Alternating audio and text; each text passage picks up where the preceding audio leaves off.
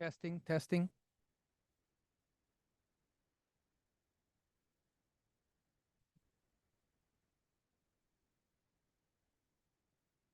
It's green. Testing, testing. Okay.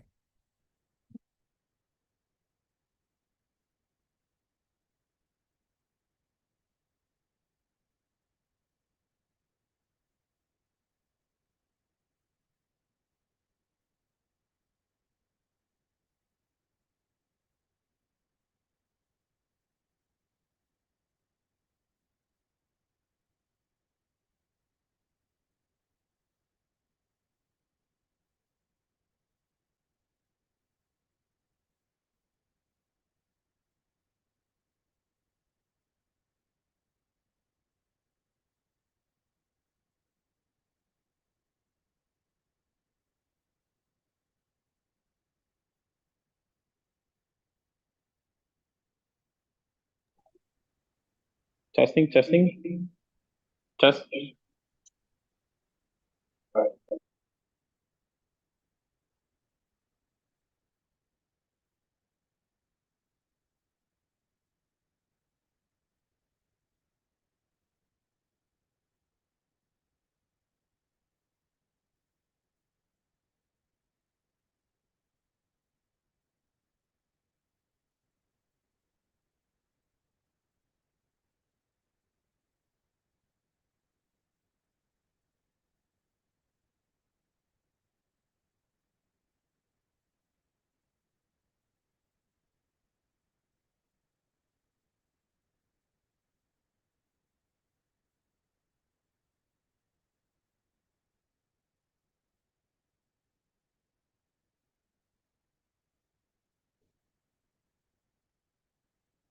Okay.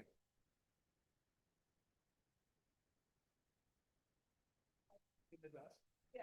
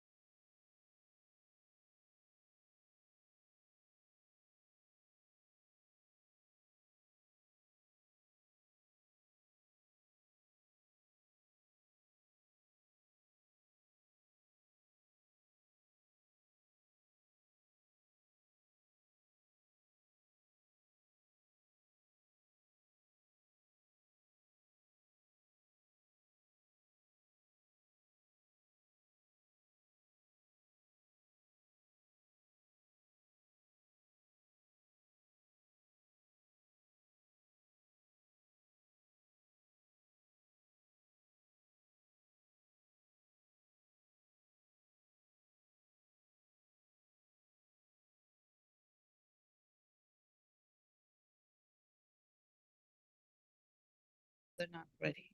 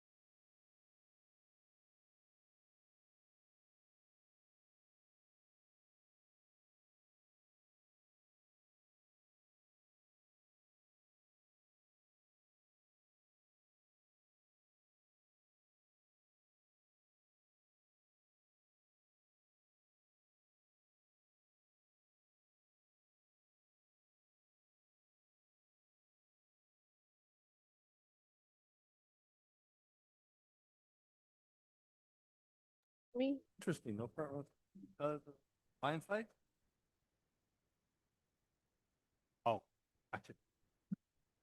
Okay, good evening, everyone. I'm going to call the meeting to order at 5:07 PM. And we will take roll. Trustee Canova is here. Trustee Fairchild, Here. Trustee Muirhead, Here. Trustee Rotterman, Trustee Ryan.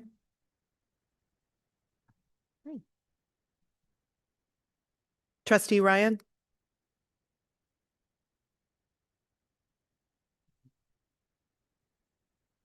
Okay. Trustee Watanabe. Here. I'm here, Trustee Ryan. They just promoted me.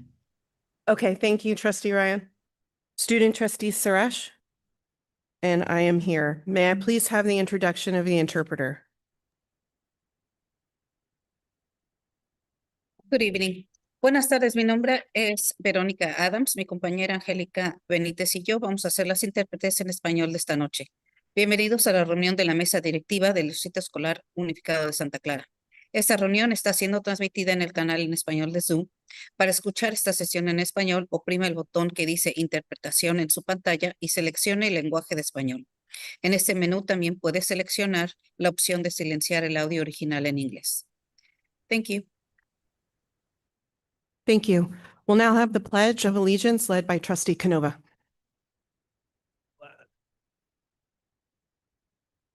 That one. I'm going that one.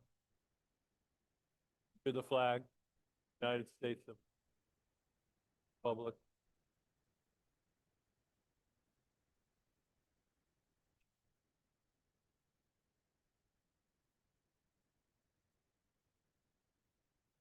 Thank you, Trustee Canova.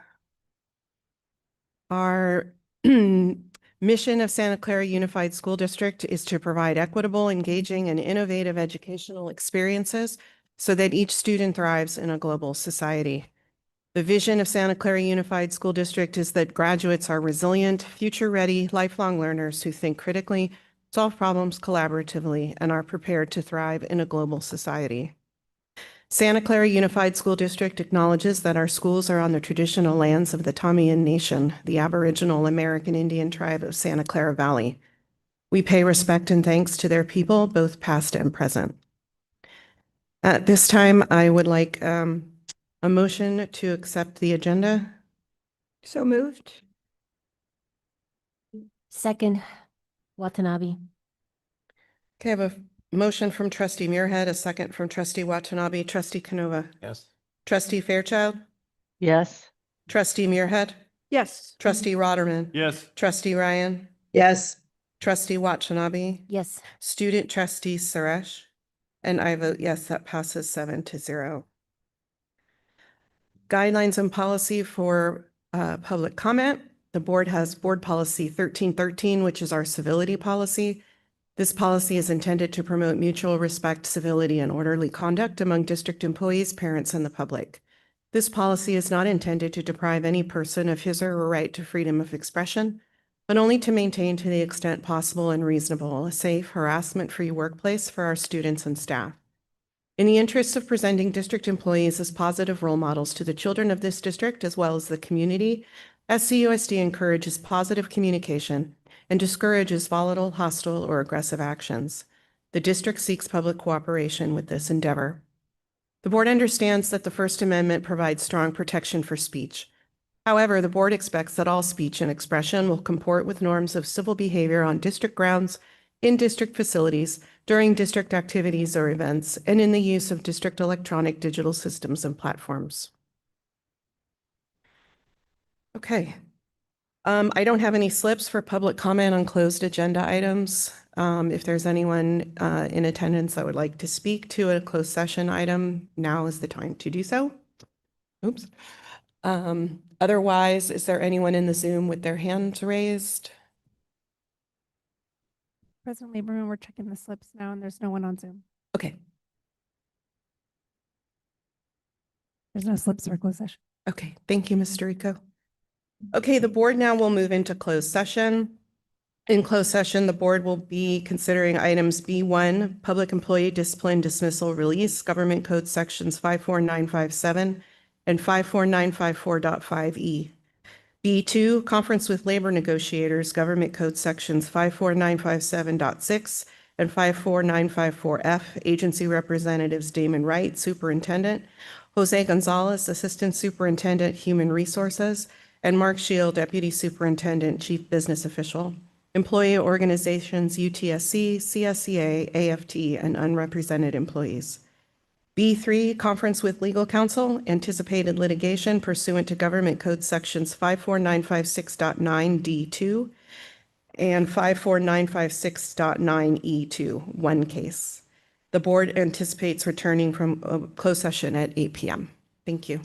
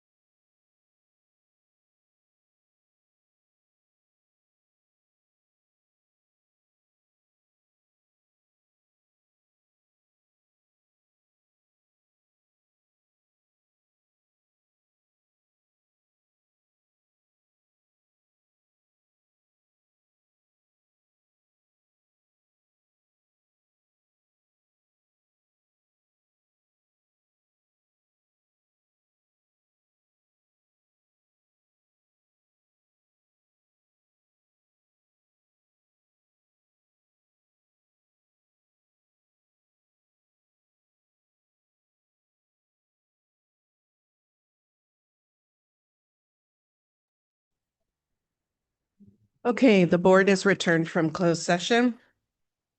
May I please have the introduction of our interpreter? Good evening, board. Mi nombre es Angélica. Buenas noches. Mi nombre es Angélica Benítez. Mi compañera Verónica Navarro y yo vamos a hacer las intérpretes en español de esta noche. Bienvenidos a la reunión de la mesa directiva. Esta reunión está siendo transmitida en el canal en español de Zoom. Para escuchar esta sesión en español, oprime el botón que dice interpretación en su pantalla y seleccione el lenguaje de español. En este menú también podrá seleccionar la opción de silenciar el audio original en inglés. Gracias. Thank you. Thank you. For a readout from closed session, from item B1, the board received information and took action. In closed session, the governing board took action to issue a notice of non-reelection to 5 probationary teachers and 2 psychologists pursuant to Education Code Section 44929.21B, effective at the end of the 2025-2026 school year, and directed the superintendent or designee to send out appropriate legal notices. The roll call vote was as follows: ayes 7, trustees Canova, Muirhead, Rotterman, Ryan, Watanabe, and Lieberman. Noes were 0, abstentions were 0. Item B2, the board received information. Item B3, the board received information. We'll move now to item D1, the report from our superintendent. Dr. Wright? Good evening. Before we dive into business this evening, I want to speak directly to our SCUSD staff. You show up every day, both physically and emotionally, for our students. You do so with professionalism, with care, with commitment, despite the distractions. We're in challenging times. The broader political climate, our ongoing district political climate with the right-sizing efforts have created uncertainty and demand your attention. And despite all of this, you keep your focus where it belongs, on student learning, on growth, and on well-being. So on behalf of our governing board and our entire community, thank you for the work that you do every day.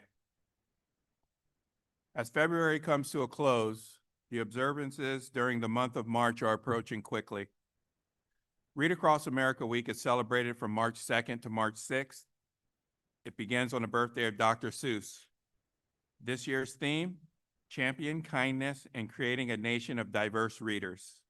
I look forward to joining the Agnew Elementary School staff and engaging in reading to students.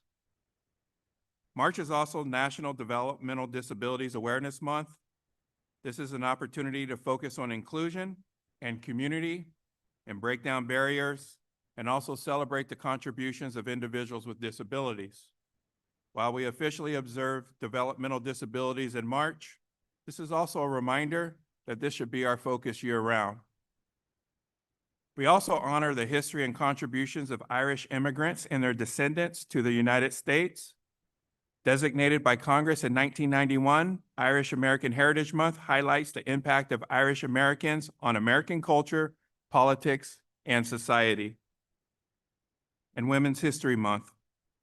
This year's theme is Leading the Change, Women Shaping a Sustainable Future, focusing on women's leadership in creating a more resilient, equitable world across environmental, economic, social, and educational systems. We recognize the vital role women play in addressing today's challenges and building foundations for a better tomorrow. I would like to close my report with a quote by Maya Angelou.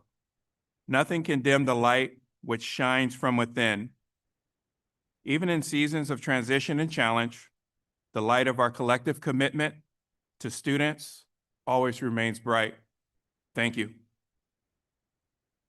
Thank you, Dr. Wright. I have one correction to my readout for B1.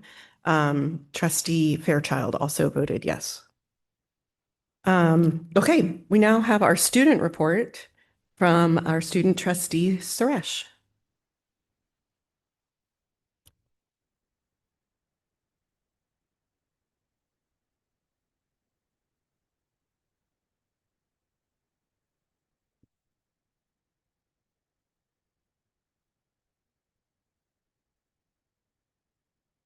Okay. I'd like to start by thanking the board, Dr. Wright and Ms. Burrell for having me here to speak today to represent Santa Clara High School. Should I? Oh, okay. Yeah, my name is Natalie Suresh. I am currently a junior here, and I serve as the ASB board representative and as the student trustee. So today I'll be taking you guys through our semester school board report. We've had a packed few months covering everything from homecoming and holiday events to our recent winter ball, diversity week, and a look at our winter and spring sports. Yeah, to recap one of our biggest highlights, homecoming. This year, our theme was mobile games, and the school spirit was truly amazing. As you can see from the results, the seniors did take a clean sweep across floats, skits, and posters, but will make a comeback next year.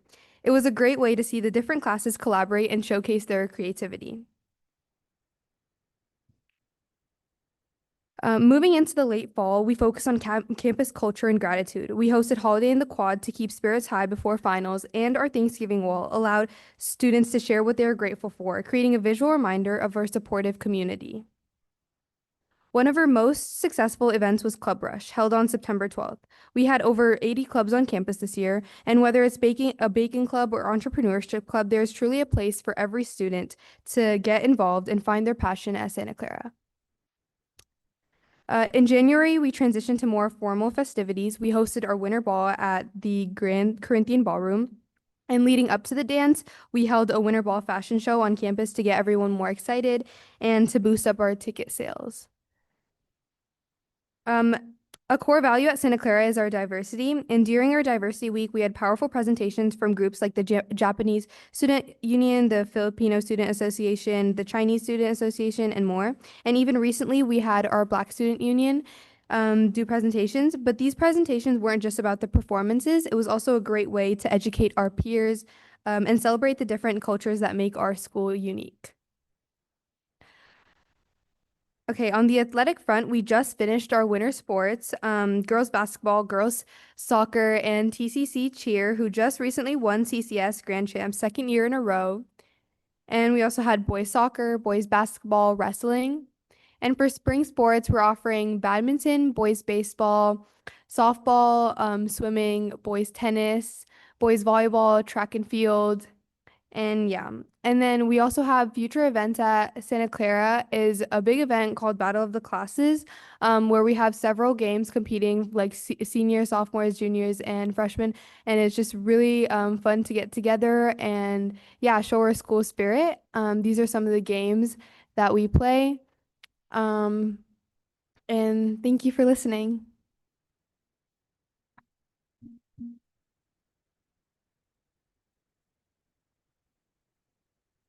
Thank you, student trustee Suresh.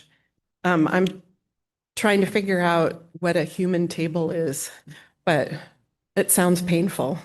And I do like that the Thanksgiving wall was hand turkeys because I think it's cute that you guys use that. That's adorable. Okay, we'll now move on to our reports from our union presidents. Ms. Wysocki. Oh, Ms. Alpin, sorry.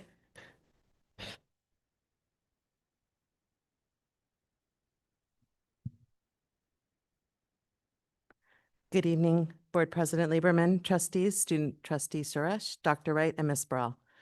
Tonight, you are making decisions that will directly impact the lives of many classified employees. We are asking you to slow the layoff process for classified staff.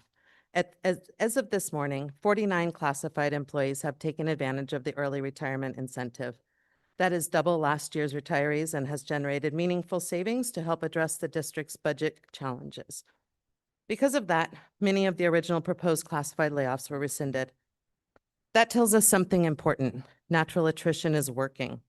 It is CSEA's position that if the board pulls back the remaining classified layoffs this year and allows attrition to continue over the next 1 to 2 years, the classified reduction target can be met without destabilizing essential student support services or district operations, and we can reasonably restructure with respect to the work that still needs to be done.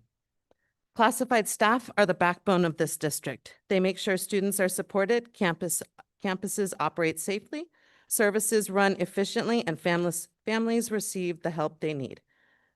Reducing these positions too quickly risk long-term operational strain and diminish student support.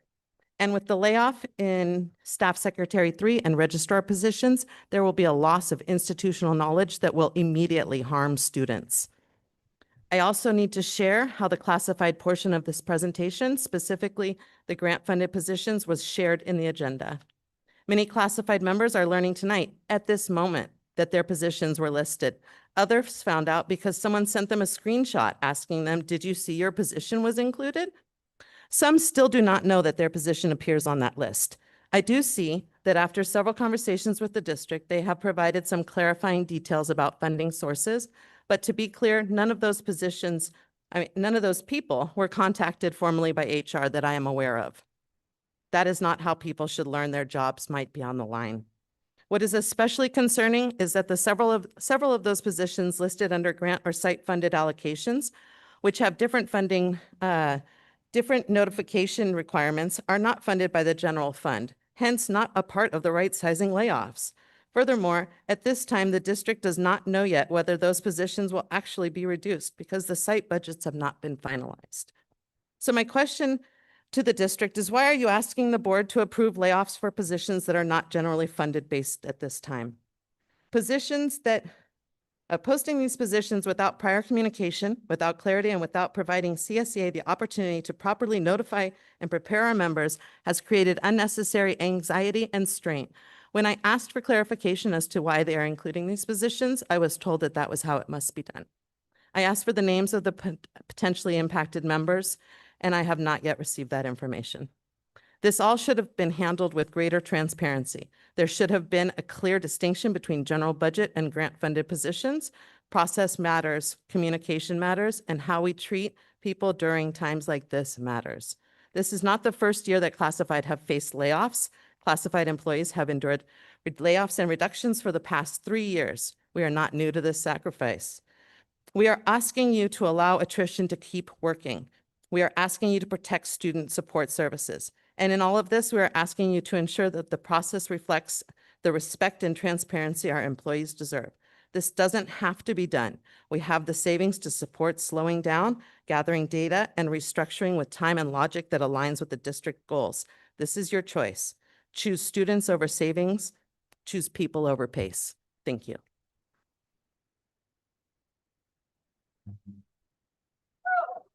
Ms. Wysocki.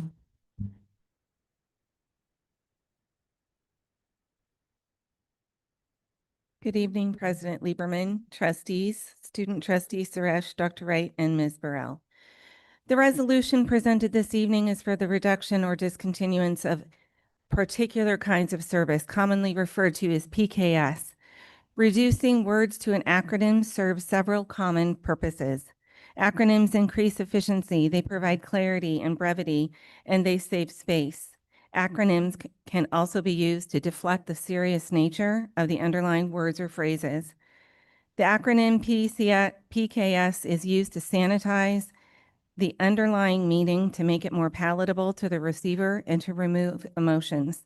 PKS is another way of stating cuts and layoffs, just like the phrase right sizing is. But over the past 2 weeks, in my support of over 1,000 teachers, PKS has come to represent something entirely different to me. To me, PKS stands for particular kind of support. With thousands of years of experience in the classroom, our educators know what our most vulnerable population must have to be successful as possible. It means particular kind of student that will be most affected by the current plan to reduce 30 million. Finally, it means particular kind of strength, because while our educator numbers decrease, our strength will increase. The skip process, the tiebreakers, and the bumping process outlined in the resolution is the result of nearly 3 months of collaborative meetings with the district and union leadership. It is through these difficult conversations and the presentations of our member groups and student data they presented that we have reduced the number of preliminary layoffs from 113 in September to 58 indicated in tonight's resolution. Make no mistake, we do appreciate the reduction. And yet we seek to reduce these numbers even more. The interesting financial budgetary fact is that in 2 years, the district multi-year projection, without removing the numbers showing the reduction of costs due to cuts and layoffs, shows an increase to our revenue and our reserve within 2 years. And in 4 years, the revenue is expected to increase even more, and our reserve will be closer to 35 to 40% in 4 years. We wonder what the board feels is enough in our reserves so that we can get to the business of supporting our students, to give them the necessary resources and support to move the academic needle. Natural attrition of staffing as a result of retirements and resignations will bring down our staffing numbers. Implementing a hiring freeze will help our system balance.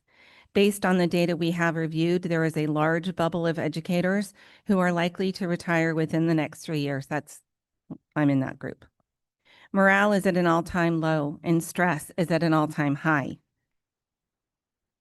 Given that understanding, there is a chance we'll see even more educators than expect leave our district and the profession. We are not in a financial crisis. Certainly, we must be fiscally responsible for taxpayer monies we are obligated to use to educate our children. You must pay attention to how we spend our monies, all the while focusing on our foundational purpose, to educate children. UTSC would again like to renew our request that the board slow this process down. This concludes our report. Thank you, Ms. Marsaki. I'm going to ask, as I have in the last couple of meetings, if we could not clap after every event because it takes longer to calm the room so we can continue the meeting. The snapping is perfect. That is easier for me to talk over. And we want to make sure that we keep the meeting moving. Okay. I don't have any slips for public comment on unagendized items. If there's anyone in the room that would like to speak to an unagendized item, now is the time to do so. Seeing none, I will close comment in the room. Is there anyone with their hand raised in the Zoom? Okay.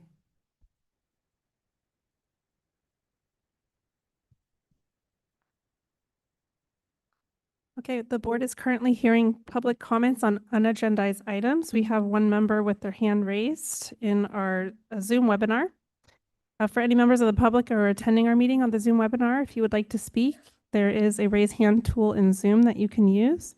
We will call on speakers in the order that their hands are raised. There will be a 2-minute timer on the screen, the same one that we have in the room tonight to help you moderate your comments. To ensure everyone has the same amount of speaking time, we will have to move on to the next commenter after 2 minutes. When your name is called, you will be prompted by Zoom to unmute. I'm going to call on our first commenter. My question for you is to confirm that you are speaking on unagendized items. Our commenter is Jen Peak, and you should be prompted to unmute.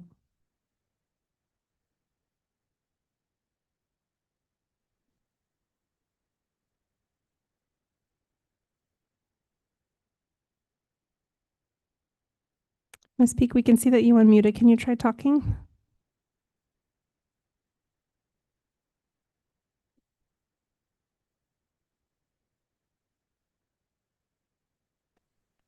Hello? Oh, we can hear you. Okay, great. Sorry.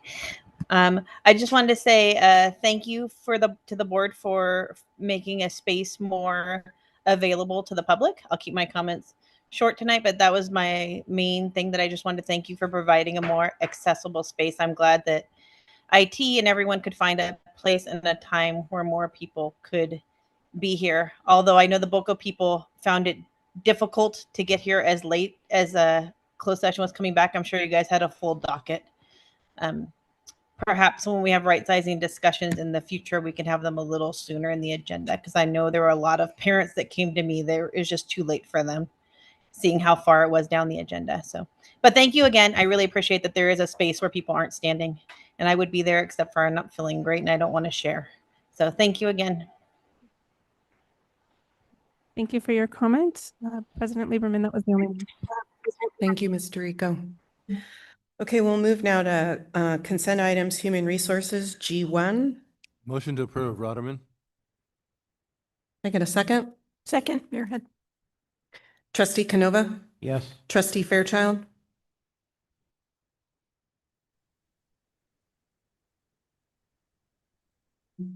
Trustee Fairchild?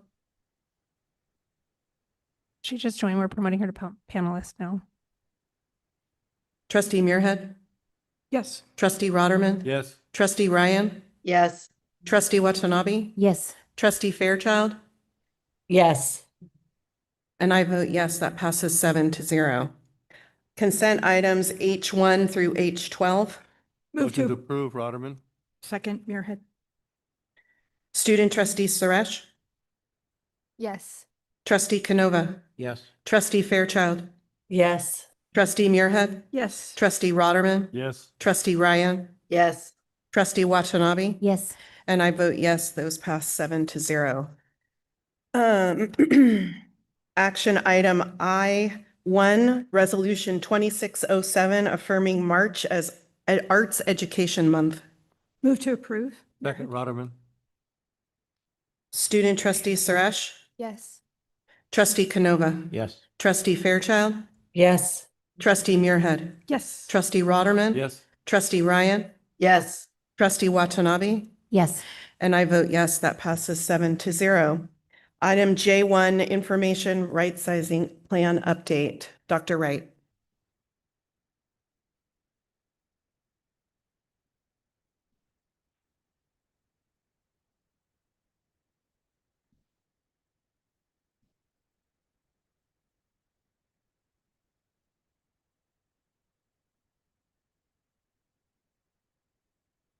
Good evening, President Lieberman, trustees, members of the community, staff.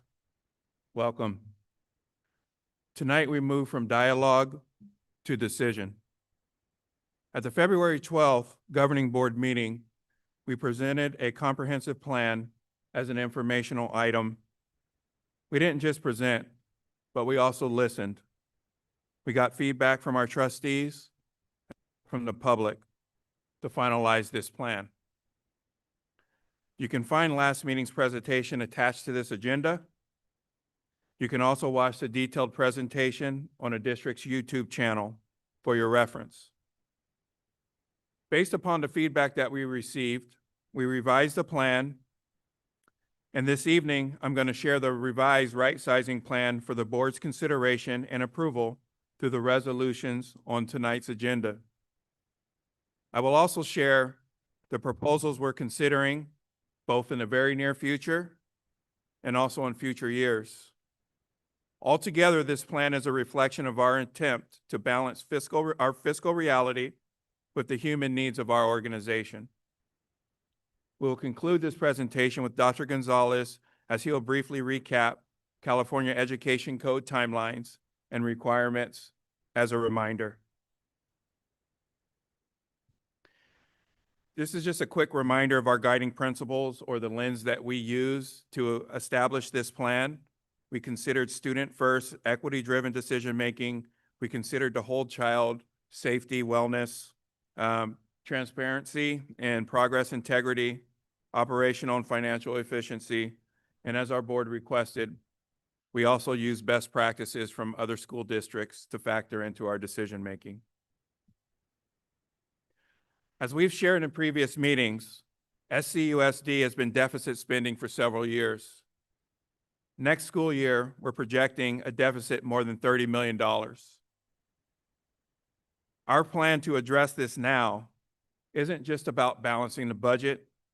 It's about protecting the long-term stability of our district so that we can continue serving students at the high level that they deserve. Throughout this process, we've embraced stories of staff advocacy. We heard the calls to find alternative solutions to staff layoffs and to slow the process down. We certainly looked into those requests and we explored every avenue. However, 96% of our annual revenue is dedicated to the people who serve our students. We do not have much wiggle room to reduce expenditures in other areas. We're asked, why didn't we address this deficit sooner? It's important to note that we started addressing this deficit 2 years ago with reductions to the central office, positions, and budgets. And our goal is to address ongoing reduction needs due to declining enrollment through attrition whenever possible. We understand that our staff members are the adults who support, teach, guide, and care for our students every single day. And we understand that investing in them means that we're investing in our students. Over the past few years, we've increased staffing levels to maintain low class sizes and to provide various intervention supports to address pandemic and post-pandemic challenges. And over the past 3 years, we provided salary increases totaling 17.25% to ensure we remain competitive and to support our employees with the rising cost of living. That stability helped us retain and attract talented educators and staff who directly impact student learning and well-being. We were able to maintain higher staffing levels and offer competitive compensation packages because we had strong reserves that we intentionally chose to spend down in order to support students during critical years. At the end of the 2019-2020 school year, our district reserves were at 57% of the total general fund budget.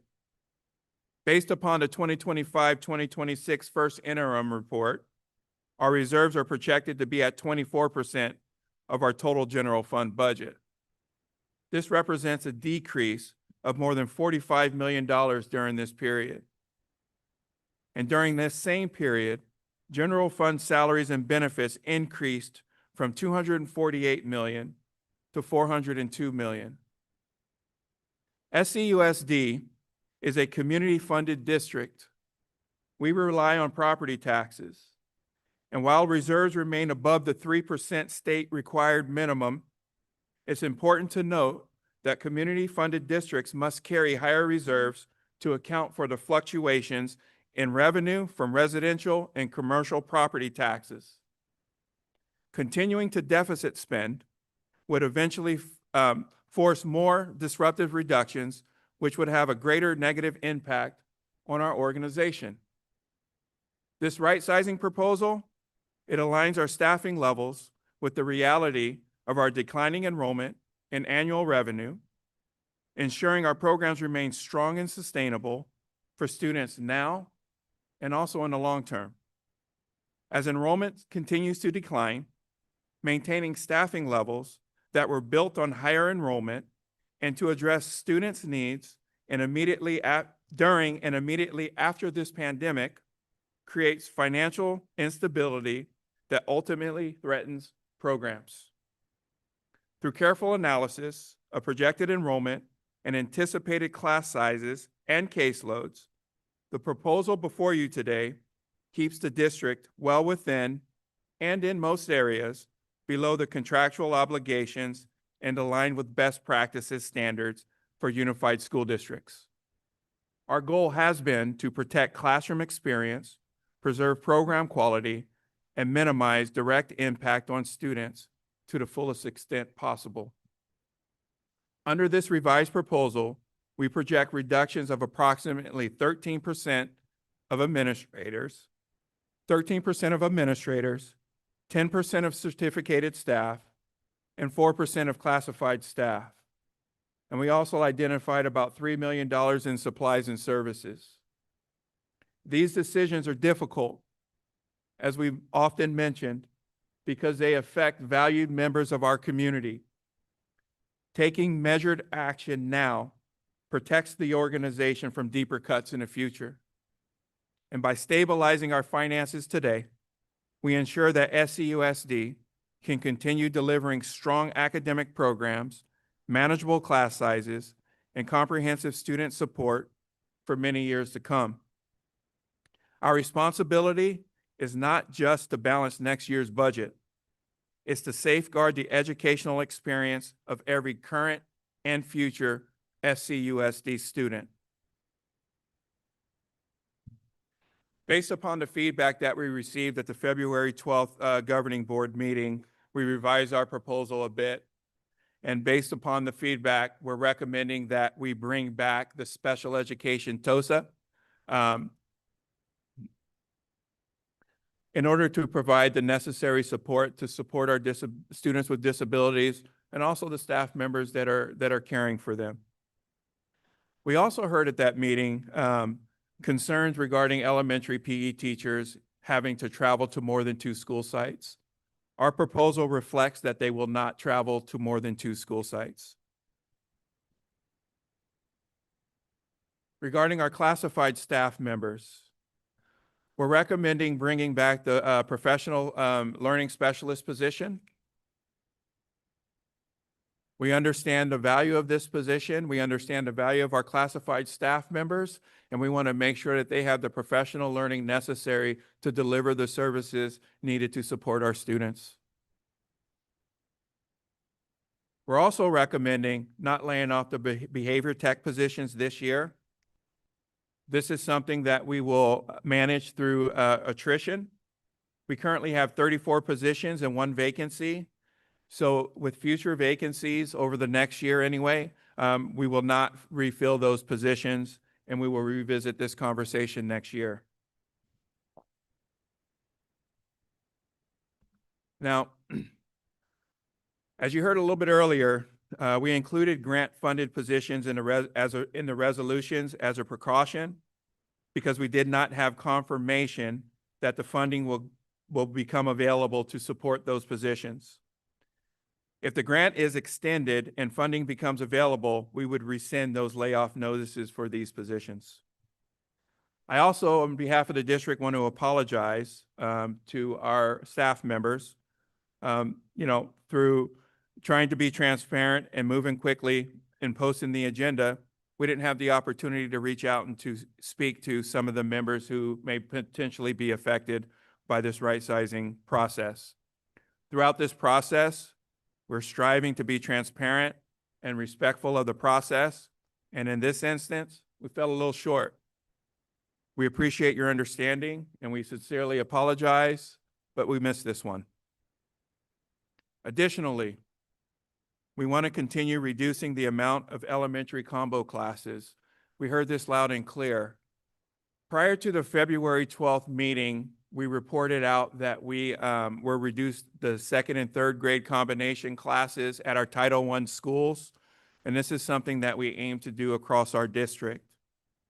However, we have an open enrollment policy and we have students shifting about our district. So once the open enrollment policy settles and we have an idea of where our students will be placed, we will revisit to 2-3 combos at our elementary schools with the intention of trying to reduce as many of them as we possibly can. Don Calajan is a unique school in our school district. They're our only K-8 school. They're also a school that receives a lot of open enrollment transfer students. And we recognize that we may have to do some staffing adjustments at Don Calajan, but we won't have an idea of what that will look like until we get the numbers from our open enrollment policy. So we anticipate some adjustments there as well. In our previous proposal, we discussed reducing the hours of some of our classified staff members, particularly in the Family Resource Center and the Student Services Department due to reduced work.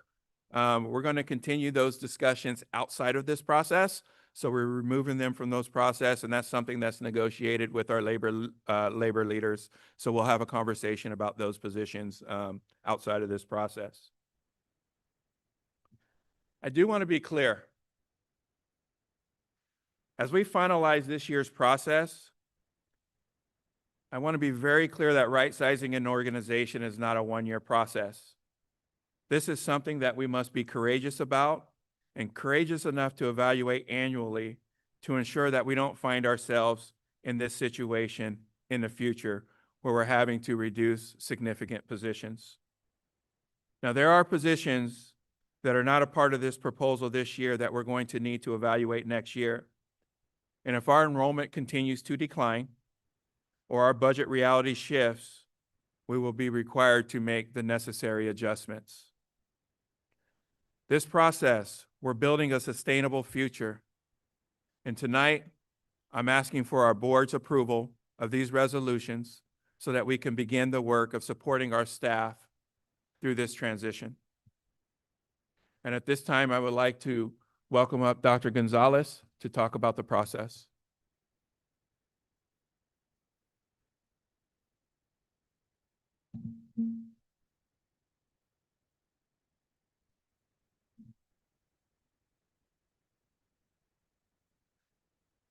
The following timeline outlines the mandatory legal requirements and deadlines for staff reductions as dictated by the California Education Code.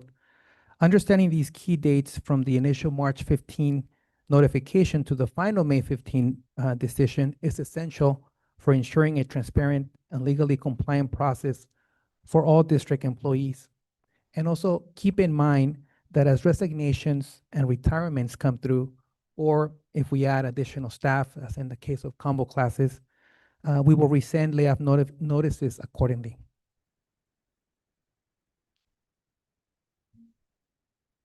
This section explains the last in, first out rule and the specific bumping rights that allow senior staff to move into other positions for which they are qualified. Understanding these mechanics is vital for seeing how individual roles are prioritized and protected during a reduction in force.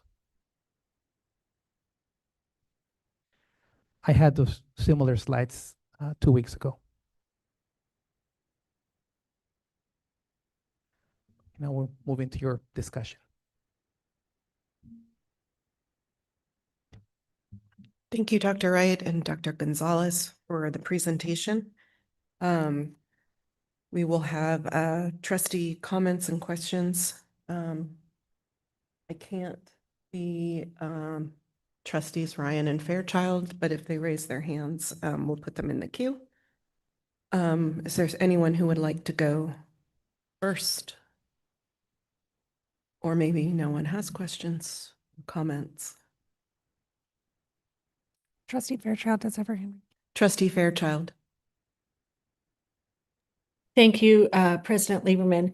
One of the things that I've heard has been confusing for staff is the which has been confusing, is what TOSAs remain after the revised job description. So I was wondering if perhaps Dr. Gonzalez or Dr. Wright could read the list or show the list of TOSAs that remain.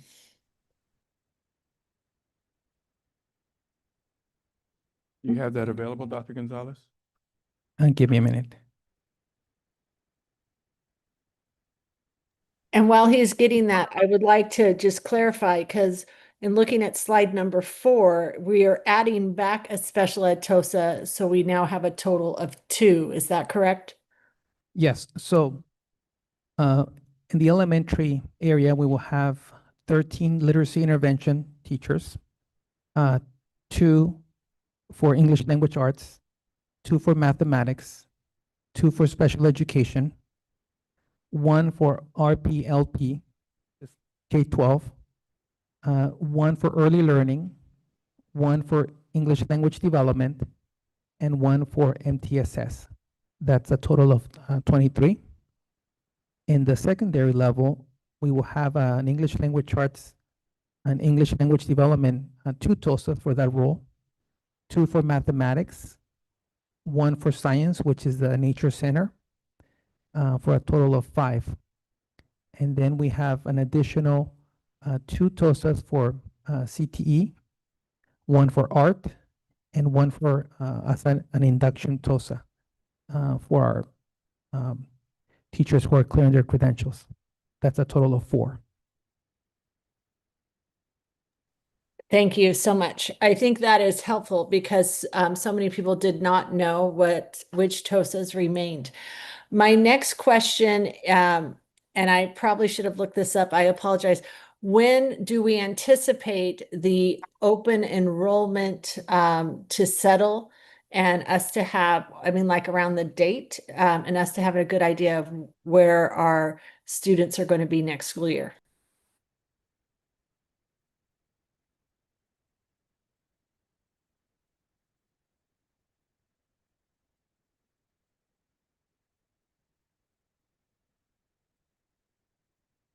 Our Student Services Director, Dr. Carrillo, is making her way down. Rails on our way up.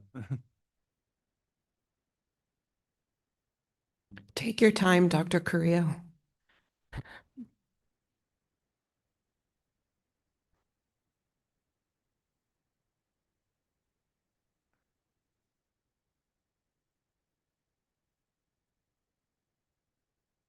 Can she just go to the podium? She's almost at the podium. Just Yeah. keep going.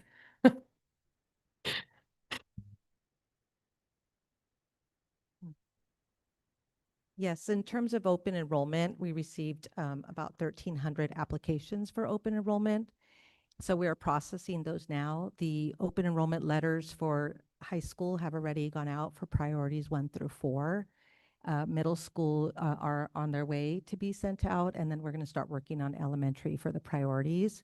After that, we meet with the principals on a rotating basis, generally every 2 weeks, to see where they're at, continue to take students off the open enrollment wait list as we see changes with enrollment overall and any changes in staffing. Our open enrollment wait list stays open until January, but of course, we try to place as many students as we can before school begins. We generally don't try to take students all the way into the start of the next school year, but that list still stays active. So we're in the very beginning process of open enrollment, and our priority was to look at those 4 initial groups and make sure that those letters went out, and they have, except elementary will go out on March 10th. Thank you so much. I have a follow-up question. One of the things I think this board is invested in is making sure that the staffing at our elementary schools stays equitable. And by that, I mean making sure that we have the fewest number of combo classes, especially at our higher needs schools as possible. When do you anticipate, because I would like to see a presentation of what we're seeing with the enrollment numbers before the May 15th, or is it 13th, last notice. So would it be possible to have a presentation of where we're standing with our staffing or our enrollment in April? Yes, I'm seeing Dr. Wright nod yes, so. Yes, we'll make sure that we bring that forward. The last board, no later than the last board meeting in April. I do believe the board will want to see what the proposed staffing is for each of our, especially at our elementary schools, to approve or increase as necessary. And so if we can get a guarantee, I don't need to make a motion that will happen at that April 23rd meeting, that's great. We'll make sure we bring the data. Thank you so much. Thank you, Dr. Fairchild. Trustee Watanabe? If I may get Dr. Carrillo while you're here. So that 1,300 open enrollment applications, that's a lot. How many of those are new applications, to come to the Santa Clara Unified, or? New students overall, or? Yes. These are students within the district. They're all It's within the typical. district. Last year, we had about the same number I of see. students. Yeah, you have to be a student in order to apply for open enrollment. I was hoping 700 of them were new students. Thank you. Any other questions for Dr. Carrillo while she's here, so we don't have to have her come back? No? Okay. Thank you, Dr. Carrillo. Any other board comments or questions at this time? Trustee Canova. I just wanted to say I really appreciated the presentation from Damon. I appreciate that staff carefully listened to all the input that we received, and you can see that in what was presented tonight. And I also appreciate Jose pointing out that, the timeline here, for those of us who have been on the board a long time and we've dealt with this sort of thing before, what we're looking at tonight could look very different come May, tremendously different. It just depends on a lot of factors. And it just needs to be put out there and stated. Obviously, it's in the presentation, but we're meeting a March 15th deadline, but it just needs to be reiterated by May. Things could be different. And so that just needs to be acknowledged.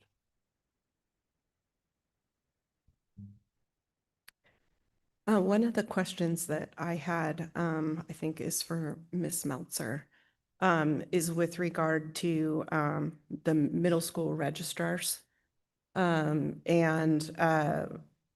equity concerns regarding the enrollment center and what impact the elimination of the registrars would have on families who may have difficulty accessing the enrollment center due to transportation conflicts or work conflicts. Will there be any loss of services that are provided to families that could cause an inequity for our disadvantaged populations? Do you have any evidence that the loss of those positions will cause undue hardship? Thank you for the question. Obviously, with the loss of any position, there will be impacts, but we have been speaking with both the enrollment center and site leaders, and we feel like currently our registrars do play an important role in welcoming students to our schools, and they often then pass them to the enrollment center to do the actual enrollment work. We do not currently have any evidence that our disadvantaged families are struggling to enroll because of the enrollment center being farther away. I also think we can be creative in terms of providing service to them if we need to in the future, in terms of connecting them with the enrollment center via Zoom from our schools, if that's the easiest way for them to connect with the enrollment center. And there are oftentimes, not always, but there are oftentimes other people on campus who do potentially speak languages that they may need access to in order to help them understand and navigate the enrollment process at the school site. And then obviously we also have a language line that we can tap into if we don't have people at the site who speak the language that they need. So I think there are a lot of ways that we can support families if they need additional support, but as of right now, we don't have evidence that they are not getting that they will not get the support that they need. Thank you. Trustee Rotterman? Facing the decline in student enrollment, it's never easy.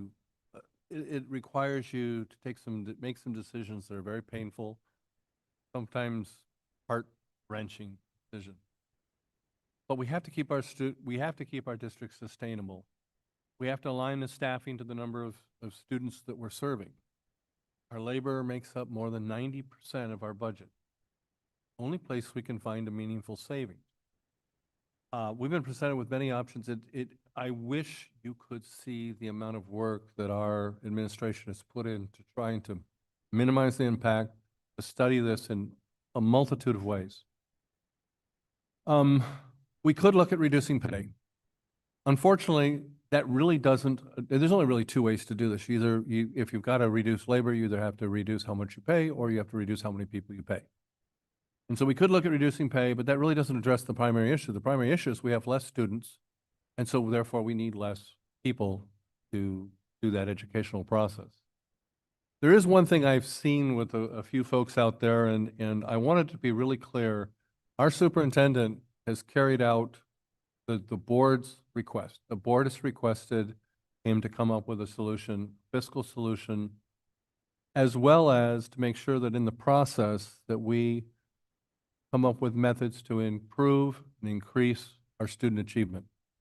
And so all of that has been done in the background behind this. And it's difficult. I feel badly. I have a few friends I probably lost over this.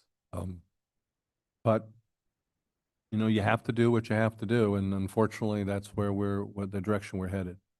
I've had a lot of questions. I've asked them. I'm reasonably comfortable with the direction we're going. You know, there's some programs that are being very hardly hit. One or two that are very close to me personally, but again, I guess I'm using the worn out phrase, we've got to do what we got to do. Thanks. Trustee Watanabe. Thank you, President Lieberman. I have a question either for either Superintendent Wright or maybe one of the other deputy superintendents. Based on the presentation that was made tonight, is there a plan going forward to visit schools or programs to see the results of the direction the district is going in? Yeah, I mean, this is step one, right? The board is going to take action tonight, and dependent upon what action is taken, our next step is now to get the groups together and have some meaningful discussions on what this is going to look like. On our school sites, within our programs, we got to get their input, and we need to figure out how we're going to move forward together. So that's absolutely part of our plan.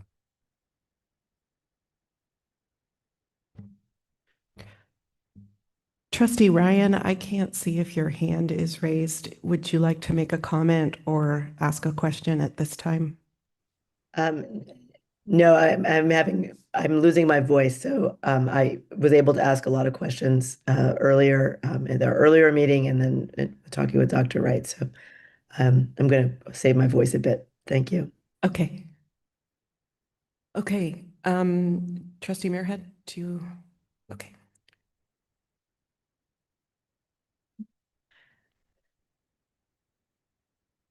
I mostly want to reflect on how difficult this is for all of us because at least I know that each one of these is a person, a friend, part of our community. So making these hard choices, of course, is very difficult. I do want to reflect on that we've been listening the last few meetings, lots of public comment, and I wasn't going to say anything before public comment, but I'll just say that we've been paying attention to the public comment, and some of the changes that we've seen are reflecting that. So I appreciate everyone being a part of this discussion. It's not just Dr. Wright and the board that we're trying to listen and reflect and make the best decisions for our students. We have an amazing staff, and I know that we will get through this, and we'll move forward, and we will do wonderful things post this step. But I do appreciate everyone participating and being here and being part of this process, paying attention. Trustee Fairchild. Thank you, President Lieberman. One of the things that I brought up last board meeting was around position control, because I would hate to have us do all this work and then end up back here. So I would love for either Mr. Shield or Dr. Wright to talk about what the district is going to do to ensure that we are very deliberate in our hiring and that we just don't continue to balloon the district. Mr. Shield? So through this process, there's been an opportunity to review our position control processes. I've made some recommendations over the last several weeks that Dr. Wright has supported, and those will be implemented. In fact, some of them have already started being implemented. The first one is that in future budget documents, there will be an appendix within each budget book that shows a position control printout for the number of positions by title that is included and funded within each school as well as department. It'll be an increased amount of transparency in regards to the number of positions by classification and by individual. It's not going to list individuals' names. It's going to be more in regards to the title. In addition to that, it will also identify the funding source for those for each individual as well, for each position. In addition to that, the additions to the budget will happen around the normal budget cycle. So at the adopted budget, first interim and the second interim report. This will be a change from the past where oftentimes there's significant fluctuations during those intervening periods of time. That's not to say that we won't have the fluctuations and additions during those periods of time. And if there's something that our students need, it will definitely be taken care of. So for example, if we had a new student come into the district that had specific needs related to an IEP or a 504, that would be taken care of. And that would be included, but more of the other adjustments would be handled and reviewed and have the normal fluctuations during that normal budget cycle. The other piece that is going to be implemented and is already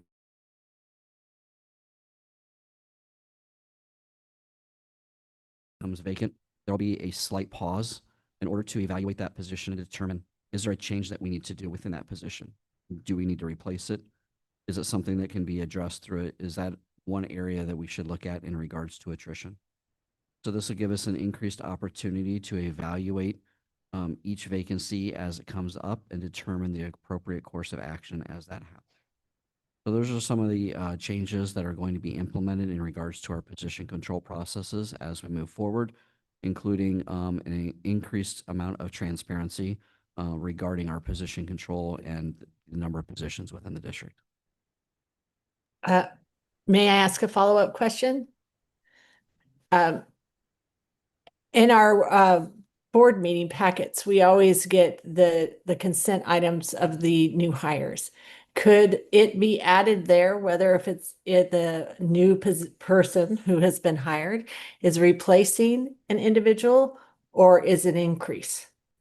Yes, that is something that Dr. Gonzalez and I have talked about as well, is how can we incorporate that into the process as well. Probably going to take a little bit longer for us to flesh out that system and how to make that work. But yes, that is something that we've also talked about. I want to say I really appreciate this because I know that there's been a lot going on, Mr. Schill, and this was an enormous amount of work. I appreciated the email this morning regarding how we have increased. I think this needs to be a discussion at possibly a board study session on the budget as to really take a deep dive into each department and how the increases have happened.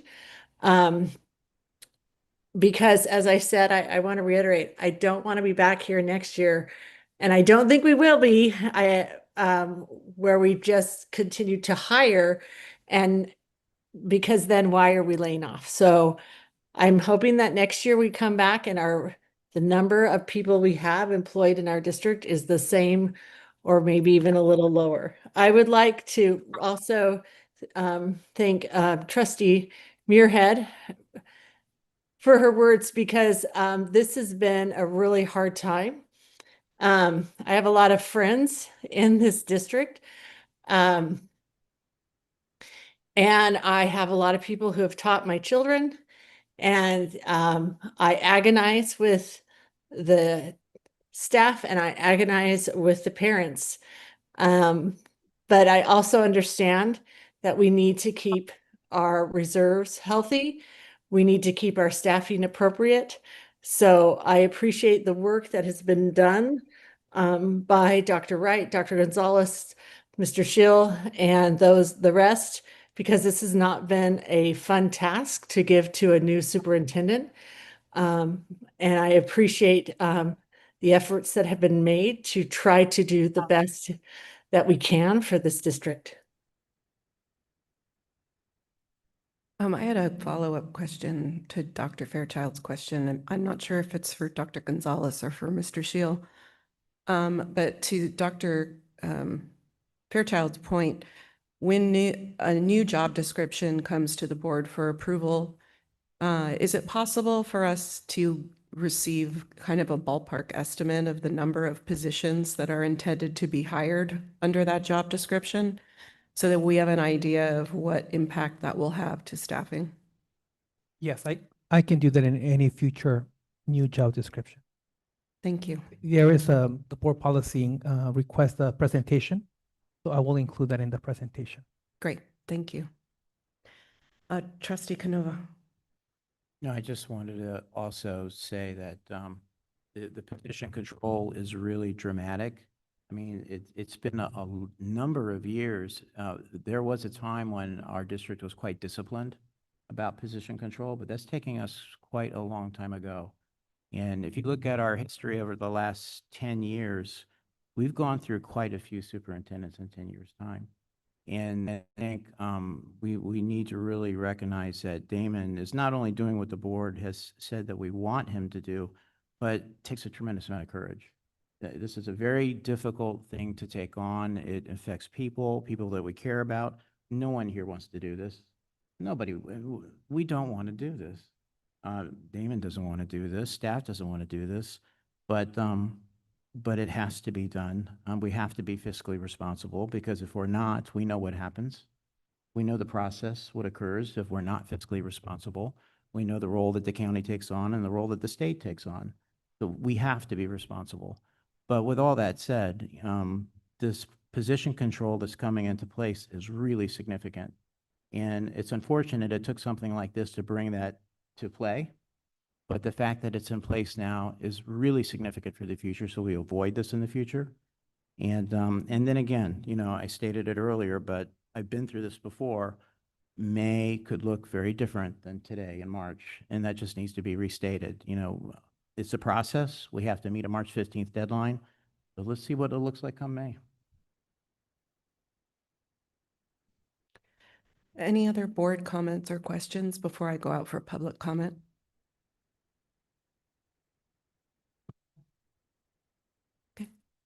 Okay, we will open up the floor for public comment. Board Policy 1313 is our civility policy. This policy is intended to promote mutual respect, civility, and orderly conduct among district employees, parents, and the public. This policy is not intended to deprive any person of his or her right to freedom of expression, but only to maintain, to the extent possible and reasonable, a safe, harassment-free workplace for our students and staff. In the interest of presenting district employees as positive role models to the children of this district, as well as the community, SCUSD encourages positive communication and discourages volatile, hostile, or aggressive actions. The district seeks public cooperation with this endeavor. The board understands that the First Amendment provides strong protection for speech. However, the board expects that all speech and expression will comport with norms of civil behavior on district grounds, in district facilities, during district activities or events, and in the use of district electronic and digital systems and platforms. When you come up to the podium, you'll turn on the microphone by pressing the button. And since we have a number of speakers, you don't have to turn it off, just leave it on for the next person. The light will be green. You have 2 minutes to speak. We don't have our normal timer, so we are using Trustee Canova's cell phone. So unfortunately, I don't, oh, okay. Well, we do have a timer. Thank you, Mr. Ayala. So when that says 0, that means you're done. I will have to interrupt you if you continue with your comment, because we want to be equitable to everyone to have 2 minutes. If you don't get a chance to finish your comment, you can email it to us. We want to see it. We do all read every email that we get. So please email us the comment if you don't get an opportunity to finish it. So I will call up 3 people at a time. Oh, yeah, I just don't want to cry. Okay, we can do 5. Lawrence Ziske. Anne Marie Sierra, read by Margie Wysocki. Rosalind Curtis. Hudson Moore. And Kirk McKinley.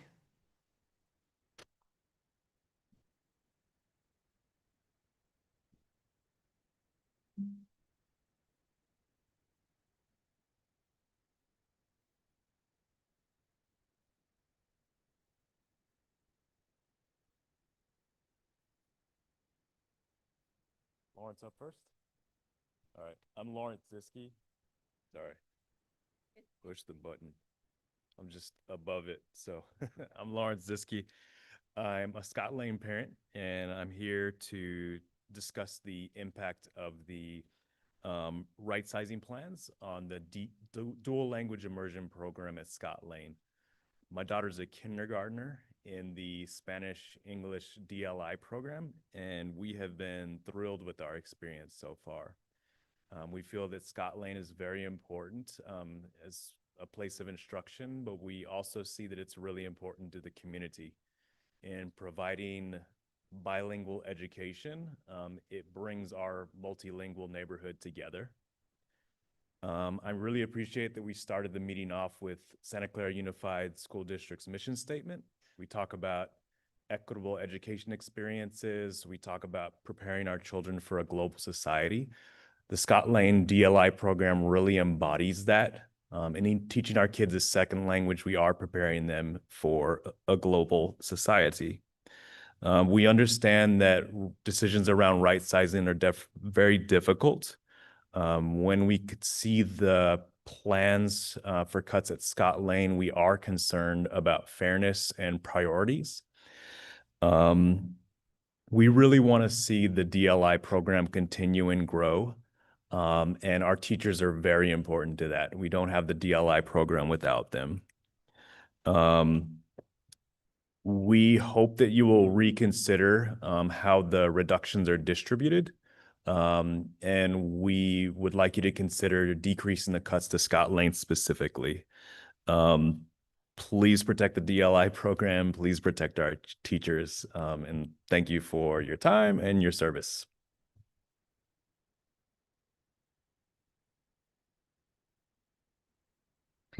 This is from Anne Marie Sierra. Repeatedly, we have heard that this process is similar to the process we went through in 2008.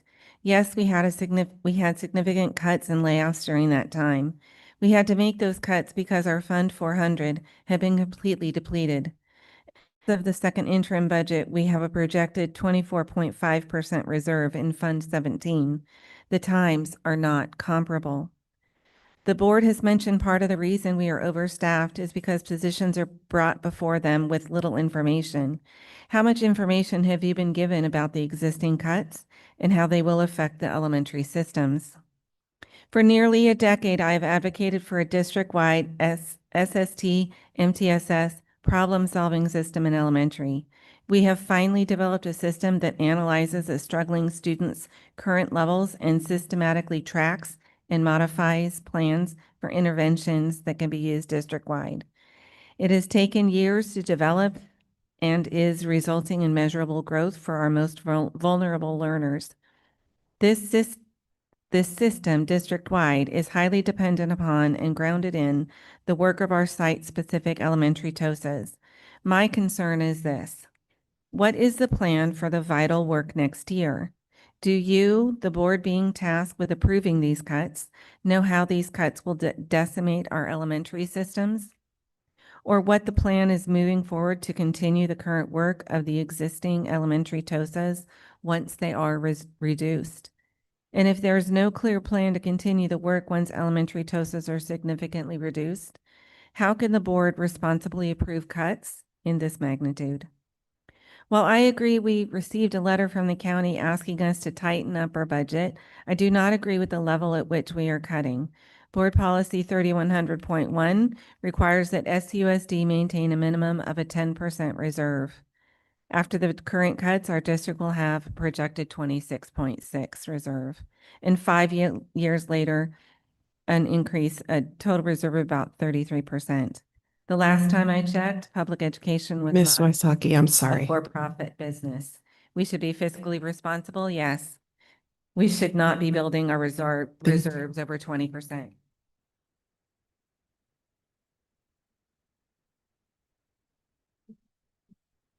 Hello, my name is Rosalind Curtis, and I am in third grade at Scott Lane Elementary in the Spanish DLI program. I feel sad that our teachers may be laid off. My teacher, Miss Cruz Gutierrez, helps me learn new things every day. She helps me when I am confused, and she cheers me up. She cheers me on when I do a good job. She makes school feel safe and fun. Our DLI teachers care about us. They work very hard and help us grow. It would be really hard to lose them. Please keep our DLI teachers at our school. We need them. Thank you for listening.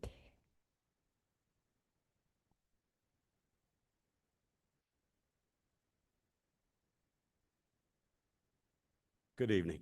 My name is Hudson. I'm the father of this one here that also goes to Scotland Elementary School. We've definitely seen an amazing impact of this DLI program.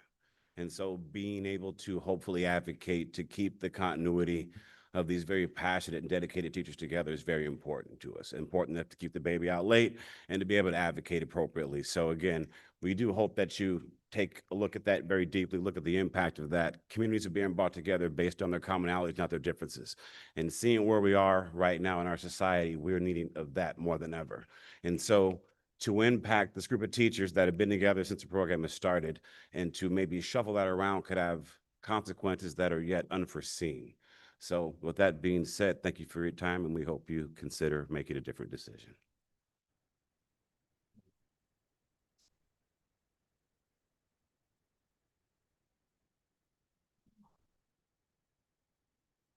Wait for it to go, or is it? Okay. My name is Kirk McKinley. My oldest attends Scott Lane's English-Spanish dual immersion program. And my youngest is in the lottery to attend TK this year. While it's clear cuts are needed, the timeline of the current right-sizing plan seems unnecessarily aggressive in light of budget reserves and county requirements. The proposed cuts will absolutely be amplified in underserved communities and populations the district serves, many of whom are apprehensive to speak up and speak out given the current political climate. The proposal could easily decimate the DLI program and the communities that rely on it. I ask the board to consider the intangible benefits exemplary teachers offer over the long term, indifferent of their tenure. My daughter's in kindergarten, and there have been many days where I've gone to pick her up, and there's a line of first, second, and third graders coming to hug her teacher. I can think of maybe like one or two in my K-12 years that I have felt that strongly about, but to see an entire group coming to do it, it's profound, and I don't think you can really measure that. I ask the board to look beyond spreadsheets and simple projections and look at the impact these teachers have on the community. I also know that my child's teacher and others regularly apply for and are awarded grants and endowments totaling tens of thousands of dollars for projects and equipment that enrich their classrooms that the district does not have to pay for, but which its students benefit year after year. Many of these are done on teachers' free time, and I would ask the board to include them in their evaluation of programs and staff if they are affected. Because I think those are the types of teachers that we want to keep around. Those are the type of teachers that make kids want to come to school. And that initial investment has a positive and indirect influence on later metrics that schools rely on, like SLOs, like test scores, like attendance, and what type of community members our students grow up into. Spreading the negative influence of cuts over the broader time frame lessens the impact to students, but it also signifies to the city and community at large that the board recognizes the value of those intangibles and buys much goodwill from the city at large. Please look beyond the spreadsheets. Our next 5 speakers are Amber Curtis, Ann Shioji, Christina McMalmort, Joel Stefani, or Joel Stephanie. I always want to say Gwen Stefani. I'm sorry. And Michael Petros.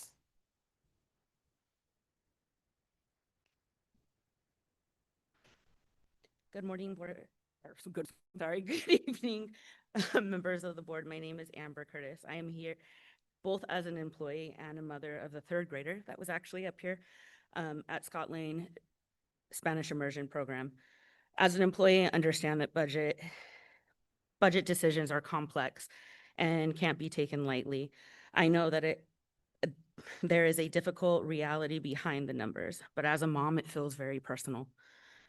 3rd grade is such a crucial year. It is a year of skills, reading skills, truly taking off, confidence as a learner building. My child's teacher is more than an employee. She is a mentor. She is a role model. She and a steady, trusted adult in my child's life. The idea of layoffs impacting our teachers who provide stability is incredibly concerning. When we talk about layoffs, we are not talking about just positions. We're talking about fewer supports and added strain on our already dedicated educators. Our teachers already give so much of themselves. Further cuts will directly affect the classroom experiences for our students, including my own child. I respectfully ask for you to, I respectfully ask that you guys consider every possibility before making any decisions to remove the DLO teachers.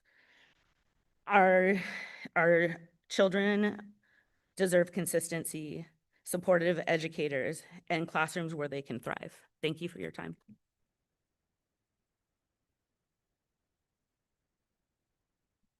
Good evening, board. My name is Ann Chioji. I'm a parent of 2 children at Scott Lane Elementary. And I just want to ask you how you can take 40% of our teachers when you have the money to hold out until natural attrition balances the budget. The conservative rip the Band-Aid approach is not the way to right size. Be the board that listens to parents who care about the high quality teaching that is occurring in Title I schools. My daughter's teacher just received tenure. She's the 3rd grade teacher that Rosie has as well. She has a BCLAD, she has a master's from Stanford, and an undergrad from UCLA. We just received our iReady scores, and my daughter's scores increased by 29 points because of the fabulous teaching that she's doing. You have the highest quality teachers in the lowest performing schools. This is social justice at its finest, and you are willing to overlook this because you are voting to be conservative on the reserves. She's not a hire date. She's a person who improves test results, proving that she should be at Scott Lane where she wants to be. You spoke about common assessments at your special board meeting on February 13th. I'm pretty sure we want common decency over common assessments. Don't cloak laying off tenured teachers as right sizing. Property taxes are going up.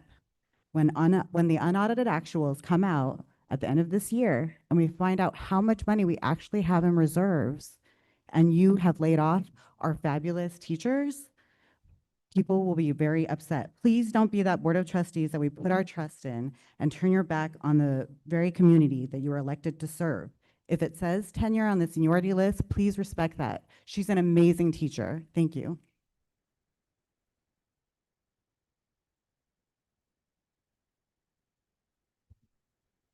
Good evening, everyone. My name is Christina McCalmont, and I have 2 children in the DLI program at Scott Lane. I'm also a former public school educator and have personally been on the receiving end of 5 consecutive layoffs in my 12-year career. I could use my 2 minutes tonight to speak about the negative impacts that layoffs will have on our children and schools. I could point to increased class sizes, which will ultimately lead to decreased learning, a surge in behavioral issues, and an unsafe learning environment. I could remind us that layoffs will tank morale and send the wrong message that teachers and support staff are expendable. I could highlight that our very important dual immersion program will no doubt suffer immensely with the loss of teaching talent. Instead, what I will say tonight is that you, school board members, you have a duty to make decisions that will benefit our community.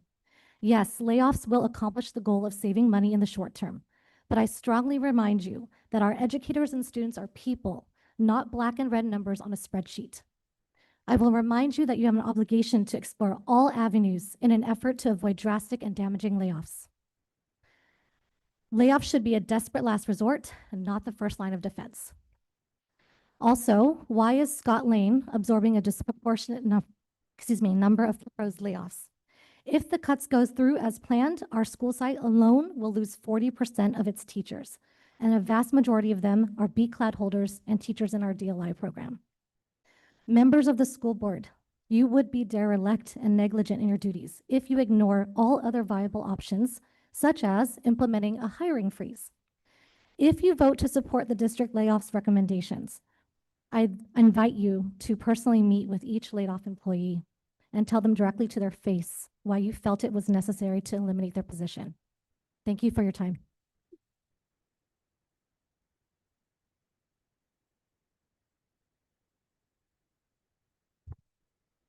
Good evening, all. My name is Joel Stephanie, Santa Clara baby, proud New Valley graduate. And I just wanted to say, I do want to share my appreciation for the board and everyone for all of the listening and learning along this treacherous process. Continuing from my message 2 weeks ago, I wanted to share that I do feel supported, but that support shouldn't stop with just me and my loud, sometimes said obnoxious advocacy for classified staff. I speak for the unheard as well, and I will continue to do so. I am I am where I am because of SUSD. Once a lost child, far from traditional opportunities, I am empowered and continue to be so, stepping out of my comfort zone and continuing to grow because of the support, because of the support I've received from loving, caring adults, many of whom still work in this district today, and I have the pleasure of working besides. Reimagining the LMP's triangle from Dolan, picture a stool with the 3 legs. When all 3 legs of the stool are given equal care, thought, and attention, backed by equitable resources and support, we create a level platform. Our students can then trust the build quality of their environment, feel safe to step up to reach their full human potential. However, the crucial decision before you tonight will shorten the legs of that stool. When we eliminate staff so drastically, the platform tilts, and our students are the ones who lose their balance. CSEA urges you to slow this process down. We cannot rush decisions that fundamentally alter the stability of our schools. The decisions we make at this table, our students feel the most. Please don't just look at the budget. Look at the lost children who rely on every leg of the stool to stand. Thank you.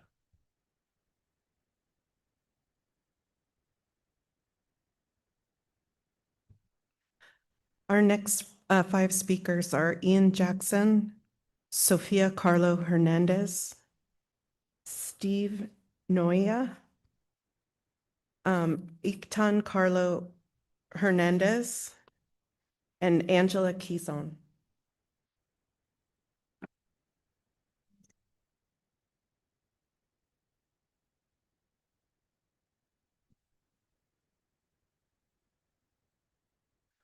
Good evening, Board President Lieberman, Board of Trustees, Dr. Wright, and Ms. Burrell.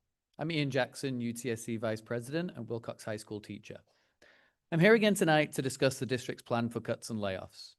First of all, I want to say thank you to Dr. Wright, Mr. Shield, and Dr. Gonzalez for partnering with UTSC to explore the at-risk positions, for hearing our concerns, and for reinstating positions based on the input from UTSC leadership, members, and members of the parent and student community.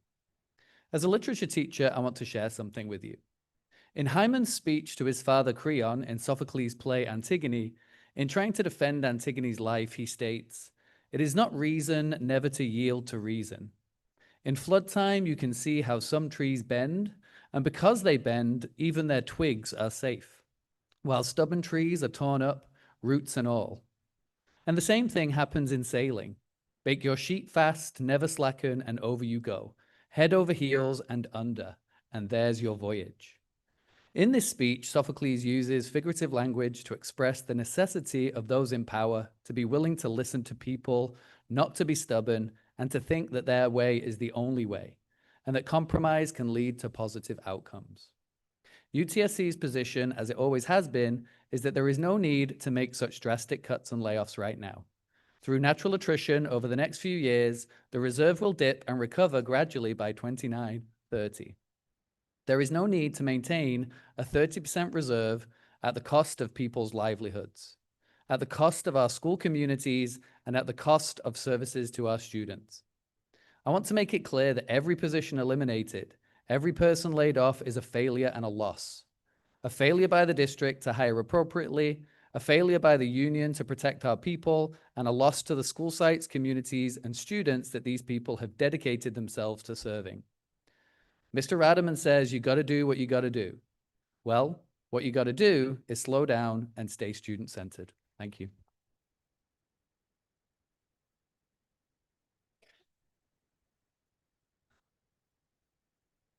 Hello, everybody. Good afternoon. My name is Sophia. I'm third grade from Scott Lane Elementary School. I'm here to say about that layoff. that this is not fair. Teachers study to teach us. They put a lot of effort on us. They are, if there's no teachers, there's no school. And if there's no school, students won't be able to learn.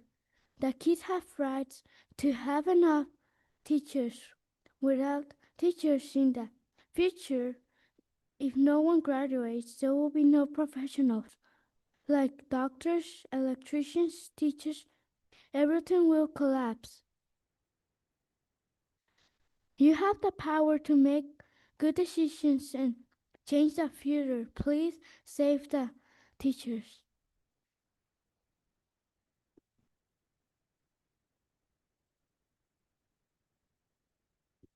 Hello everyone, my name is Ektan and I'm a 5th grader from the DLA program at Scott Lane Elementary School. I'm here to speak about the teacher layoff. Teachers help our students to learn, graduate, and be successful in life. Without them,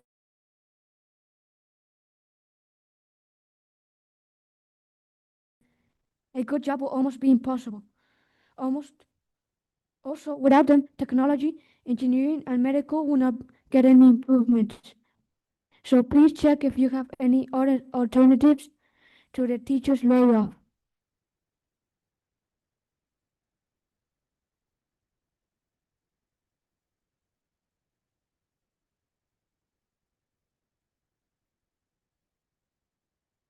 Hello, glad to not be here at 12:45.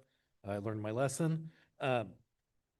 I have some questions regarding the projected levels of enrollment versus reserves by grade level. In the presentations, it's a single line. COVID happened, COVID baby boom happened. There should be a gradient by grade level as it progresses through the charts.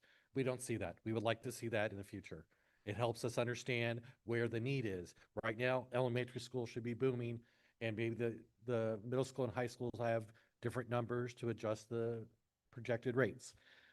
My next question is, where's the plan to drive new students to the district or not lose them?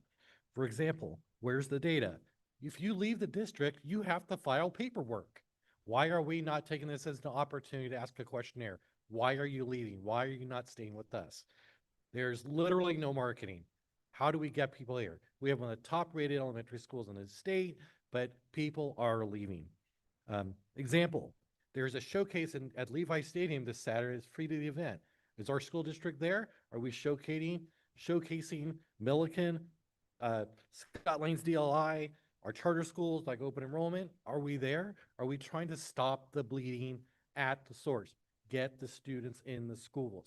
Yes, it's property tax, but like with DLI, St. Maria Tours seems to be doing really well. They're a dual language Spanish school in the Catholic system.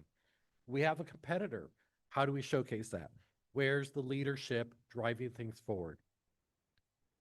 In summary, this is not the year to incite activist voters in America. We got to do what we got to do, Mr. Adderman. And if you're here over the last 2 layoffs as a board member, please retire. You didn't solve the problem.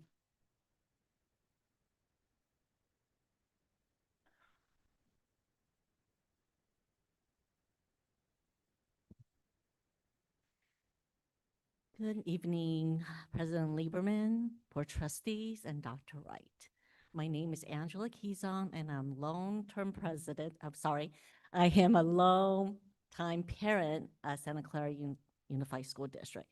Dr. Wright is actually our family's 5th superintendent, so I've been here for a while. Thank you again for walking back certain numbers, increasing the TOSA, increase the lead, bringing back a whole bunch of other things that wasn't taking place. And another thing I would like you guys to do is take another look. Take another look. Imagine there's no registrars.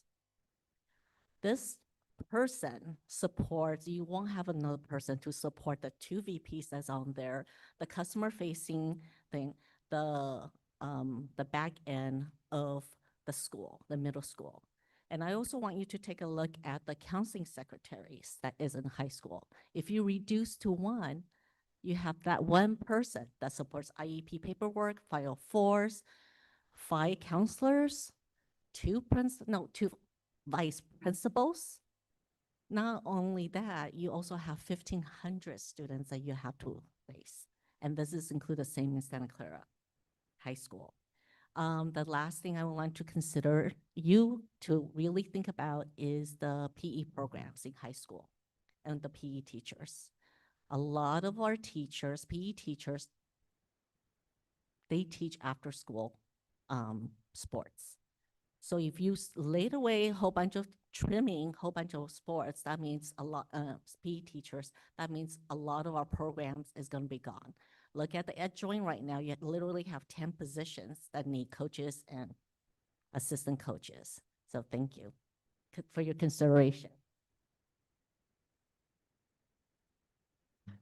Our next 5 speakers are Pat Jenkins and Maria Cruz Gutierrez, Zung Bui, Cassie March, Katie Bernard, and Shayna Siegel.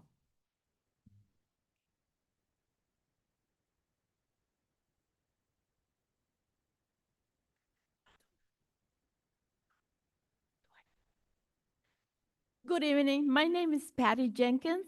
I have served the Skyline community for more than 20 years, including as a dual language teacher. For 13 years, Stafford University has used our dual language classrooms as a model sites to train future teachers, including Maria here. Our program has been a source of pride. This program matters. Tonight, I'm speaking with a really heavy heart. 8 teachers in our school site are being laid off. Almost every grade level in our dual language program will be affected.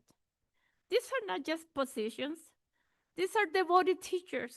These are teachers who really care about the program. Families choose our program because they believe in speaking 2 languages is a strength. Even teachers in our district have enrolled their children at Scan Lane because they believe in the program. This program took years to build, years of commitment, years of hard work. I am asking you tonight to see what this program truly means for our community. Please visit our classroom. My door is open. Before you make decisions about our future, come and visit us at Scan Lane. See our students, see what we have built, and then decide. The decisions you make now will define who we are as a school for years to come. Protect our teachers, our children need it. Thank you.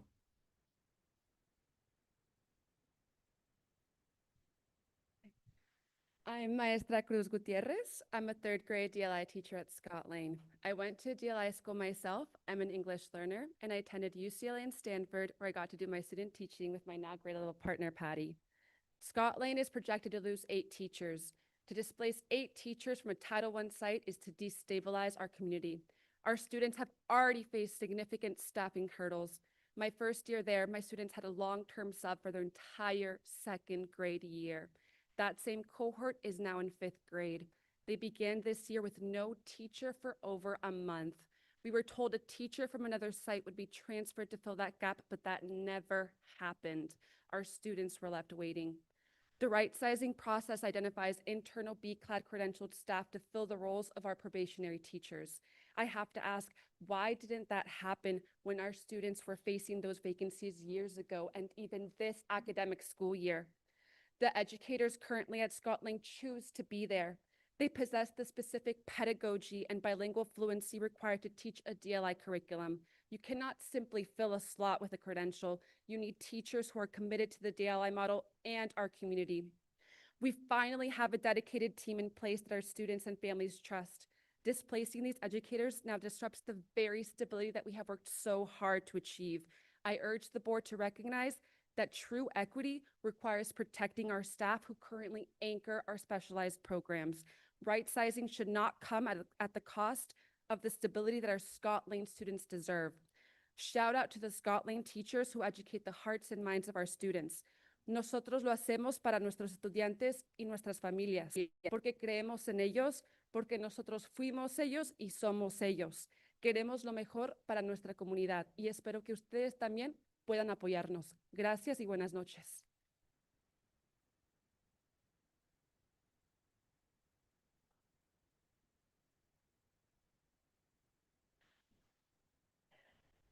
Good evening.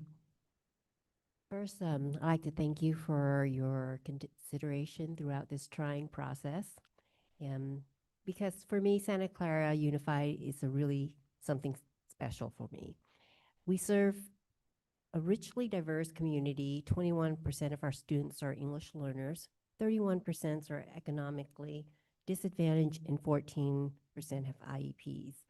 40% of our students are unduplicated youth. Behind every percentage is a child navigating not only academics, but also language barriers, financial strain, cultural transitions, trauma, and increasing mental health challenges.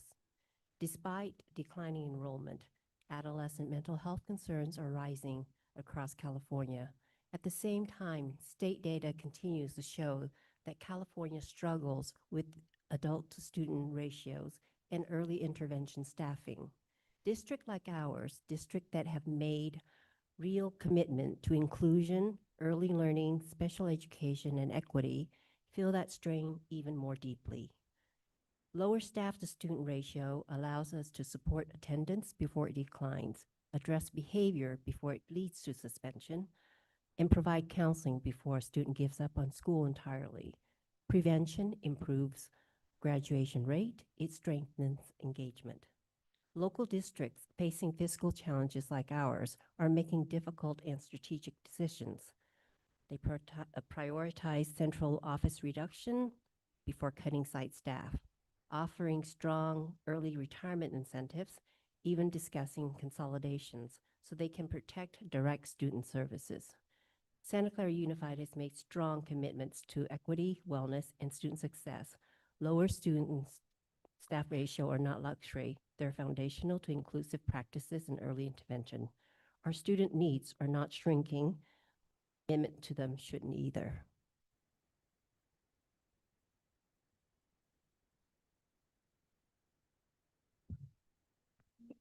Good evening. I'm Cassie March, SDC at Pomeroy. Thank you for listening to all of our requests and for a larger and more comfortable space for the board meeting.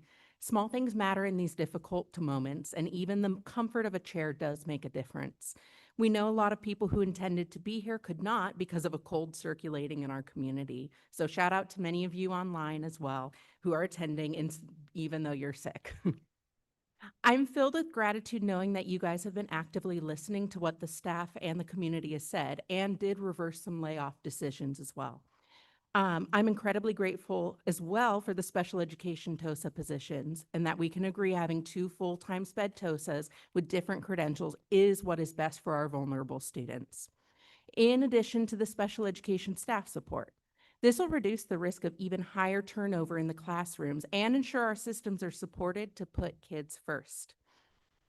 We would also respectfully ask for clarity about these roles. Is pairing the role with 1 to 2 school support positions still on the table? Will these 2 positions still remain for this year, or will be accepted to absorb in future years from other roles? Will they be assigned to certain sites to be a coach for all teachers? And clear answers to these, like these, do reduce assumptions, rumors, and fear, and they help the staff stay focused on students. I'd also like to advocate for school support TOSAs. Again, quick shout out to Tracy Thorson. These individuals keep schools afloat and they take the heavy burden off of principals, support IEP teams, provide interventions to students, and support extremely crucial systems on campuses like MTSS. I know many of you have doctorates, and as someone working towards mine, I also know you appreciate the value of peer-reviewed sources. Across various studies, it has been proven that stronger MTSS implementation fidelity is associated with significantly fewer suspensions and stronger performance on various academic measures. We'll continue it with Katie. School support TOSAs are not extra. They are part of the infrastructure that helps schools implement these systems well. These TOSAs are equally as important as our SPED TOSAs because our general education teachers deserve support too, and students need both systems working together. Student achievement is our job. Every single employee of the district should have this as their goal. In order to meet this goal, we need well-trained teachers and paras who are supported by all of the other roles around them on sites. We need to have strong systems in place to identify students in need and create plans to help them succeed. This is why MTSS is crucial. We need classroom environments set up for success. So we need to prioritize eliminating combo classes whenever possible. And teachers should be a part of a team, meaning at minimum 2 general education teachers per grade level. These are things that we need to advocate for in order to move the needle in student achievement. We know cuts need to be made. It's been made loud and clear. The district has hired too many people, and that's been plain and simple. But we need to ensure that we are not causing harm in the layoff process. We are sending out RIF notices, but please only send those that are absolutely necessary. We cannot overestimate this, or we will be spending the summer on interview panels trying to rehire people in these roles. In this time of turbulence, people will leave the district and find another job at the sight of a pink slip. We will lose good people, good employees who we have invested time, energy, and money into. This will cost more in the long run. As we move through this difficult process, I want to emphasize the importance of precision. Peer-reviewed research on layoff processes found that broad layoff notice practices can create more staff churn that is actually necessary to meet budgets, including movement by employees who are never ultimately laid off. In a time of uncertainty, clarity, precision matters. They help us avoid unnecessary harm, retain strong employees, and protect the systems that put kids first. So I ask you tonight when you're voting, what is the cost of this plan? And I don't mean financially. Thank you.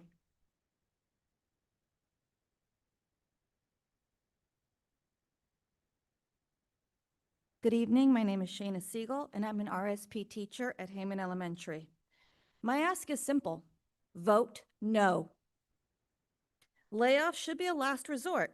Parents and students have spoken out tonight about the importance of their schools and their teachers. Teachers have told you that these cuts are both harmful and unnecessary, but you want to protect a pile of money. How big a reserve do we need? We need MTSS. We need school site TOSAs. Shout out to Courtney Karskadian at Heyman. We need dual language immersion programs. We need PE teachers. We need at least 2 elementary school teachers per grade level. After all, what good is money if it can't buy us what we need? Take what you have heard tonight here to heart. Vote no. Make a better plan. Encourage more retirements. Let attrition take care of the overstaffing issue over the next couple of years. We have a lot of teachers that are at the age of retirement or very close. Let's let that happen naturally. Let's not decimate our system. Vote no. Our next 5 speakers are Robin James Udegard, Tammy Schultz, Katie Pedersen, Candace Hawkins, and Claire Hood.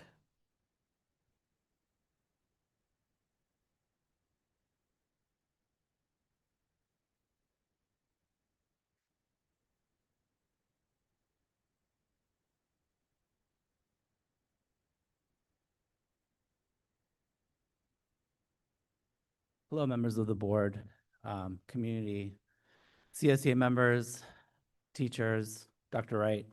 The last couple of comments I made, I'm sure you could sense I was pretty upset and very concerned.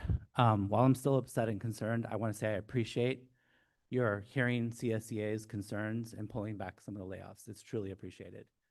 And I asked you to do better, and I can kind of sense you're doing better, but I still think you can do even better than that. What I'm asking you to do tonight is take back all of the layoffs that you're proposing.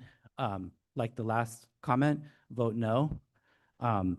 If you look at the Governor Newsom's 26-27 budget proposal, Prop 98 minimum funding guarantees for 26-27 is at a historic $125.5 billion, marking an all-time high in California's commitment to public education.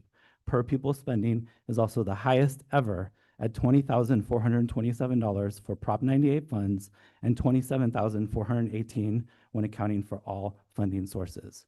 I heard earlier something about 1,300 students applying for open enrollment.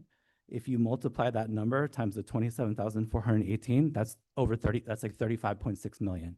It's over 30 million that you're looking to cut. Do not do any layoffs. It's a bad decision. Thank you for your time.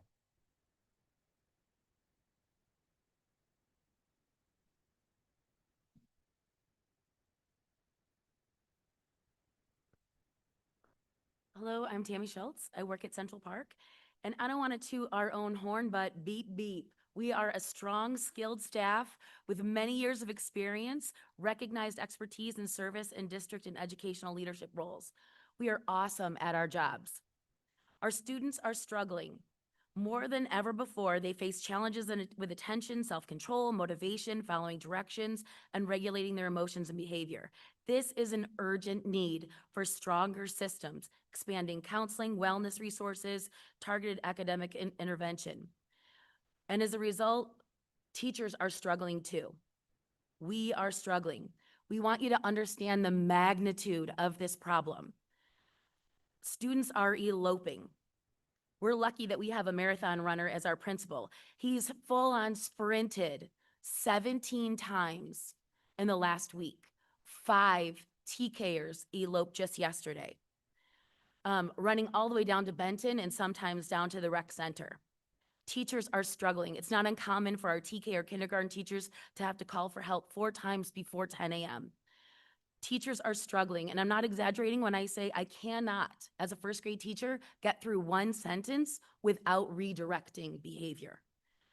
Teachers are struggling. This Monday, I spent 25 minutes of my math time dealing with recess aggressors and victim students who were kicked in the stomach, punched in the back, swore at, punched, pushed down, scratched over the eye, drawing blood above and below the eye, and having concerns about people peering under this stall as they're trying to use the restroom.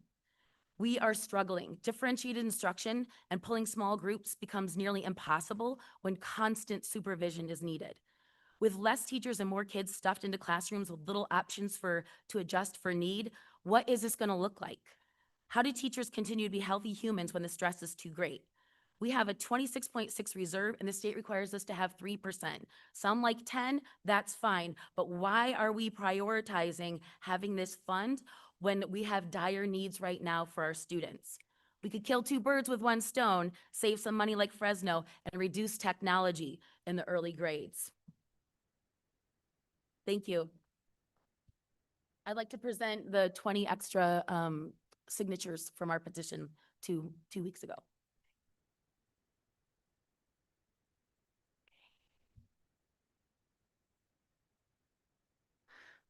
Wait for Tammy to do that. Thanks, Tammy. Good evening. My name is Katie Peterson. My pronouns are she, her, hers, and I'm a school psychologist within the district. I want to begin by thanking you for accommodating our large group by holding this meeting in the theater and the adjustments to the proposal that have been made in response to the last few late night board meetings. These decisions reflect a willingness to listen to your staff and community, and I recognize and appreciate that. It's in that spirit that I ask you to continue listening tonight to the voices of your staff, students, families, and constituents, and to think carefully about the decisions before you. I understand that legal deadlines are approaching quickly and that these timelines create real pressure, but the urgency of those deadlines does not lessen the magnitude of the decisions being made. Decisions that will have significant, lasting consequences for our students and staff in the coming years. This year, I serve on the district's multi-tiered system of support MTSS committee. Staff from across the district come together to examine the research base demonstrating that academic, behavioral, and social-emotional interventions improve student outcomes when implemented with fidelity.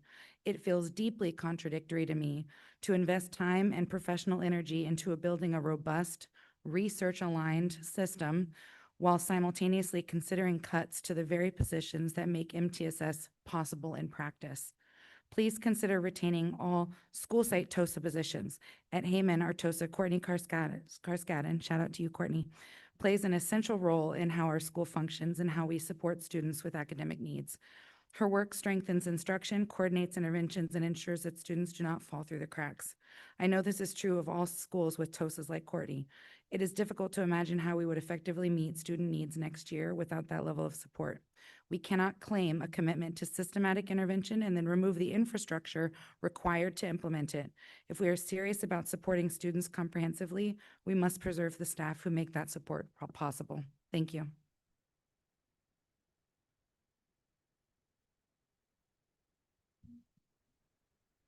Good evening. My name is Candace, and I'm both a parent and I'm an employee also at Scott Lane Elementary.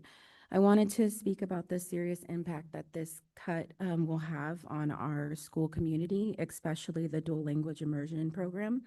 The program is not just an extra enrichment option, it's a vital pathway for our family, for our community.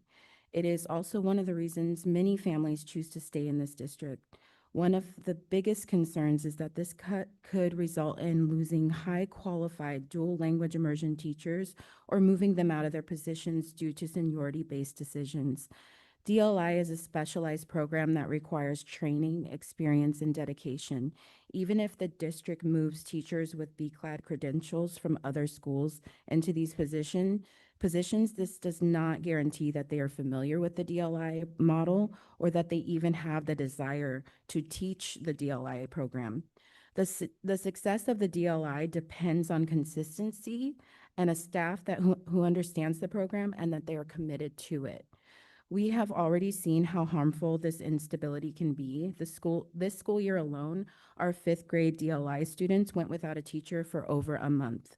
This significant loss of learning time, structure, and emotional security for students is proof that the staffing gaps and disruptions have real consequences. I'm also speaking as a parent of 3 children who will be directly affected. I have a child with special needs, and my youngest child is in the DLI program. For children with special needs, stability and support staff are not optional. It is essential. Staffing changes, large class sizes, and disruptions in routine can cause serious setbacks and increased anxiety. I also am in an inclusion class, and I see directly, in an inclusion preschool, I see directly firsthand how critical we are to the success of children and their behavior and safety. So please take care of our DLI teachers. Thank you.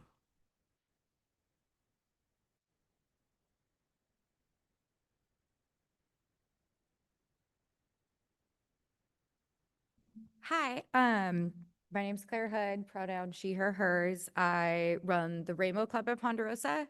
I also coach flag football at Ponderosa, and my friend Kristen and I also will be coaching volleyball at Ponderosa. Now, the reason that I have to do this is because when we cut teachers, we cut opportunities for kids. It is not possible that I'm able to continue to run 3 clubs on my own outside of school. It's just not possible. But right now, I need my kids to get those opportunities. I'm doing it because some of our kids can't afford to play sports. A lot of our kids don't have those opportunities. And so that is why I'm doing this. That is why I spend my time. That is the kind of dedicated educators that you see. And these are the families and the kids and that have told you, none of the parents have come and been like, please protect our budget. They have come and said, please protect our kids, please protect our schools. The students have come and said, our teachers matter. Our teachers are the reason we come to school. We have money. We're a school. We're in the richest place in the world. Imagine if instead of us being here, you guys were there trying to get our community to pay their fair share. We've been shown that if we just wait, if we let things pass for the next couple of years, things will work themselves out. But when you do things like this, teachers like me that are young and motivated lose their spirit and give up and feel like, what is the point? Why am I working so hard when I'm just seen as a number on a sheet? If the only thing that matters is how long I've been working here, not the difference that I make, not the feeling that the community has, but I'm a number on a sheet. Please listen to the kids. I really didn't think this would go on because of how many kids have begged you. It's so obvious who this is going to harm. So please don't let it. Next 5 speakers are Susie Brooks,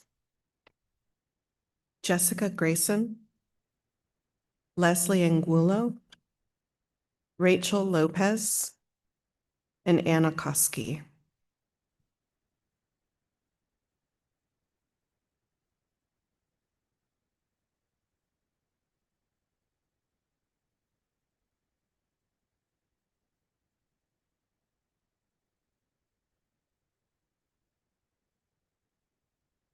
Okay, I did push the button. Thanks for restarting my time. I'm Susie Brooks, a science teacher of 21 years, 19 years in my old district before I was recruited to Santa Clara Unified to build a brand new school community. How could I resist such an opportunity? I've been a founding member at McDonald for 2 years and brought all my training, which you didn't pay for, my other districts did, and all my experience with me. And I have a bunch of questions. What do right-sizing layoffs actually look like in practice? Do you know? What is the actual percentage of staff loss at school sites? Layoffs in a district that only has established schools would likely affect all schools and communities in a more equitable way. Cutting teachers when you have 3 schools that are less than 5 years old makes for a very inequitable distribution of the real-life impact of layoffs. But do you as a board know the real-life actual impacts to individual sites and students' school communities? There was a graph presented about like the increase of employees in 2021. You opened 3 new schools after 2021. So it makes sense that there needs to be a lot of employees to open, like classified, certificated, to open those schools. And you didn't force people over at that time, but now you're gonna fire all the lay off all the people that you recruited actively and then force involuntary transfers anyway. Like what impact is okay with you? Is it 20%, 30, 40%? Is it okay if 40% of students, your students, communities change? Like, is that okay? Do you know this? Are you okay with voting on this tonight? If you don't know the actual real life impact to student communities, like, are you okay with that? I just think you really need to like have a hiring freeze, slow down. Don't just give a bonus to people who are going to retire anyway, like make it something more real. Like cut programs, keep our communities together, slow down, stay student centered. Please vote no. Please vote no. And to all the adults who have been paying attention when the students speak, I want to thank you because I was watching a lot of you. Some of you are doing other things. When the students get up here, please be active listeners like we try to teach our students to be. Please, please.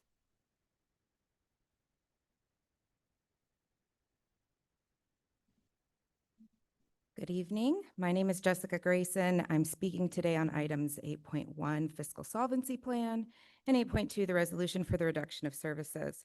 I'll be respectful of the board's time, and I've combined my comments for both into a single 4-minute presentation, so I only need to approach the podium once.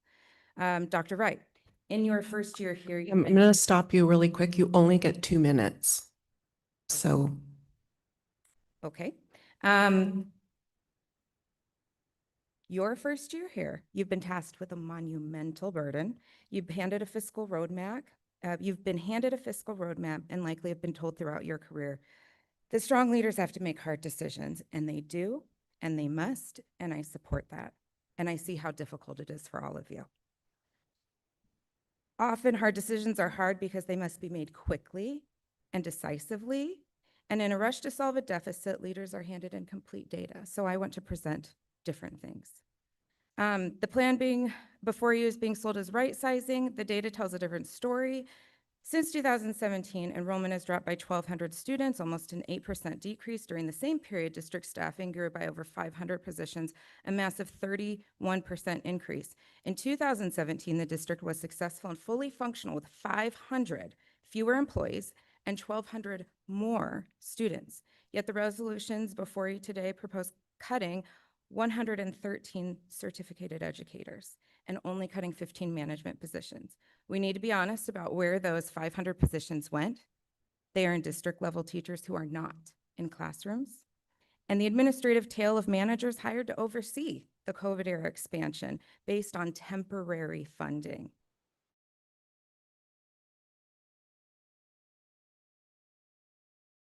130% of its 2017 capacity. You are firing the cashiers in the store, the teachers and instructors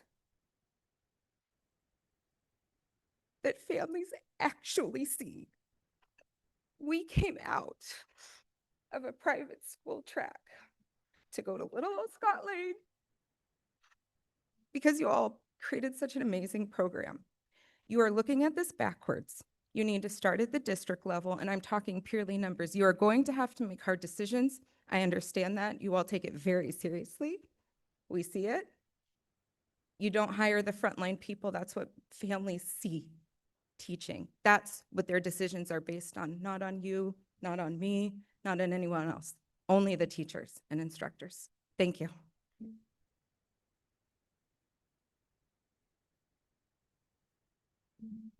Okay, good evening, SESD Board and Dr. Wright. My name is Leslie Angulo. I am a teacher at Pomeroy. This is my 10th year in the district and 9 years at Pomeroy, so that should tell you something.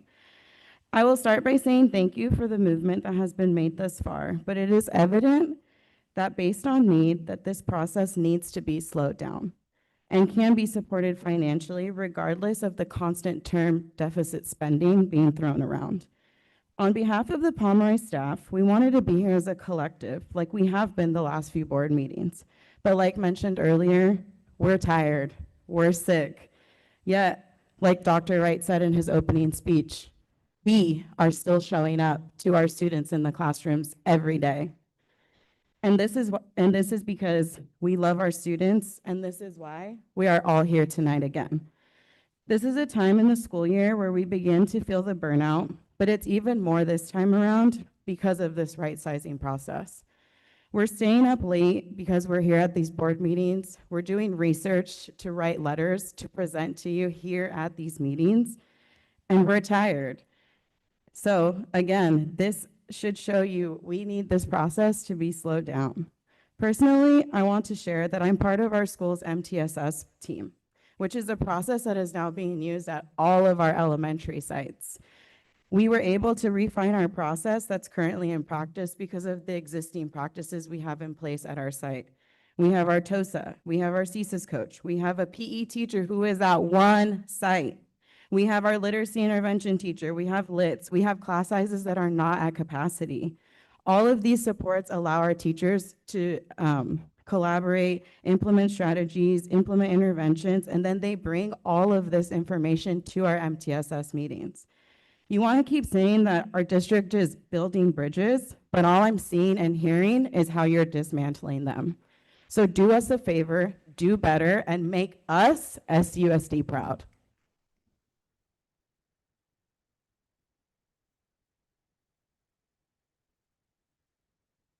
Good evening. My name is Anna Koski.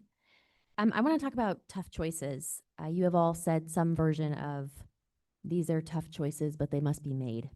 And I respect that, but we haven't seen that you have actually considered other scenarios based on numbers other than $30 million. If you cut this deep without actually getting into the numbers, that is not bravery, that is confirmation bias. And you are not fulfilling your duties to our taxpayers, our students, and our staff. Your staff have the ability to project different financial scenarios that address the structural deficit in a slower way. And I don't just mean spending reserves, although that's part of it. The terrifying graph you keep showing is assuming we keep staffing at the same level, assuming you hire another 50 teachers this summer. The math we did shows that UTSC retirements alone may be around $6.9 million less next year if you didn't fill those positions. Maybe this is the wrong number, but you have the ability to get the right one from your business office. You're talking about position control. So let's see a multi-year projection that actually addresses what's happening. To show you that it's maybe 58 is not the right number. Maybe it's 36, maybe it's 18. We know you have not explored all avenues or followed best practices from other districts because you have not explored a SERP, which would actually save money and incentivize retirement. Does the number still have to be 58 educators if you cost out decreased technology the way Mountain View, Westman, and Fresno have done? So before you tell us this is a tough choice, show us you have actually run the numbers for other financial scenarios and directed staff to show us that this is truly the most precise way to address our financial needs. Thank you.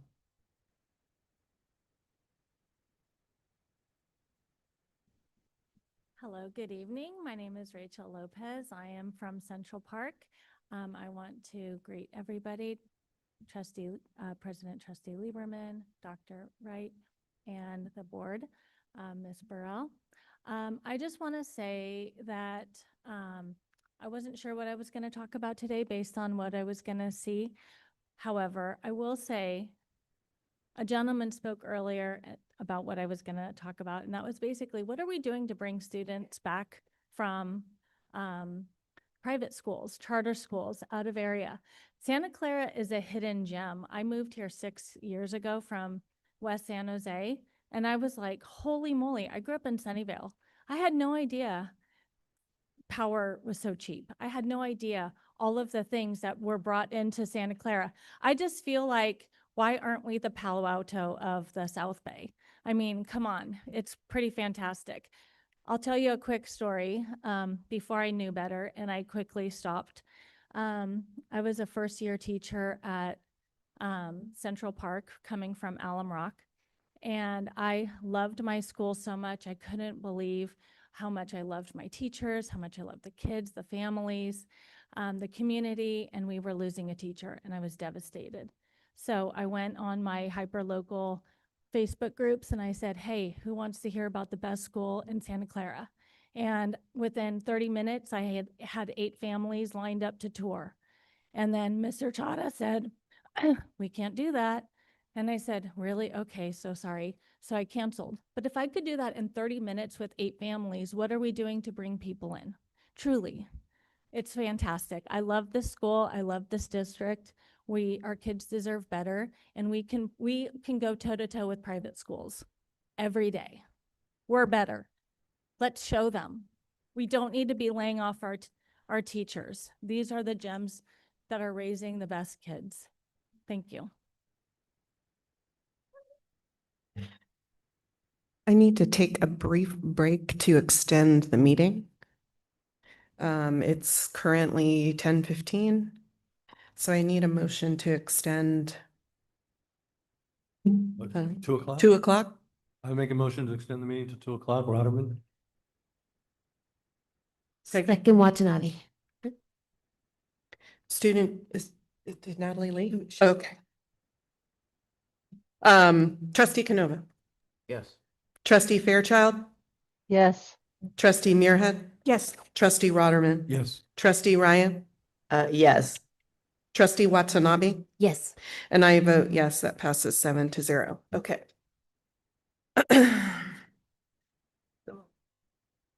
Well, we'll finish these last 4 slips, and then before we move to Zoom comments, we'll take a brief recess. Stephanie Alpin, Kieran, Kaushik Roy, and Tony Giannotti.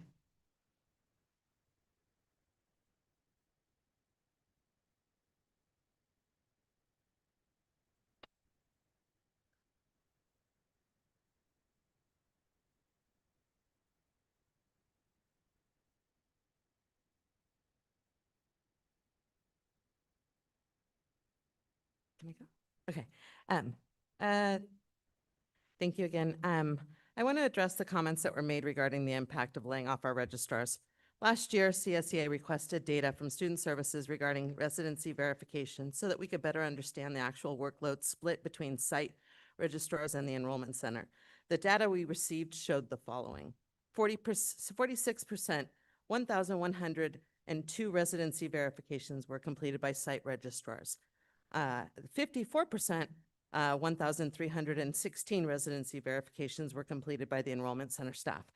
That means that nearly half of all those residency verifications across the district were handled directly at the school sites by registrars, and that is just one data point. This is critical context that was obviously not considered. When we talk about eliminating the registrar positions, we are not talking about removing a minor support role. We are talking about eliminating staff who are responsible for almost half of the district's residency compliance workload, in addition to their daily responsibilities supporting families, managing student records, handling enrollment questions, processing withdrawals and transfers, and ensuring compliance with state requirements. If those positions are reduced or eliminated, the work does not disappear. It shifts. It either shifts to already overburdened site front office staff who are not trained for residency compliance, or back to the enrollment center, which is already managing more than half of the workload. It is my understanding that the enrollment center will be moving to the old Laurelwood campus. I want to make that clear that it is not easily accessible by public transportation and not at all centrally located for our community. So the real question is not whether the registrars will have work. The real question is, where does that work go? And at what cost to the compliance and service and families? Before any decision is made, we need to make a transparent operational plan that clearly explains how residency compliance will be maintained, who will absorb the additional site verifications, who will manage the yonder bag process, and how will the work of 5 registrars fall on the 3 already maxed out enrollment techs. Decisions of this magnitude should be based on workload reality, not assumptions. With a job description from 1996 and principals who clearly don't know what registrars do, I'm very disappointed with the perceived impact of meaningful classified positions being laid off.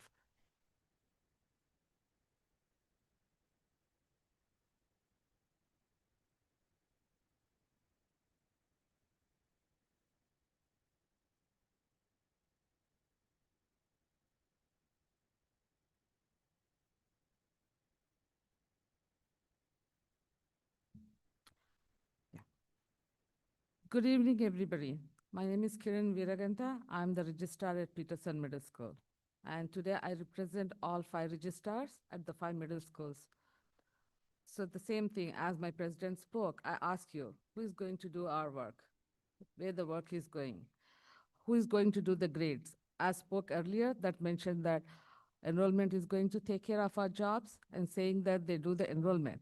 Enrollment is just the one step process that happens at the enrollment center. Everything, the rest happens at the middle school or the site level. When a student or the family gets on board, it happens on the school site. The bridge is being formed there. It's not at the enrollment. Any parent, it's not a new to the country or might be new to the state, or even a families that coming from elementary school to middle schools. They rely on us. It's a different thing. They're graduating or promoting from an elementary school to a middle school. It's a different process. It's an anxiety to the family, student, and the parent too. So this is where we come there. We form the bridge. We form that connection where we educate the people, educate the families. We teach them how to navigate through the areas and also the parent square, how to communicate to the staff, how to check on their student progress. This happens at a school site. It doesn't happen at the enrollment center. Enrollment center only enrolls. This is what I always say. And this is what we keep on saying and letting you guys know from past couple of weeks. Who is going to do other jobs? Grading, we do grading on an every monthly basis. And we do other things too, such as when a new student comes in, when a transfer happens, and also all the awards and rewards, the year-end things, those are managed by us. The promotions are managed by us. Is the enrollment going to take care of these things too? Sitting on a remote site? And our staff as an office, we are 3 people. When you cut short one position there, I don't know how the other 2 will manage with their own responsibilities. And we do yonder check as mentioned too. That came on this year to our hands. So I urge you once again to rethink, reconsider our positions before voting anything. Thank you.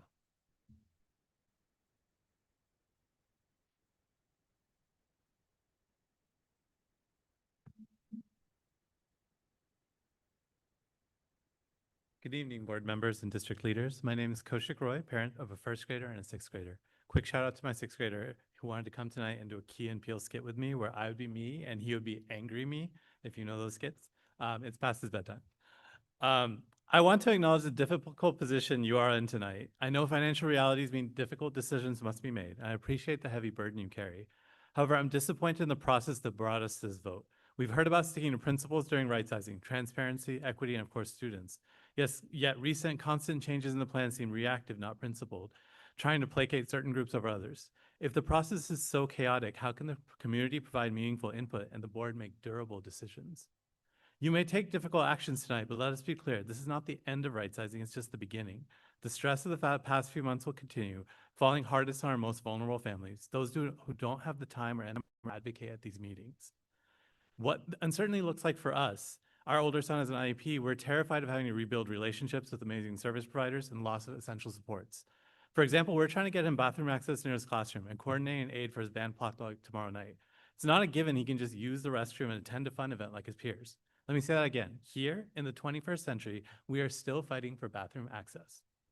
We're incredibly lucky that Vice Principal Kenneman has been a fierce advocate in Ponderosa, stepping in as an aide at a past event. Hearing vice principals were getting cut was terrifying for us. We're constantly waiting for the next shoe to drop, leaving us to pick up the pieces. We're one of many vulnerable families terrified of navigating a system with oversubscribed staff and who are underappreciated by the district. I urge you to give our most burdened students and families support and certainty through difficult times. I just also wanted to say to the earlier commenter who said we should grow the enrollment, I wholeheartedly agree. My wife and I are committed to building a strong public school community, and we've put in dozens or hundreds of hours to this. Let's grow this district together. Thank you.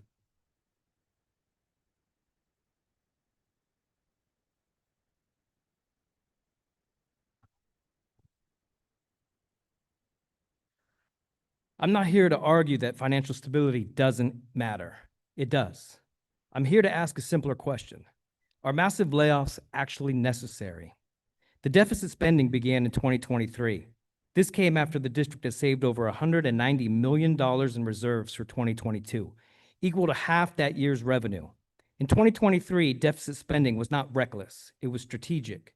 You were carrying so much excess reserve money, you functioned more like a bank than a school district. Today, reserves sit at $118.4 million. They are nearly 30% of this year's projected revenue. That is not a district on the verge of collapse. That is capacity. That is a district with options. Here is an option. Mark Shields' multi-year financial projections show that if you do absolutely nothing, no layoffs, no hiring freeze, no pay cuts, the budget returns to surplus after 3 years. Did you know that? Here's another option. If a hiring freeze is implemented, the return to surplus happens even sooner, after 2 years, even at historically low attrition rates of 2% per year. These scenarios don't kick the can down the road. They generate a surplus, and they do it without ripping the quality of your organization apart. So I ask you, why are we being told that our district is on the verge of destruction and that the best solution our leadership can come up with is self-destruction? Your reserve is large enough for you to balance the budget in a measured way. Your rising annual revenues have easily replaced any one-time COVID fund loss. You can lower staffing levels with patience. Historically, 65 to 70 teachers leave the district each year. Patience takes courage. The decision you are about to make is not courageous. It is an overreaction to fear. The county has not mandated mass layoffs. They've asked for a credible plan to balance the budget in the foreseeable future. A hiring freeze is a plan. Measured restraint is a plan. Using reserves have to teach to them is a interrupt plan. you. Mass layoffs are also a plan, but an I'm gonna have irresponsible to plan. interrupt you because No, your no. time is up. Don't Thank you. decide the budget. Thank you. Okay, so that is the last slip that I have for comment in the room. If there's anyone else. President Lieberman, there's another slip in the. Okay.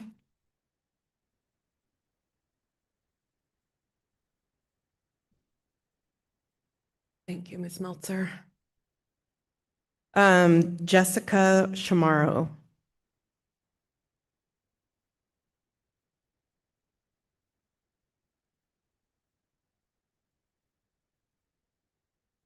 Good evening, members of the board. My name is Jessica Chamorro, and I'm an 8th grade teacher at Huerta Middle School. Huerta was built upon a mission of equity and inclusivity. Tonight, the board has frequently mentioned the talented teachers we stand to lose, while simultaneously speaking about protecting our most vulnerable students. At Huerta, we hired educators specifically with that vision in mind. Our teachers are not only highly competent, many are multilingual and reflect the diverse student population they serve. Research shows that when students see themselves represented in their teachers and curriculum, they perform better. These educators want to be at Huerta. They are the heart of the community we promised to build. I also speak tonight as a new homeowner in Santa Clara. I find it hard to understand how there can be a surplus in property taxes at the same time we are facing these drastic layoffs. When I bought my home, I was warned by others to look at districts like Cupertino instead because of their higher school ratings. I chose Santa Clara because I saw the dedication at Huerta and had faith this district was becoming more competitive. Today, I'm disappointed because if these layoffs go through as planned, I can no longer stand behind that faith.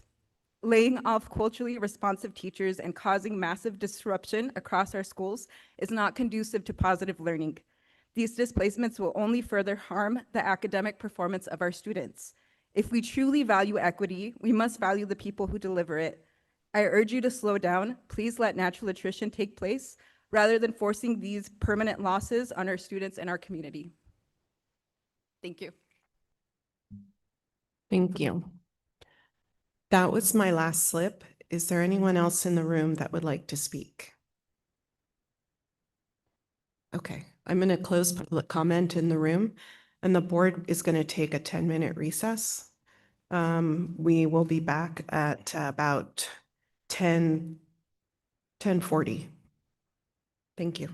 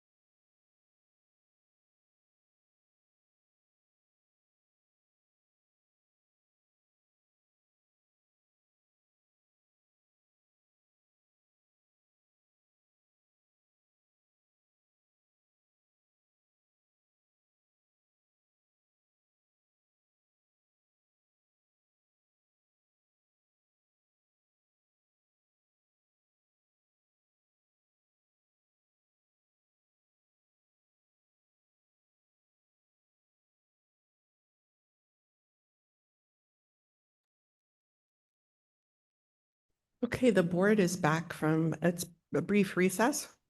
We will move now to public comment in the Zoom. Mr. Rico and Ms. Meltzer.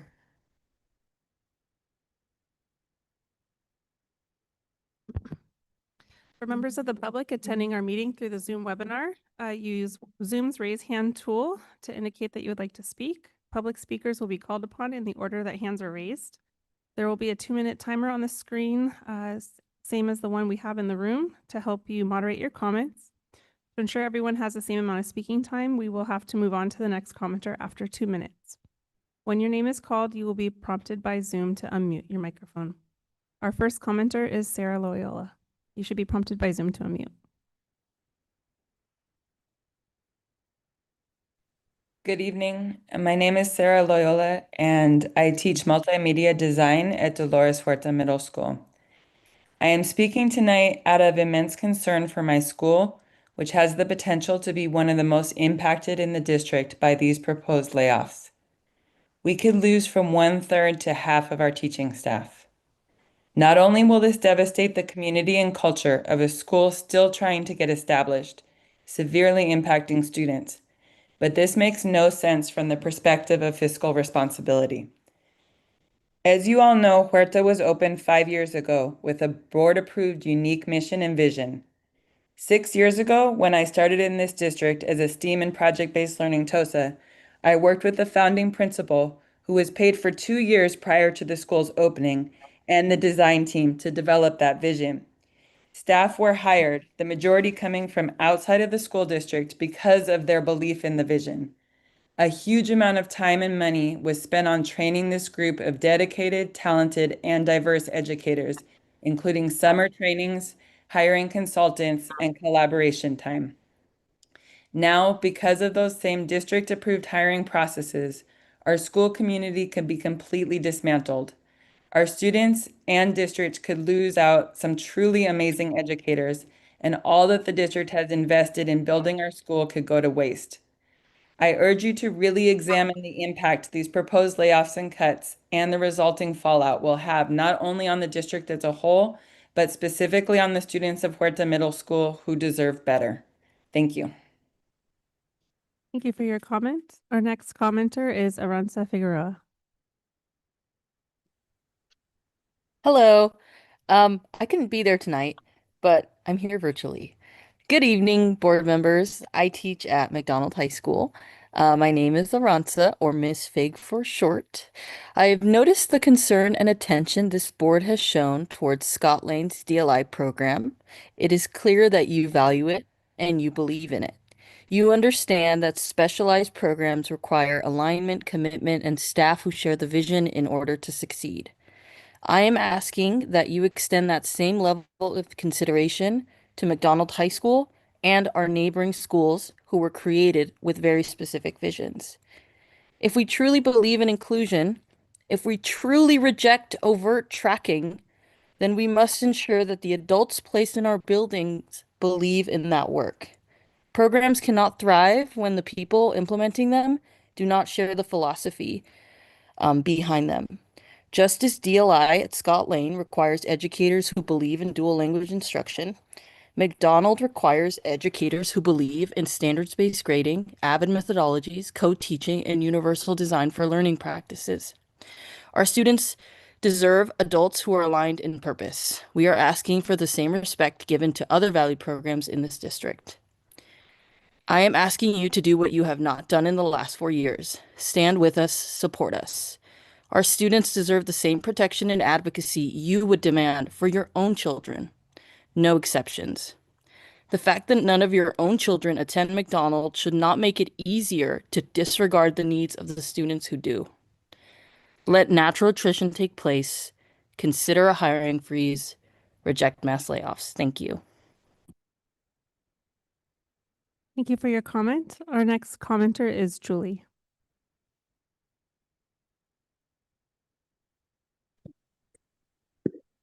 Thanks for the opportunity. My name is actually Sarita Jakarjita. My daughter goes to middle school in Don Calajan, and when she joined there, it was a design and art school where she was very much interested, but now the design art school is the art teacher and the design lab teacher are in the list.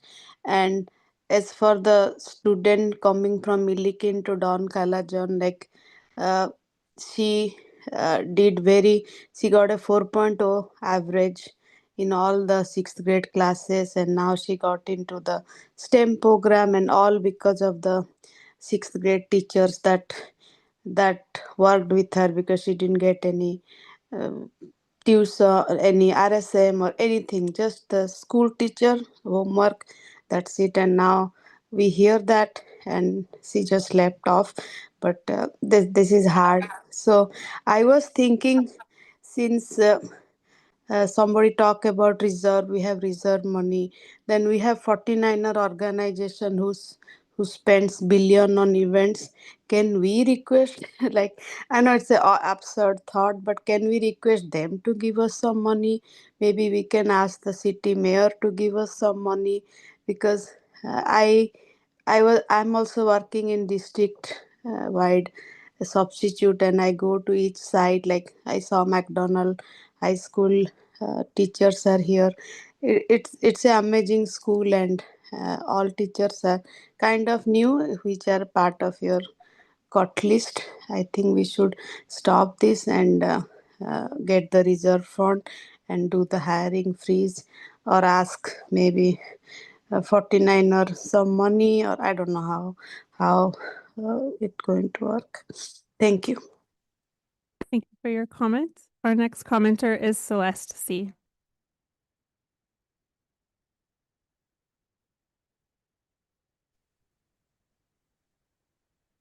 Can you hear me all? Yes, we can hear you. Great. Good evening. My name is Celeste, and I'm a parent at Washington Open.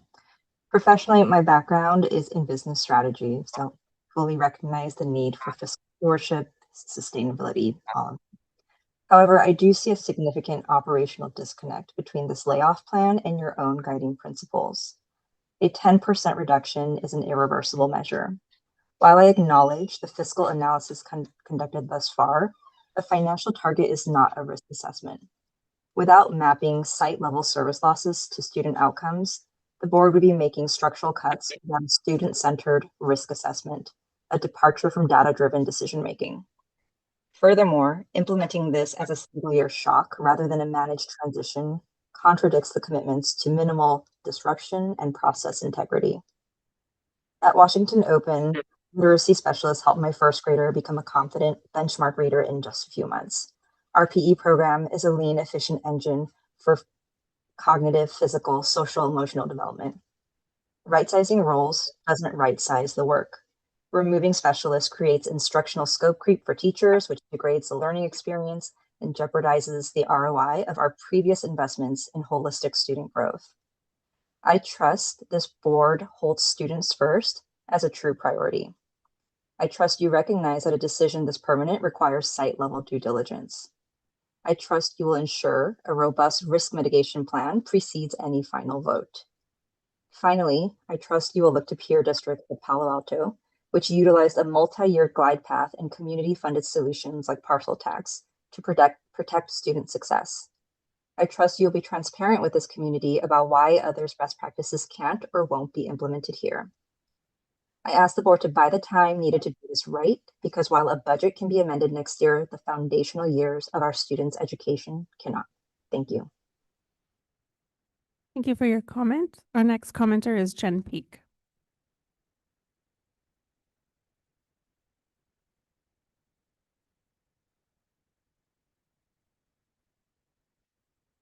I've got a couple points to make, so I'm going to be pretty quick.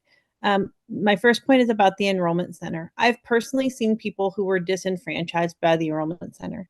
As the speaker from the enrollment center said, there are people at the school sites who speak other languages, and honestly, that's why registration should take place at a school site. Most site secretaries that I've talked to are already doing much of this work. Perhaps what we should be doing as a district is pulling office staff across the district to hear their stories. The staff at the enrollment center can only see what's happening in front of them. And while I'm sure they're amazing, maybe we should be putting them into sites as extra help in the front office because honestly, those people are overworked and underpaid. My other point is that on slide 6, I'd like to see the district provide some better data. The slide 6 where it shows the FTE versus students, I'd like to see that data broken out, divided by percentage of teachers versus management versus classified. I think that slide could be eye-opening for the board. Front office staff, counselors, and PE teachers are some of the biggest hearts and souls of a school site. Fully staffing or even overstaffing these positions, especially at Title I schools, provides safety nets that students need. Teachers and office staff work well beyond their contracted or paid hours. If you demoralize this staff, I anticipate seeing this happening less and less. The effects of this will be felt by every student in the district. Let's do better. Let's be creative, slow down, put our kids' education, health, and wellness first. Thank you. Thank you for your comment. Our next speaker doesn't have a name on the label. It's labeled Zoom user, but you should be prompted by the platform to unmute your microphone. Good evening, board members. My name is Zaira, and I'm speaking in support of the DLI teachers at Scott Lane. Earlier, we heard that this district has attracted highly qualified educators. I want to affirm that statement and also remind you that we know our worth too. Many educators step back when they hear about the complexities of bilingual teaching. It takes deep content knowledge, language proficiency, cultural competence, and an extraordinary level of planning. But the teachers in our DLI program, we run towards that challenge. We choose to be here. We choose to serve multilingual learners. We choose to build biliteracy and bridge communities. The proposed layoffs would remove TOSAs, PE teachers, and critical support staff, the very systems that have made this district attractive and functional.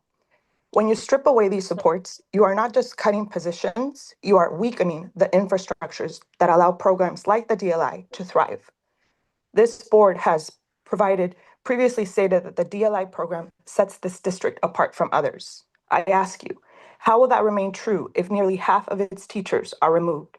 A program cannot be a point of pride if it's dismantled from within. Tomorrow, when HR representatives show up at our doors, will they also be there to explain to our students why their teachers will be gone next year? Or will that responsibility too fall on us?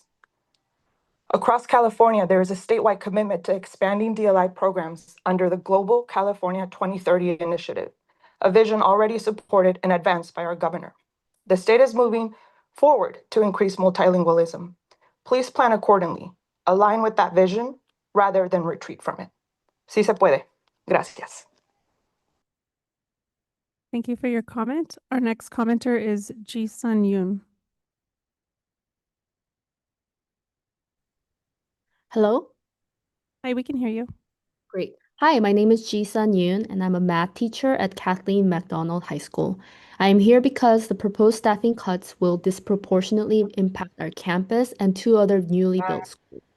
These schools were staffed largely with out-of-district hires when they opened. As a result, we have the lowest average seniority in the district. Under a strict seniority reduction model that makes us mathematically vulnerable, regardless of our effectiveness, experience, or even student need. Our school serves a higher percentage of lower income students and a higher number of students with IEPs and survival poor, than many other sites. Stability is not a luxury in that context, it is essential. We already experienced involuntary transfers last year, and the data and the lived experience showed clear challenges. Disruptions in classroom culture, gaps in student-teacher relationships, and difficulties maintaining consistency in our classrooms and collaborations. When staff are moved unwillingly, both adults and students feel it. This is not about protecting individuals, it is about protecting programs and students who need consistency the most. If the majority of the reductions fall on the newest campuses, we risk destabilizing entire school community at once. That kind of concentrated turnover does not align with equity commitments and with the goal of closing opportunity gaps. I asked the board to think about the inequitable impact of concentrating cuts on higher need sites. We are tired of getting the shorter end of the stick. Our students deserve better. Slow down, stop the mess layoff, and protect stability at schools serving our most vulnerable students. Thank you for your time. Thank you for your comment. Our next commenter is Kamala Priya Selvaraj. Good evening, everyone. My name is Kamala Priya Selvaraj. I'm a registrar at Warta Middle School. You're currently looking at the budget line labeled as clerical reduction. Let's be clear, this is not a reduction. This is an elimination. You are proposing the total removal of our primary safety and legal liability filter. There has been a persistent comparison between the enrollment center and the register. I must address why this comparison is inaccurate.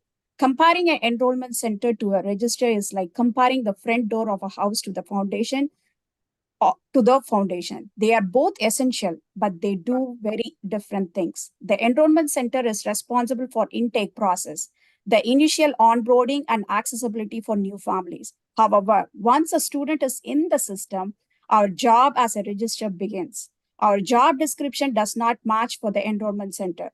While they open the door, we manage the permanent legal records, academic integrity, and daily safety protocols that sustains the student's entire middle school career.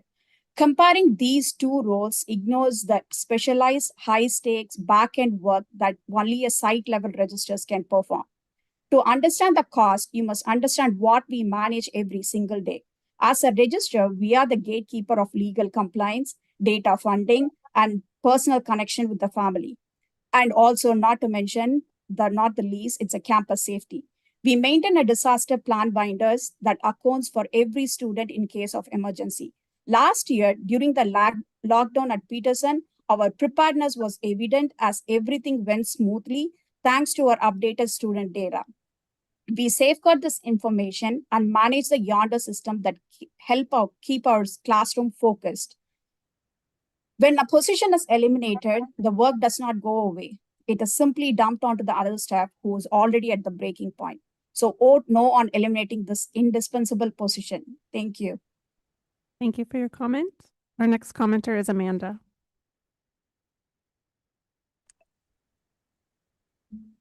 Good evening. My name is Amanda Almeida, and I'm a speech language pathologist and the AAC specialist for the district.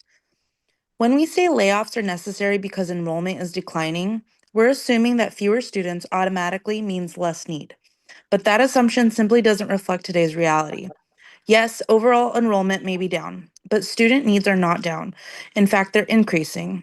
Classrooms today serve more students with complex academic gaps, greater mental health challenges, and significantly higher rates of special education identification than years in the past. And special education isn't optional. It's legally mandated. If the percentage of students with IEPs rises, staffing cannot shrink in direct proportion to overall enrollment. The workload actually intensifies. Education is not a factory model where fewer bodies equals less work. It's a service model driven by intensity of need. If we reduce staff simply because headcount is lower, we risk larger class sizes, missed services, legal noncompliance, and widening achievement gaps, especially for our most vulnerable students. Declining enrollment may affect revenue, but staffing decisions should be based on student need and legal obligations, not just raw numbers. If needs are rising, layoffs are not a solution. They're a step backward. Please, I urge you to listen to all of the voices you have heard tonight and in previous nights and do not vote to lay off our teachers. Thank you. Thank you for your comment. Our next commenter is Josiah Johnston.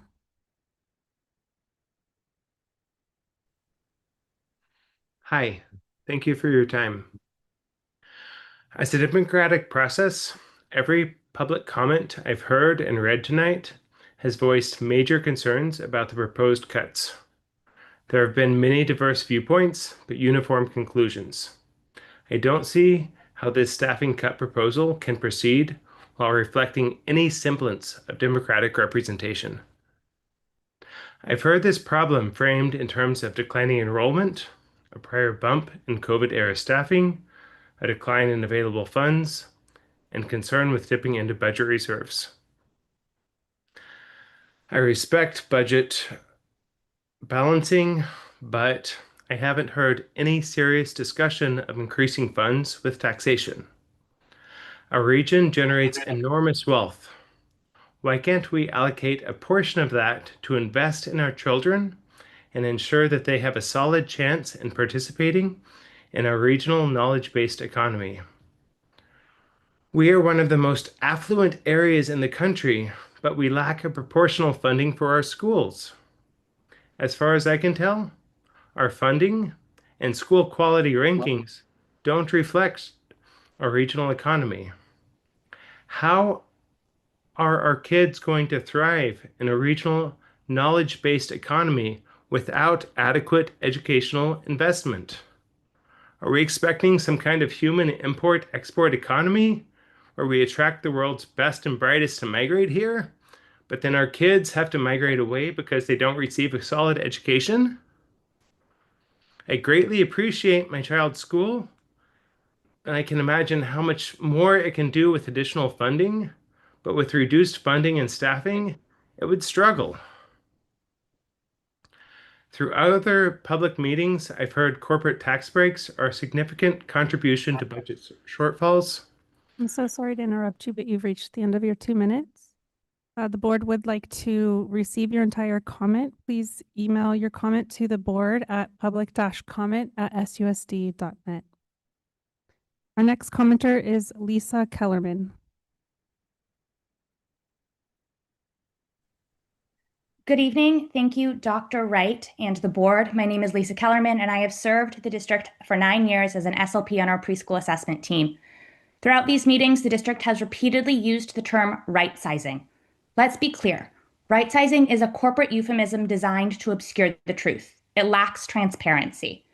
What you are actually voting on tonight are cuts to education.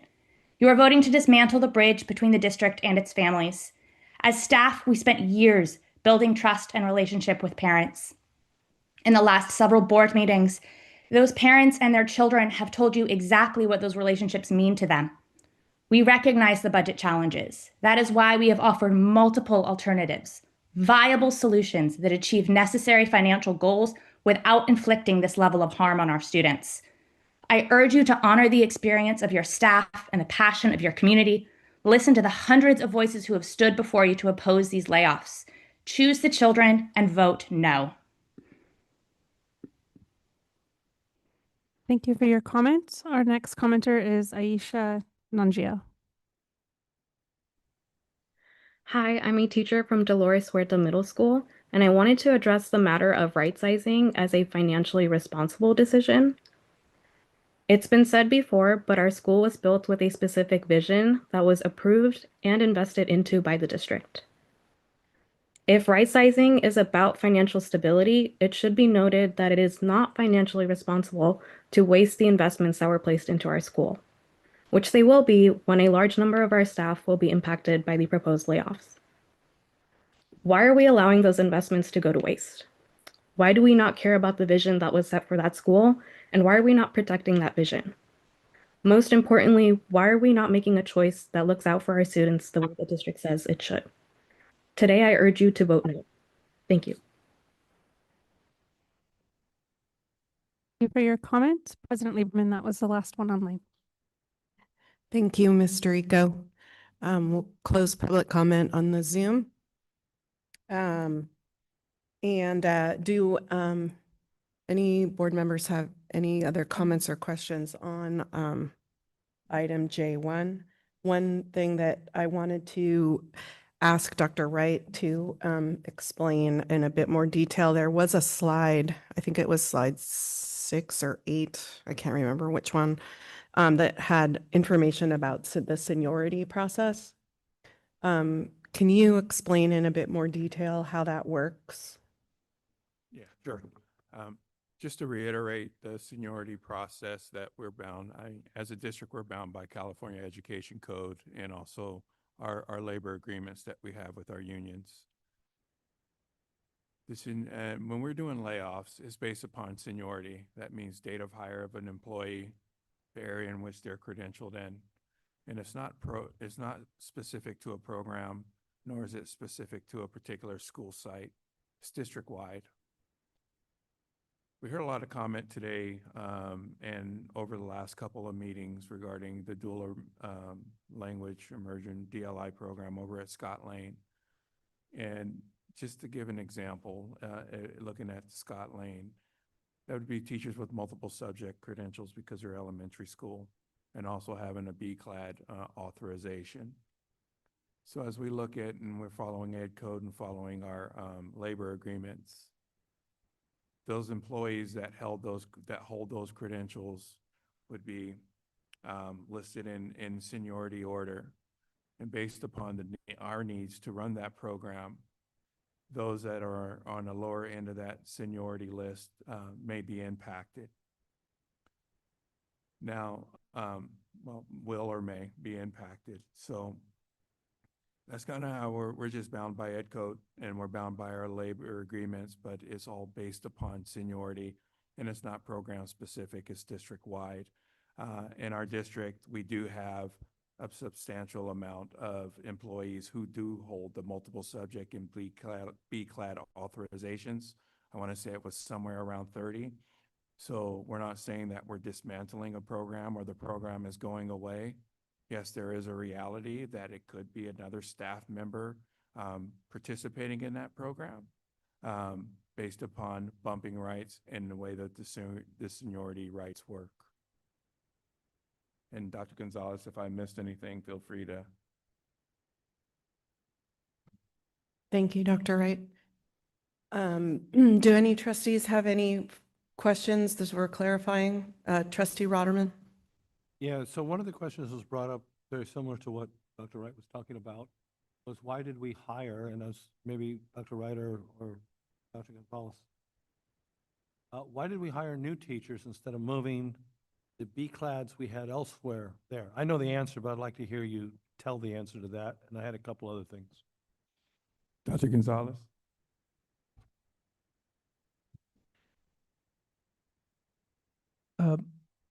At that time, I believe, so this is years, like 3 years, even I think last year, we had to hire teachers because we were not transferring people into those positions. We also, if you recall, in the beginning of the year, I brought to the board transferring a teacher from another side with the BCLAD, and we face opposition, and so decided not to do that. And so we ended up having to hire a teacher.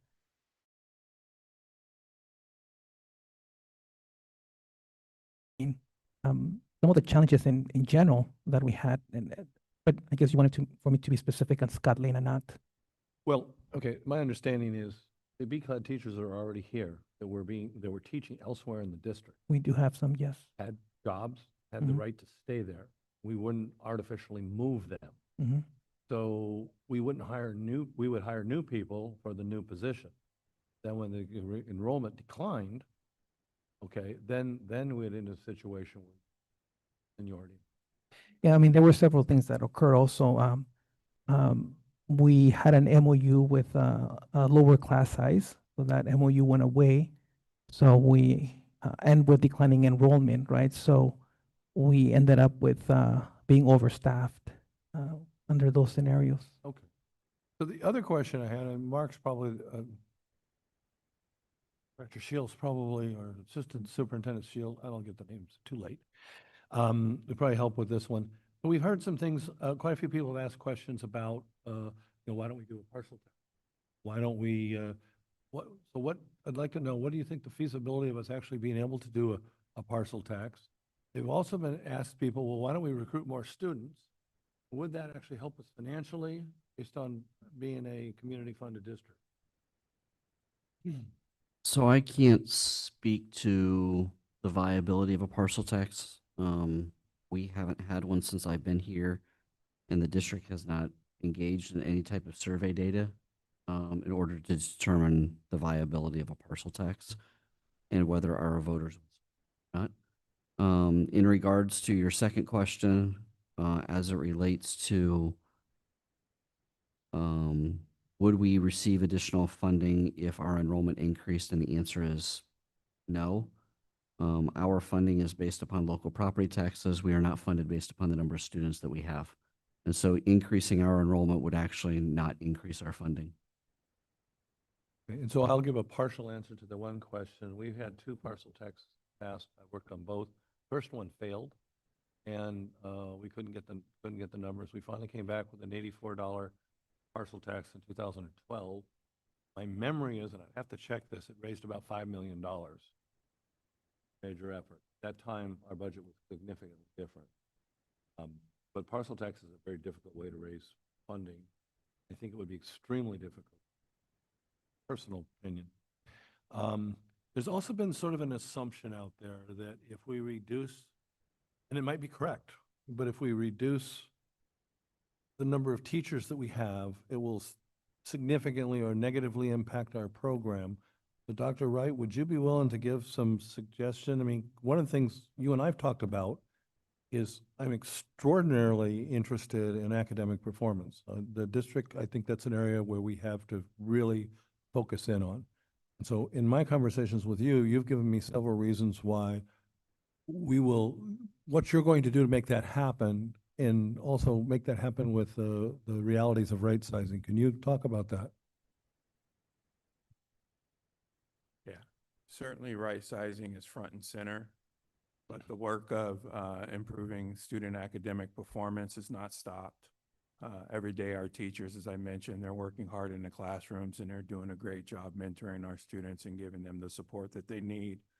But we also have staff members that are working on committees and really aligning that work. Our focus right now is aligning our Tier 1 instructional practices district-wide. That conversation is something that has certainly launched this year, coming up with those high leverage strategies for implementation in the very near future. And I think that first topic is teacher clarity. Just went to the workshop yesterday as we're planning and proposing to roll that out.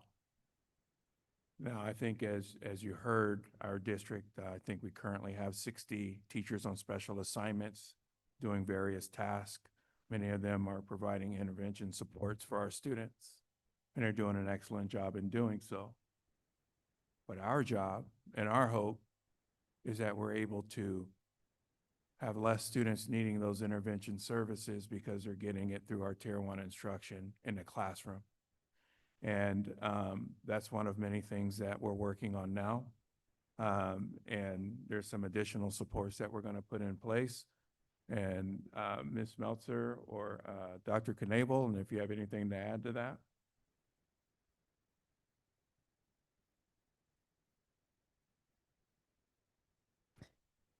I don't think we have anything to add to that at this time. Thank you. Okay, so the last little thing, and then I'll stop. The DLI program is one that I personally championed and fought for years. I mean, close to a decade. And I'm extraordinarily proud of the DLI program. I think it is a phenomenal deal. I hate the thought of anything that hinders it or causes it not to be the best thing possible. But I do recognize that we have some constraints on us and that they'll have to do it. Also, when it comes to the Ag News campuses, Huerta, McDonald, the other, both Jim and I for years worked on trying to acquire the property, build the schools, et cetera. And they're part of our legacy. We want those to be phenomenal schools. We want them to work really well. Unfortunately, the declining enrollment wasn't something that we could control. And also, unfortunately, the way the state law is, we have to go based on seniority. So it is a very hard pill to swallow. That's all I've got to say. Thank you. Trustee Ryan.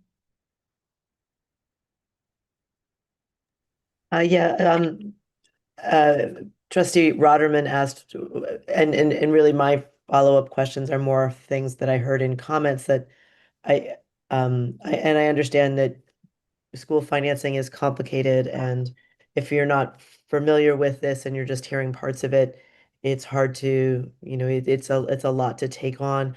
So it was more just wanting to get information for members of the audience that had asked questions.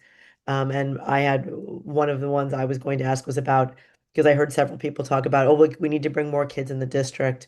And thank you for Trustee Rotterman for asking that and Mr. Shield for answering that. how that doesn't actually improve our budget situation. But on the same in the same vein, there were some comments about the governor's proposed education budget and how that should be great for us. And also related to that, the reserve levels of 3%, which are for the state-funded districts. But I know those things, but I wondered if maybe it's a question for Mr. Shield, if you could just address those two things in relation to how our district is funded and financed. I think I answered the question earlier in regards to how we're funded, but we're funded primarily based upon local property taxes against both commercial and residential properties in our in our school district. That is the primary way, and we receive a percentage of the total property taxes that come in. There is some state funding that we receive based upon certain specific programs. In addition to that, we do receive some federal funding as well for some specific federal grants, and then local through donations and other revenue sources there. But by and large, the predominant, and by predominant, it's the majority, the significant majority of our funding comes from local property taxes. In regards to the reserves, as you indicated, the statewide minimum reserve is 3%. But because of the volatility in local property taxes, it is generally recommended that school districts like ours in a community funded district have a higher percentage of reserves in order to weather those the volatility in the property taxes. Because if our property taxes go down, we do not get backfilled by the state. Unlike other school districts, that are funded by an enrollment decline or by ADA, if their local property taxes go down, it is backfilled by the state, and the state picks up the difference. We don't have that cushion and that protection behind us. Thank you. Yeah, I do believe you answered. You had talked earlier about how our district is funded, but because the question then came, sorry, I'm losing my voice. Because the question came after you had already said that, I wanted, or the public comment came afterward. I wasn't sure if everyone had heard it. And I want to say since I'm speaking anyway, I have been through this as a teacher. I joined in a time of difficult financial situation in the state. So I've experienced receiving a pink slip. I empathize with the uncertainty and the disruption that causes. In my case, it was, are we going to need to sell our house? It was a serious situation, and I don't take it lightly. It's not what none of us want to be doing. However, I don't think attrition gets us there. I don't think moving slower gets us there. We are going to be in a worse situation if we wait even a year. We will have spent down 35 million of our reserves, maybe more. And then we will really be at that place where we are at 20% or 20, or maybe even less of reserves within a year. So that's why the county is concerned about our level of deficit spending. And the other issue is attrition doesn't necessarily target where we need it to go. We may still need to replace people. A hiring freeze doesn't necessarily help us because we need people in certain positions. And if those people leave or retire, we're going to have to fill them. Whereas it doesn't actually solve the situation. I appreciate that the district has been very communicative, far more than when I received a pink slip as a teacher. We've been starting these conversations since October, and we've been very open and transparent, I feel. And so there's lots of information out there. I know some people are coming to this more recently and may not have listened to those earlier presentations, but we have received, but this has been a subject of conversation for almost 6 months now. So I appreciate the transparency. I appreciate that we've listened to our community and we've made revisions to that. So thank you so much. Trustee Fairchild. Thank you, President Lieberman. Mr. Shield, I have some questions because I sense there's concern about class sizes. And this was not covered in this presentation today. What is the anticipated class sizes for elementary schools for next year? This was presented in the original presentation at the February board meeting, and so I'll be reading the information from that that what was provided there. At the district-wide averages, based upon the current staffing allocations for TK would be 18.5. For kindergarten would be 21. For grades 1 through 3 would be about 22. And for grades 4 and 5 would be 25. Okay, thank you. Now we just heard about open enrollment and how we have 1,300 applications. What happens when we don't staff tightly at our elementary schools with that number of applications for open enrollment? Based upon our current board policy, the board policy says that if there is a seat available, and there's an open enrollment request, then we are to grant that request. So if we are not staffing tight enough, and it creates a significant amount of additional enrollment, then the district would need to accept all of those open enrollment transfers to the space available in each grade level at each school, which may have an impact on some of the neighborhood schools where the students are coming from. Thank you. The other thing that came up was this, it was mentioned about the skip rule. Can someone explain what the skip rule is? So this skipping criteria is something that is negotiated with the local union.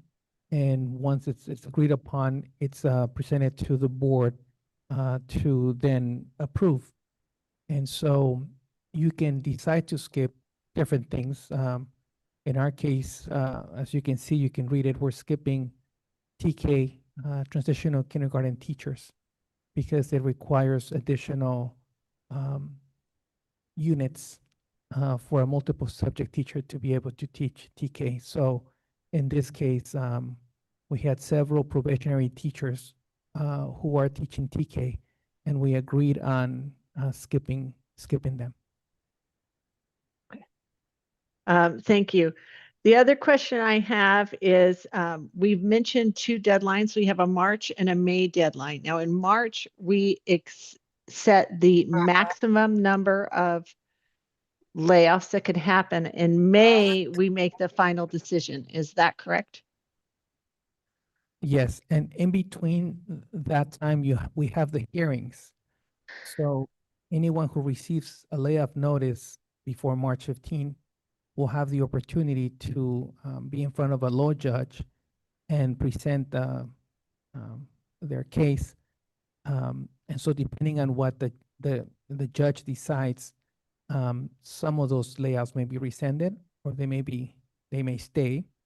In addition, if we have additional resignations or retirements, we will then resend all those notices as well. Okay. Thank you. One of the things I was reminded of when Mr. Shield was talking about was what happened when I first got on the board when the beautiful Levi Stadium was reassessed.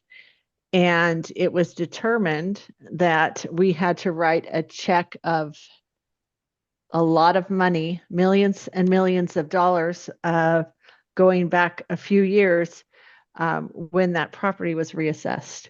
And I think that was what Mr. Shield means when our property tax situation changes.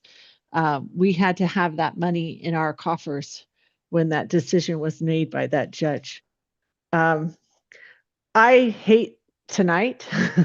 This has been a really hard time. I know I'm asking just a lot of clarifying questions, but I feel like I like people to be on the same page. But I understand the necessity of needing to make this first step, doing further evaluation, and then making the final step in May.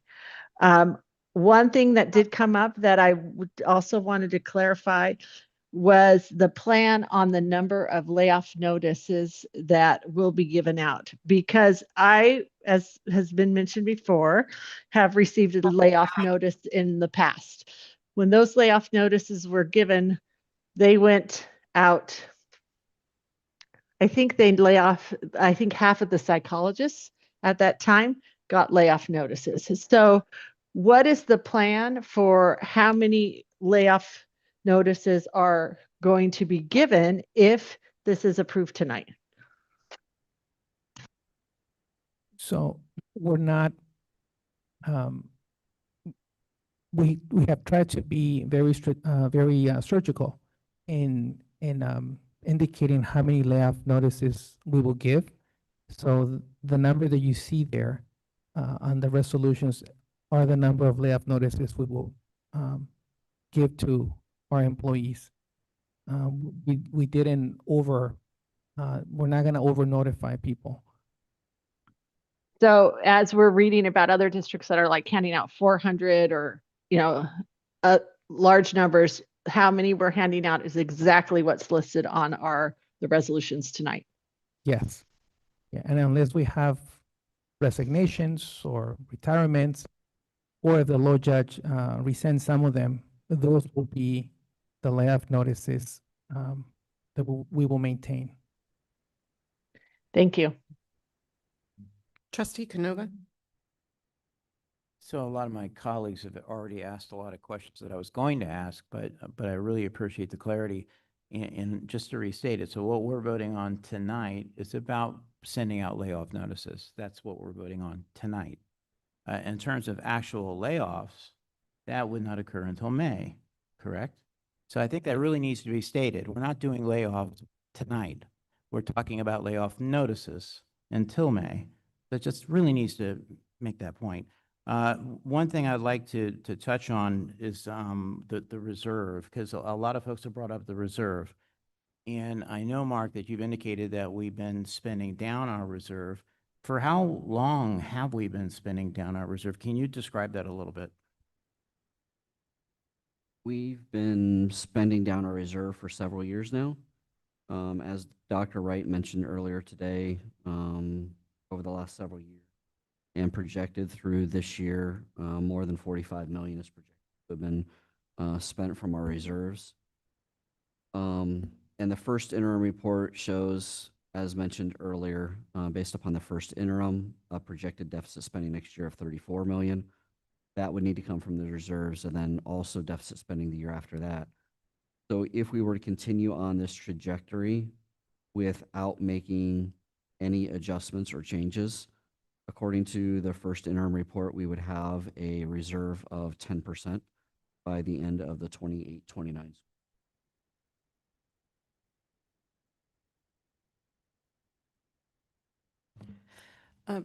Dr. Gonzalez, going back to the TK question, can you clarify, because I was under the impression that the reason why the TK teachers were skipped was because there weren't other teachers on the seniority list that had the appropriate ECE or early childhood education credits that would to take the place of a probationary TK teacher.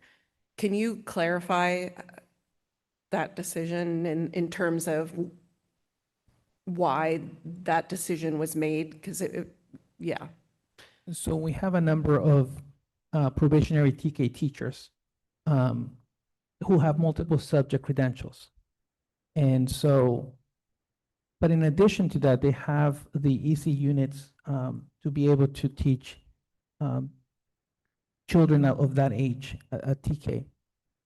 And so if we had not skipped them, or if you take action on the resolutions, then they would have been, they would be on the list to receive a layoff notice. Then we wouldn't be able to have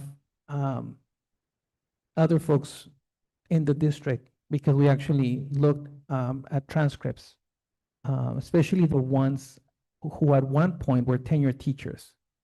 if they could take over some of those TK positions. And we found one teacher. I know that we also have maybe some of our TOSAs who may have those units to teach. But in this case, because there are positions for example, the TOSA teachers who will be reassigned. In this case, they're not being laid off, they're being reassigned. We felt comfortable in maintaining a skipping process for the TK teachers, since we would need to have those positions filled anyways. It would have been silly to lay them off and then bring them back because they were the only ones who had those proper units and authorizations to be in a TK classroom. So unlike B-clad teachers, where we have 30 B-clad teachers in the district that could take those positions, we don't have 30 TK teachers who have ECE credits that could take those positions. So it's not kind of an apples and apples. We don't have teachers in the district or enough teachers in the district to have the qualifying early childhood credits. So that's why we can't skip. That's why we have to skip Yes, the TK teachers. and we agreed to do that, to skip TK teachers. Okay. Yeah, kind of reminds me a little bit of the initial question from Mr. Radaman, with like, why did we hire the B-clad teachers, since you mentioned B-clad teachers back in those years. So we needed those positions to be filled. We needed teachers with the B-clad. What created this push of having to lay off additional teachers is that we have reassigned our TOSA teachers, right? So we have around 62 TOSA teachers, and around 30 plus are going back into the classroom. So this created a push, right, to now have to lay off teachers. We could have almost done it through attrition, because we already have around 23 resignations or retirements within the elementary level, which was the 23 teachers that Mr. Shield presented in the elementary levels that needed to be laid off. So we could have done it. But the reason we're still having to do this is because of the TOSA teachers who have been reassigned, and they will be displacing, in a way, the rest of the newer teachers. In this case, many of them, not many of them, for Scott Lane is 5 teachers. So it's 5 teachers with B-clads who will be laid off.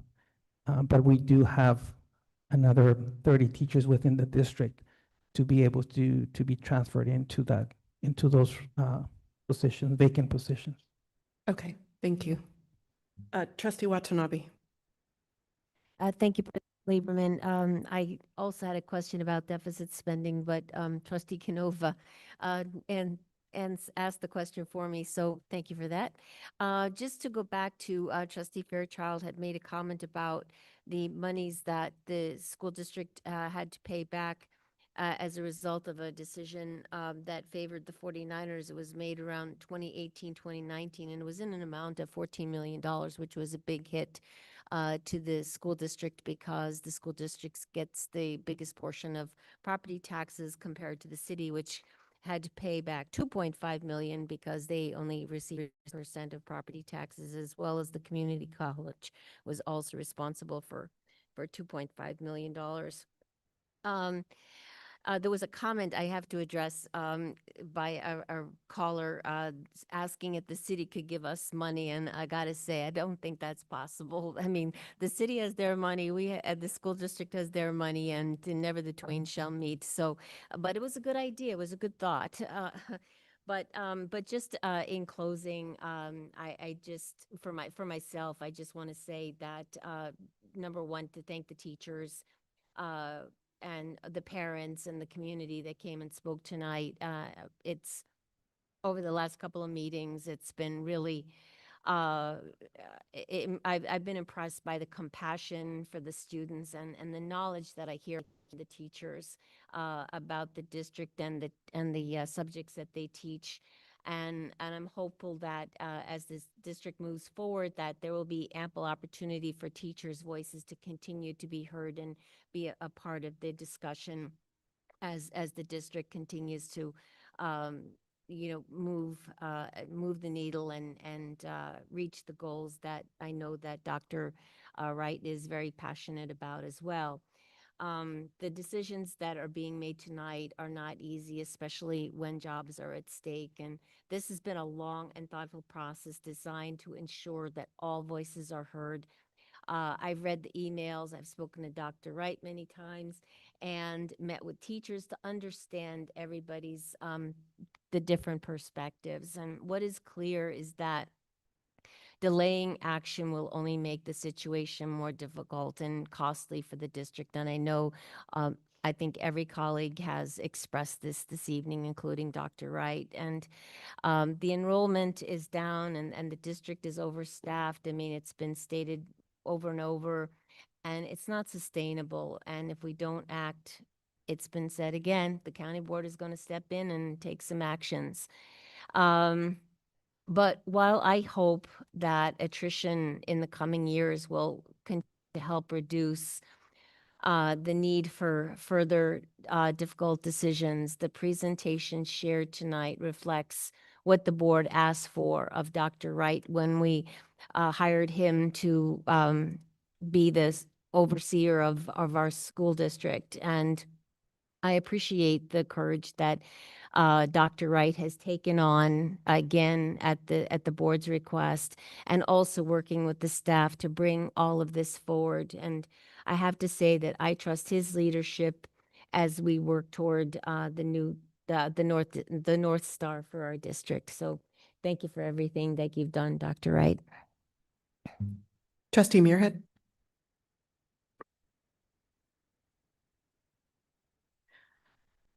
I have to say, I really appreciate everyone who's spoken up tonight and over the last few meetings. As was mentioned, we've been working on this, I think, about the second breath that Dr. Wright took in our district. We were already starting to talk about this, so it's been going on for a while, and we've taken so much time because of how big this decision is, and making sure that we had really been thinking through what needed to be done. I was looking through the comments, the notes that I took when people were speaking, and one thing that came up numerous times seemed to be the chaos and disruption caused to schools that are going to be affected by these changes. I mean, just about every school is going to be affected to some extent, but some of our schools will be affected even more than others. They'll still have teachers, they'll still have the programs, but there's chaos in having to move from one school to another, or to have to learn things that you need to now do because the person who was doing it is no longer there. There's angst around that. And so I think what I know we have such capable staff that they can learn these things. But my question to you, Dr. Wright, is what can be done to, is there additional training that we need to do for moving into new schools with new philosophies? Or is there work that, is there additional training we need to give teachers and staff members, or is there something else that we can do to help them settle into their new roles? I think that once everything is finalized and we have an idea of what staff members are being transferred over to another school site, I think the good news in it is that we're all internal candidates and we have an opportunity to be creative and together and trust our site leadership to, one, welcome them with open arms, introduce them to the culture, and have the opportunity to do some professional development early this spring before we launch the new school year so that we can get a head start and support our students on day one. So there will be some opportunities in the spring for us to have those collaborative sessions to make sure that we're ready to go in August when the students show up. So you think that these transfers, we're going to know before school's out who's going where? That is a hope. Once everything is finalized in May, then we'll have an idea of they'd have to know before they leave for the summer. But once they're finalized in May, we'll have an idea of what staff members are transferring to what school sites, and then we could put together some collaborative sessions so that we can integrate them into the new system as soon as possible. I think that's really important. I think the more we can do around that, the better, so that our staff get a great start to the year of knowing what they're doing and feeling comfortable where they are and knowing who they're working with. I think that that's really important, because I know they can all do the job, but it's the angst and the discomfort of it that I think makes it so hard. Nobody wants to have to move somewhere, but some of those moves are going to be needed in order to cover all of the positions that are needed. So I think the effort that we make by all of our staff to integrate people in as they're moving around and supporting those people who are having to move, I think will be really, really important for everyone to pay attention to. So thank you. Okay. If we're done with J1, I want to move to J2, which is the first resolution. But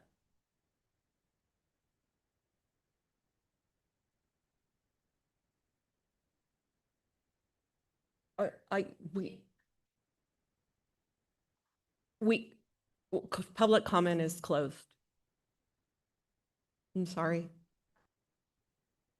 What? Comments and questions is over. We closed public comment. That includes question.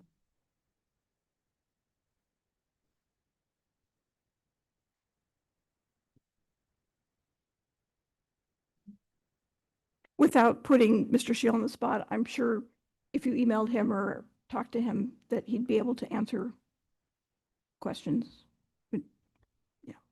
Yeah, we can't. At another time, we can't do it tonight.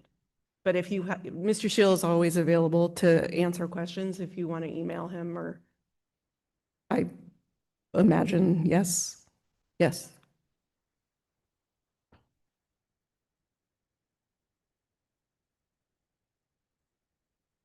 Okay. Okay. If trustees are done with questions on the presentation, we'll move on to J2, which is Resolution 2609, Resolution to Release and Non-Reemployment of Temporary Certificated Staff. Does anyone have comments or questions about this resolution? If not, I need a motion and a second.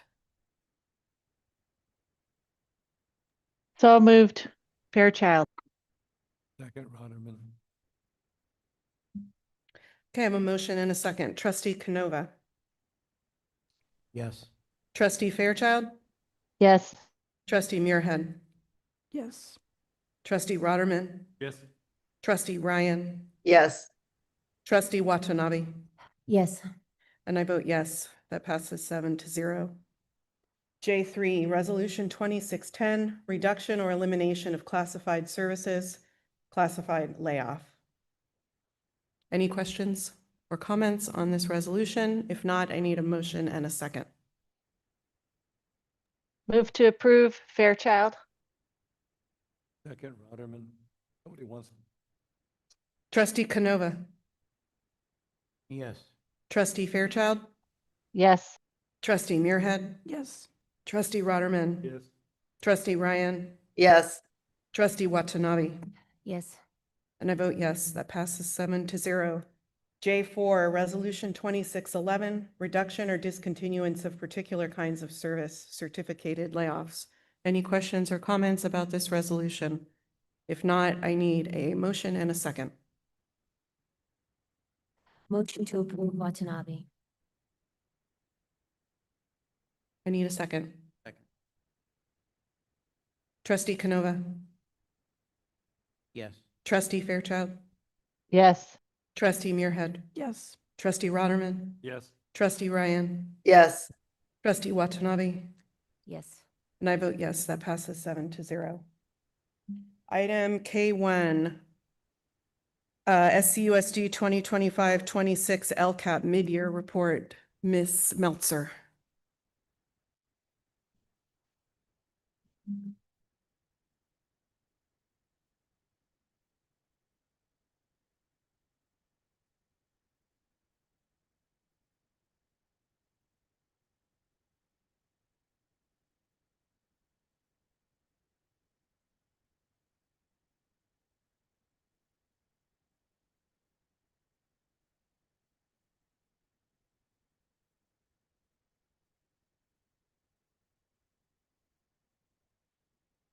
Mr. Ayala, can you present this slide deck when you have a moment?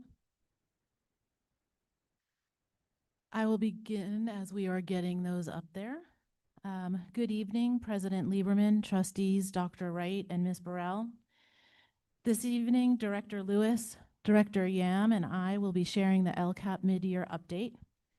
Before we begin, I would like to thank Mr. Lewis, Ms. Yam, and their respective teams, and many members of the Ed Services team for bringing this presentation to life tonight. The district is required by law to present a mid-year report on the implementation of its approved LCAP every year by February 28th. When this law went into effect many years ago, I was at the SCCOE, Santa Clara County Office of Ed, overseeing the department that approves LCAPs across the county. I remember thinking then that the mid-year report would add to the workload of district office staffers, but that monitoring progress was a vital part of the continuous improvement cycle. Now, as a district staffer myself, I can confidently say that I still agree. This is an essential part of the process. It has allowed Director Lewis and me and Director Yam and Dr. Knavel and many others to sit down and think critically about our LCAP. When new eyes look at any project, it provides an opportunity to refine and improve the work ahead, which is what we intend to do when we bring the annual update to you in May. For tonight's presentation, we'll review available mid-year outcome data related to metrics not previously discussed during the October CASP meeting or the December dashboard presentations. And we will also discuss all available updates on mid-year expenditures and implementation data for our goals and actions. Because we will not be discussing every single action and metric tonight, we have also attached a report that summarizes metrics, expenditures, and implementation data for goals 1, 2, and 3. Mr. Lewis and I have streamlined that report this year in an effort to make it easier for the public to digest. This slide is, excuse me. Sorry. This slide is the timeline for the year. It shows where we've been and where we're going. Given the time of the evening and the emotionalness of the evening, I'm going to try to go through this a little bit more quickly. So please do pause or let me know if you have questions as we go. But we've met with our district advisory committee, our DLAC committee, our superintendent student council, and we've shared a lot of anticipated changes to the LCAP this year. We have more meetings to go over the course of the rest of the spring. And our annual update will be presented to you at a public hearing on May 28th and again for action on June 11th. Prior to that, we'll send it to the County Office of Education for feedback. As you know, this is the second implementation year of the 3-year LCAP. The development of the annual update will inform the LCAP for our upcoming school year, which will be the final year of this implementation of the LCAP cycle. 1 year from now, we will begin writing a new LCAP for the 2027 to 2030 3-year cycle. We're going to begin with LCAP Goal 1. And as you remember, Goal 1 is focused on academic achievement and accelerating achievement of our historically underserved populations. This goal has 9 actions, 8 of which are contributing. Contributing, as a reminder, means that they primarily benefit our unduplicated students, who consist of our economically disadvantaged students, those experiencing homelessness, foster youth, and English learners.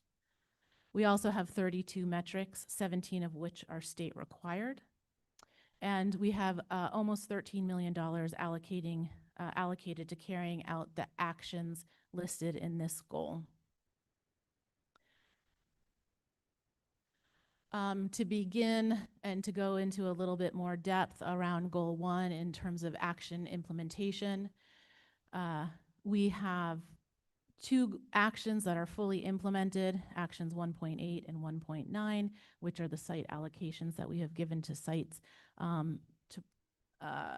to help them put programs in place to benefit our unduplicated students. We have many actions that are on track. That's the green portion of the circle. And while I have 4 outlined here to highlight for you, I'm going to cut that in half for time's sake, but please let me know if you'd like additional information. So 2 examples of actions that are on track currently are 1.1, which goes around providing professional learning and instructional coaching to enhance our teachers, classified staff, and site administrator capacity to improve student learning. At elementary this year, our sessions have been focused on key areas such as M-Class DIBELS literacy assessments, our SRSD writing frameworks, and the Spark physical education curriculum. At the secondary level, all content area staff members have been part of year-long cycles of professional development focused on aligning instruction with state standards and frameworks, which will go very nicely with the Tier 1 strategies that we're working on implementing for next year. Another example of on-track implementation is 1.3, where we're providing small group intervention by our early literacy support for early literacy support to our students with the highest needs. That's most often done by our lit teachers, who will work with approximately 475 students across 14 sites this year. We also have one goal or action, within this goal that is lagging. That is action 1.2. We are lagging in the area of tutoring, the tutoring program that we wanted to implement, which I'll talk a little bit more on an upcoming slide. This next slide shows that we are on track for spending the majority of the actions within Goal 1. The one action that we're lagging on is that 1.2, action 1.2, which is around the supplemental tutoring. Our district team is actively seeking a program that meets our specific student needs and is sustainable for the long term. But through our pilot of external tutoring that we have at Cabrillo for Math 8 and Wilcox for Geometry this year, we have determined that that particular program is not sufficient to justify continuation beyond this year. So part of the problems and challenges that we're finding is that there's a high turnover rate, which makes it difficult for us to onboard the tutors in an efficient manner when they come into our schools. So we continue to look for other partners that can work with us on a long-term basis. But I do want to point out a new emerging tutoring opportunity that is being piloted at the Agnew campus. It's pretty exciting. Our McDonald High School students are tutoring kinder students at Agnew in writing. This helps our high school students because they're learning how to teach our kindergartners, which is of course strengthening their own writing skills. And there is early evidence that this model will be impactful for both the high school tutors and the kindergartners receiving the tutoring. And I do think it's a beautiful example of why we have 3 schools on that campus to be able to do that cross-school collaboration amongst the students. So we look forward to watching that grow. We wanted to also share some expenditure highlights with you. I will point out that for 1.5, The color in that box with the orange circle is different than it was in the original document published to the agenda on the Friday before the board meeting, but it was updated on Monday before 5 p.m. It is now green. It was originally orange because we sort of were thinking about it as a lagging indicator because we've only spent about 36.3% of the funding associated with Action 1.5, which is related to our CTE work. But when we thought about it more deeply, we realized that this is the time of year when we start spending the majority of our money for our CTE programming. We have OSHA training for all of our construction students coming up this spring, and there are a lot of opportunities for our students to participate in conferences and competitions in the spring. So a large amount of that money will be used over the course of the rest of this school year. So we changed that to being on track. This slide also shows an expenditure highlight. Action 1.2 relates to the work we're doing providing additional support for our students. And 1.2 is what I talked about just a few minutes ago with regards to tutoring. But I will say, because of our challenges with finding the perfect people, we haven't spent anywhere near half of the $200,000, given that we're halfway through the school year yet, currently. However, I will say that there is a benefit to that because our funding source for summer program, which is 1.4, the bottom one on this chart, has come in much lower than the $1.13 million anticipated allocation. So we will be using the balance of 1.2 to help supplement costs for 1.4 so that we can provide summer programming for our students in ESY, the 6 through 12 Newcomer Academy, and the high school credit recovery options that we will have for our high school age students. So while we are lagging in that area, it is now beneficial so we can reuse that money. And I will skip this one. All right, I'm going to hand it over now to Mr. Lewis so he can talk to us a little bit about the metrics for Goal 1. Good evening, President Lieberman, trustees, Dr. Wright. So I'm going to just briefly orientate you to the graph that is on the screen. It will be the same for the remainder ones, so I will not do it for any other ones. But the distribution of the metrics, they're either under development, the outcome data is available, or the data collection is in progress.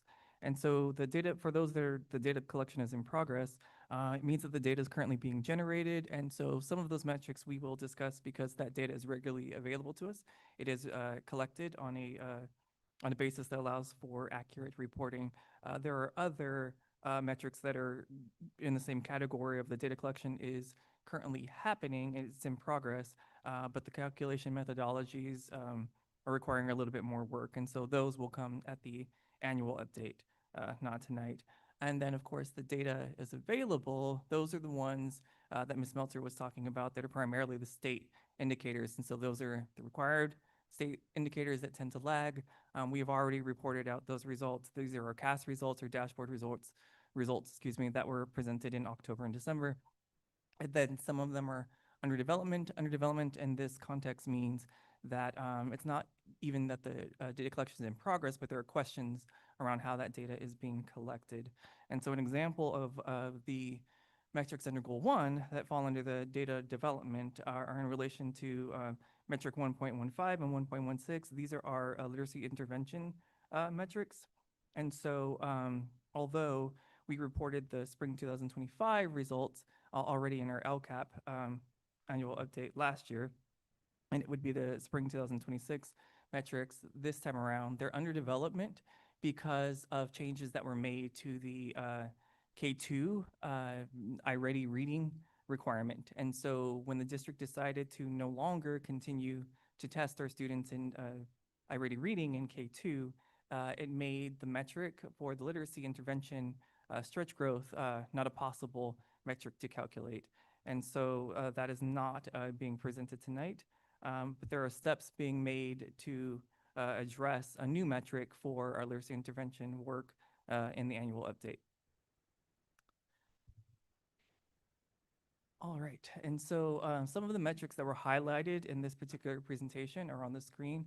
You can see that we took a look at metric 1.16 and 1.19. These two metrics are paired together because one is looking at our AP course enrollment, that is metric 1.16, and the other one is looking at our CTE course enrollment. And so together they sort of make up the overall picture of college and career readiness.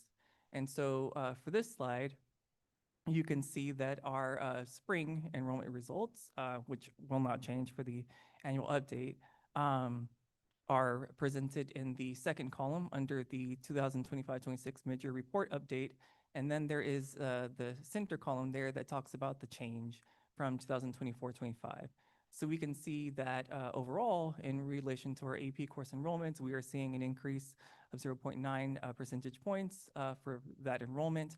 And then there were increases amongst our English learner population and our LTEL population. As far as our target goes within the LCAP, we are above. We've met our 3-year target that was set for ourselves for overall AP enrollment while being below in all of our unduplicated student populations. So I just want to say now that as we look through the presentation at that target, a lot of the targets will be below the 3-year expectation. And I think that many trustees, as we've gone through this data before, have commented that some of our targets may be a little high. And so that is definitely something that we're looking to correct moving forward, but it is reflected in this LCAP because there are still our targets. And then just to say in relation to CTE, you know, we're seeing increases in CTE enrollment overall and amongst our duplicated populations, including our Hispanic Latino population. And then for the 3-year target, we are above what our targets were for CTE enrollment for our English learner population, while being below in all of the other student groups. Okay, and then these are 2 other metrics in relation to goal 1. They're looking at unduplicated student participation in after-school programming. That's metric 1.13, and then metric 1.14 is, again, looking at enrollment within our after-school programs, but specifically the students who are showing academic need. So the idea was, you know, trying to enroll more kids with academic need within our after-school programs. Now, Ms. Meltzer had mentioned the you know, the sort of the lag in the SOAR model, the program for after-school programming. This is actually not looking at that particular model, but looking at ELOP enrollment. And so for the first one, for the percent of unduplicated pupils who are enrolled in essentially the ELOP program, we are seeing declines from the fall 2024 numbers, but again, this is an ongoing enrollment throughout the year, and so we'll see where we actually end up being in relation to our unduplicated population. But looking at metric 1.14, excuse me, looking at the population of our unduplicated pupils who are showing academic need, we are seeing increases in enrollment in that after-school program for our foster youth and our homeless youth, which are 2 student groups that we definitely want to be serving through our after-school programs. And these are 2 more metrics, 1.26 and 1.27, again, in relation to academic goal number 1. 1.26 needs a new baseline. It just needs to be recalculated. Again, this is it is a holistic look at growth amongst our unduplicated population as it relates to iReady reading. Again, it's that K2 change that was made, and so that needs a recalculation. K2 is still taking the math iReady exam, and so that's why a metric 1.27 has been provided for you there. And so as a note, this metric is looking at the difference between Diagnostic 1 and Diagnostic 3, because this is the mid-year, this is the change between Diagnostic 1 and Diagnostic 2. So we are lagging right now for the change between that first diagnostic and the second one in relation to overall LTEL, economically disadvantaged and students with disabilities, but we are seeing a plus 14 percentage point for our English learner population in relation to math.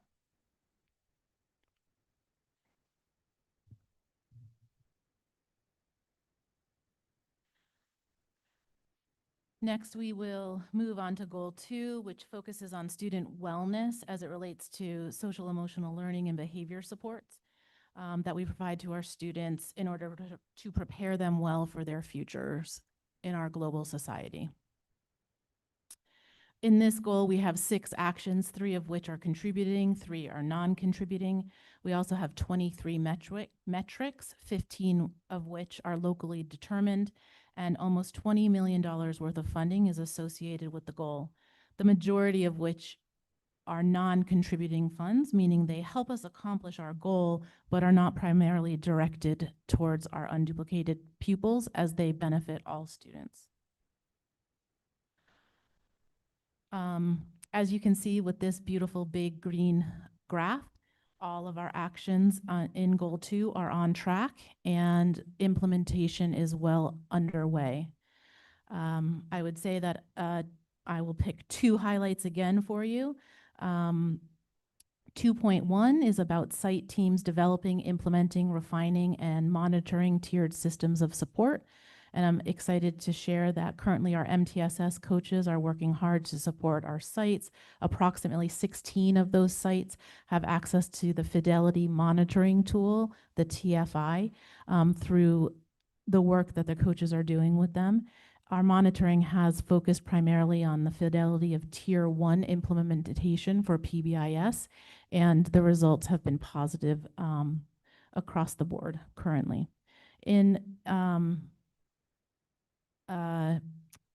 Action 2.3, which is related to providing equitable mental health and wellness support for all students, I want to highlight the opening of the calming spaces at both Cabrillo and Scott Lane this year. Many of you attended those ribbon cutting ceremonies, and we have been hearing excellent reports from both staff and students that they are a huge benefit to our students on our campuses. The next slide shows our LCAP spending for Goal 2. And as you can see, almost 67% is on track, 33% is lagging at this time.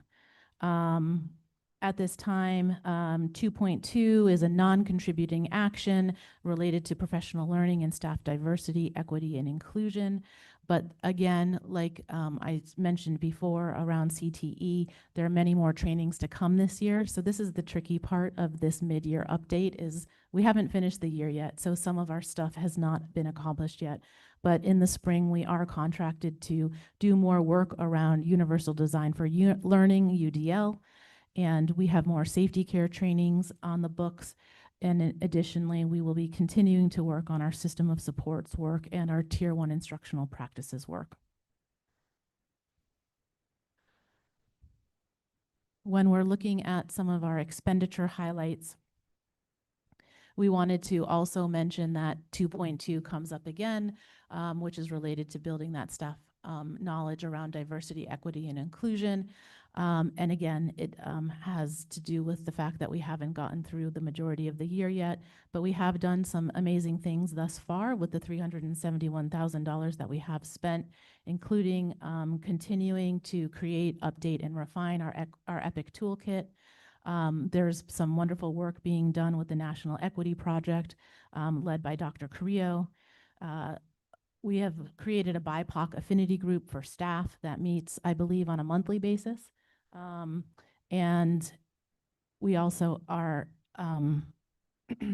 continuing with our 504 trainings, which might be an interesting and unique way of thinking about diversity, but obviously the students who have 504s do have special needs, so it is related to diversity, equity, and inclusion. And it is time to talk about metrics for Goal 2.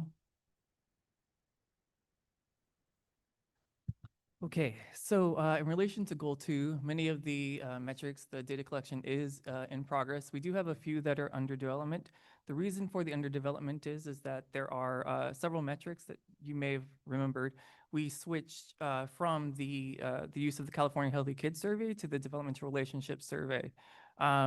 That decision was made last year. However, that data collection has not happened yet this school year. Myself and Dr. Carrillo, in consultation with Ms. Meltzer, felt that given the current status of where we are with the district, although we had planned to administer several questions of the DRS this spring, we felt that it would be best to move forward with utilizing the California Healthy Kids Survey that we did collect this past fall. And so we're looking to reinvigorate those metrics into the LCAP, but it does place the DRS ones under development. As far as some of the data collection that is in progress, this slide here, I'm going to speak to a couple of elements. So metric 2.11 and 2.13 have to deal with professional development or learning within our secondary school staff as it relates to mental health literacy, which is 2.11, or the anti-bias equity diversity training. And so although the data collection is ongoing for these, I want to note that these are aggregate metrics. And so it looks at all of secondary. You can see there that we're reporting the mid-year data at 100% of middle school staff have been trained in the mental health literacy, but we're still waiting on the high school to be trained later this year. And then similarly with metric 2.13, it is a PK-12 metric. And so although 100% of middle school and middle school and elementary have been trained, we are still looking at high school. You may notice that 2.2 is no longer there. That metric is under development or under revision because that had to do with the Narconon training that was required by the state, but that is no longer being required, I believe, and that Narconon training is being shifted to the actual students having that information and not necessarily staff. And so the metric is a staff-based one, not a student one, and so it will be removed. And then the last metric on this slide, 2.14, has to deal with child abuse prevention, and so that is our required Keenan training. And so this has been updated from the initial presentation that was sent out. I think we had the mid-year sitting at 100%, I want to say, but we did do some additional checking with HR and updated that to be the 99.8% of elementary school staff that you see there, which is a 1 percentage point change from 24-25. And so 0.2 below because our goal is, of course, 100% of our staff trained, and so we are still working towards that. And then this metric has to deal with our number of classroom presentations conducted by school counselors and wellness coordinators, so that collective effort that they do as of January 2026, we have about 1,270 presentations combined that are being reported. That is a reduction of about 376 presentations. But again, those are ongoing throughout the school year. And we are actually 69 above what the target was for that particular metric. All right. Goal 3. This is focused on the partnerships that we have with our educational partners, including students, families, our labor partners, businesses, and community members. In this goal, 6 actions, 2 of which are contributing, 14 metrics, 11 which are locally determined, and approximately $1 million associated with this goal.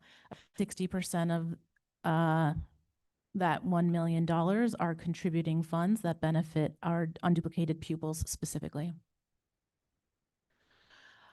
In terms of action implementation, we have 1 lagging action, which relates to 3.2, and that relates to culture and climate at our schools. Over the past year, we have heard from students and families that they would like to see themselves better represented in their school communities. And while we have exciting things happening across the district at individual schools, such as the Diversity Council at Santa Clara High School, the Mariachi Band at Booksor Middle School, Del Muertos and Diwali displays at multiple sites across the district on an annual basis. We have also more culturally diverse books in our classrooms that we add to those libraries on an annual basis. And most recently, we had a training for our administrators about Ramadan, and we've sent out information about the Lent fasts that are currently going on to help them understand how to better support our students who may be fasting during these religious observances. However, this is still an area that we can improve upon. There are a few highlights in this area in terms of the ones that are on track. I will highlight one of them, which is 3.4 regarding the labor management partnership. This year, one of our focuses from LAMPS has been on the site leadership team networking meetings. We've hosted 3 sessions this year, one in September, one in November, and our final one in February.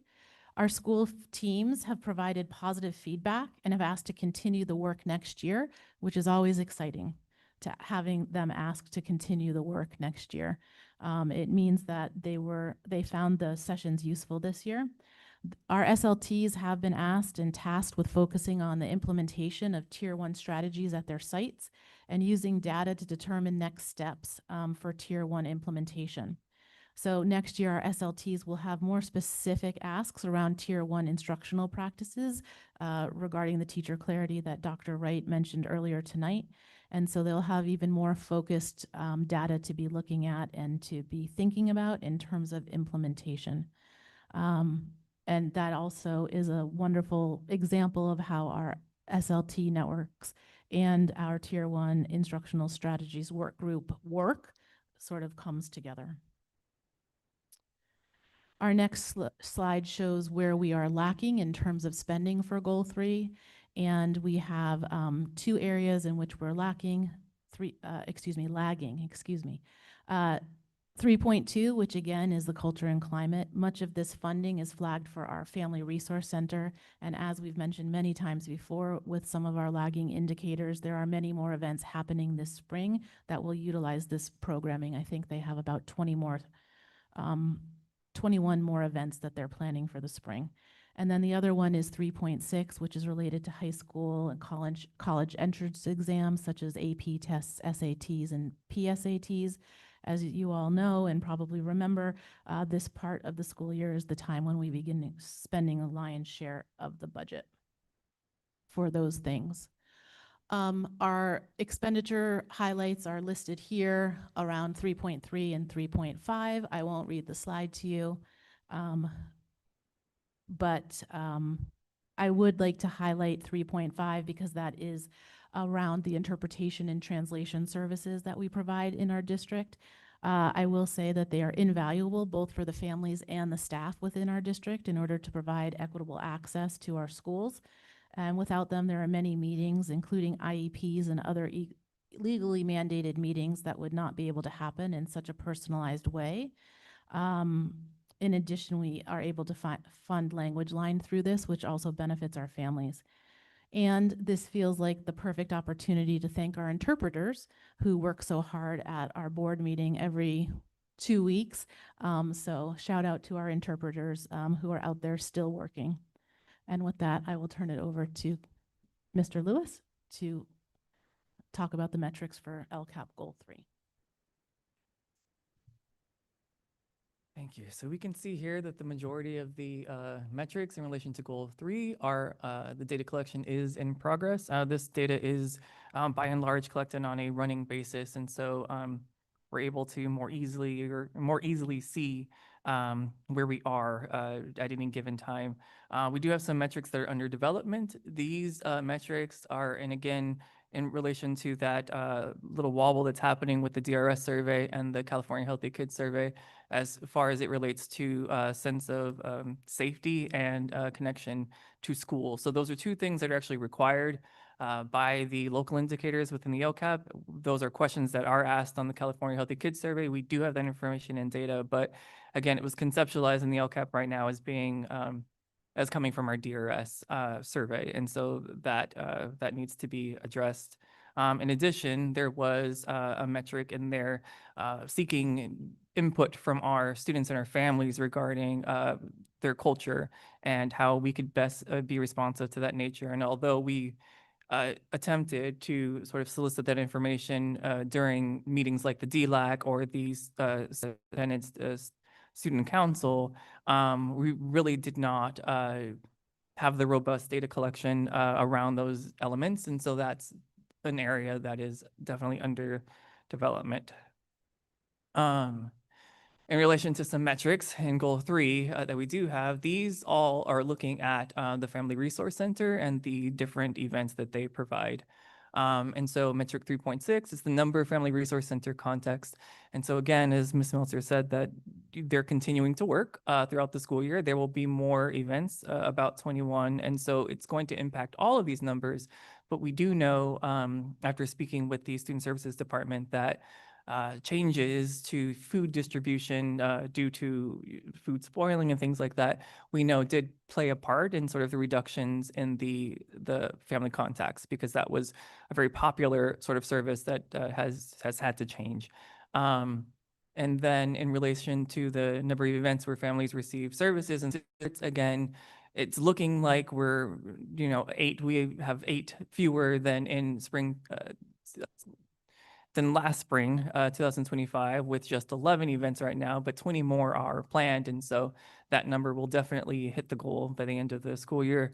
And then the last metric is really in relation to feedback from the parents after attending those events and how they felt that it had a positive impact.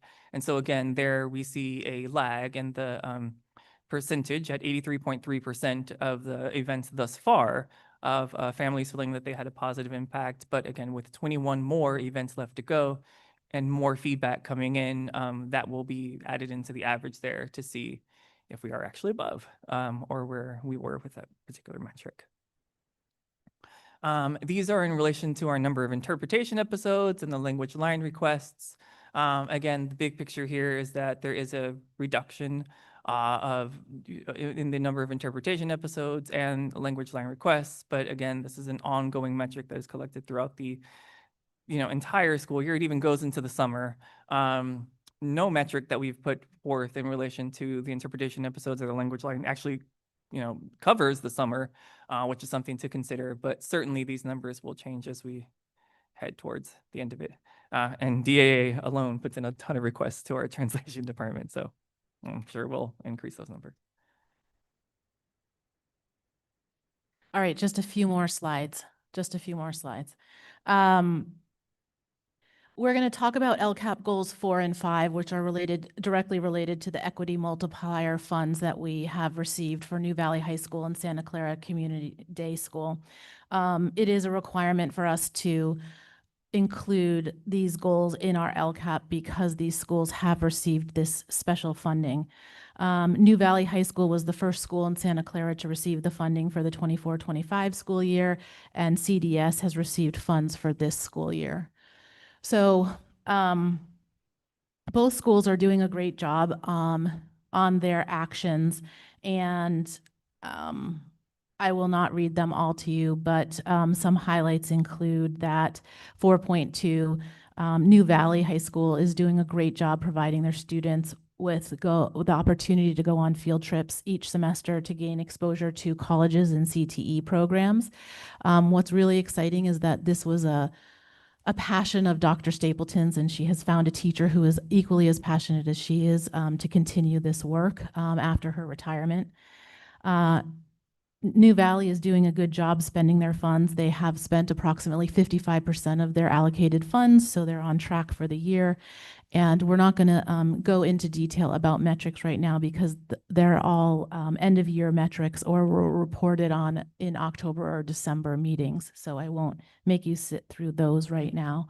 In terms of CDS, Can I just interrupt for a quick question? Yes. On that last one, and maybe this one, there's some that are in orange.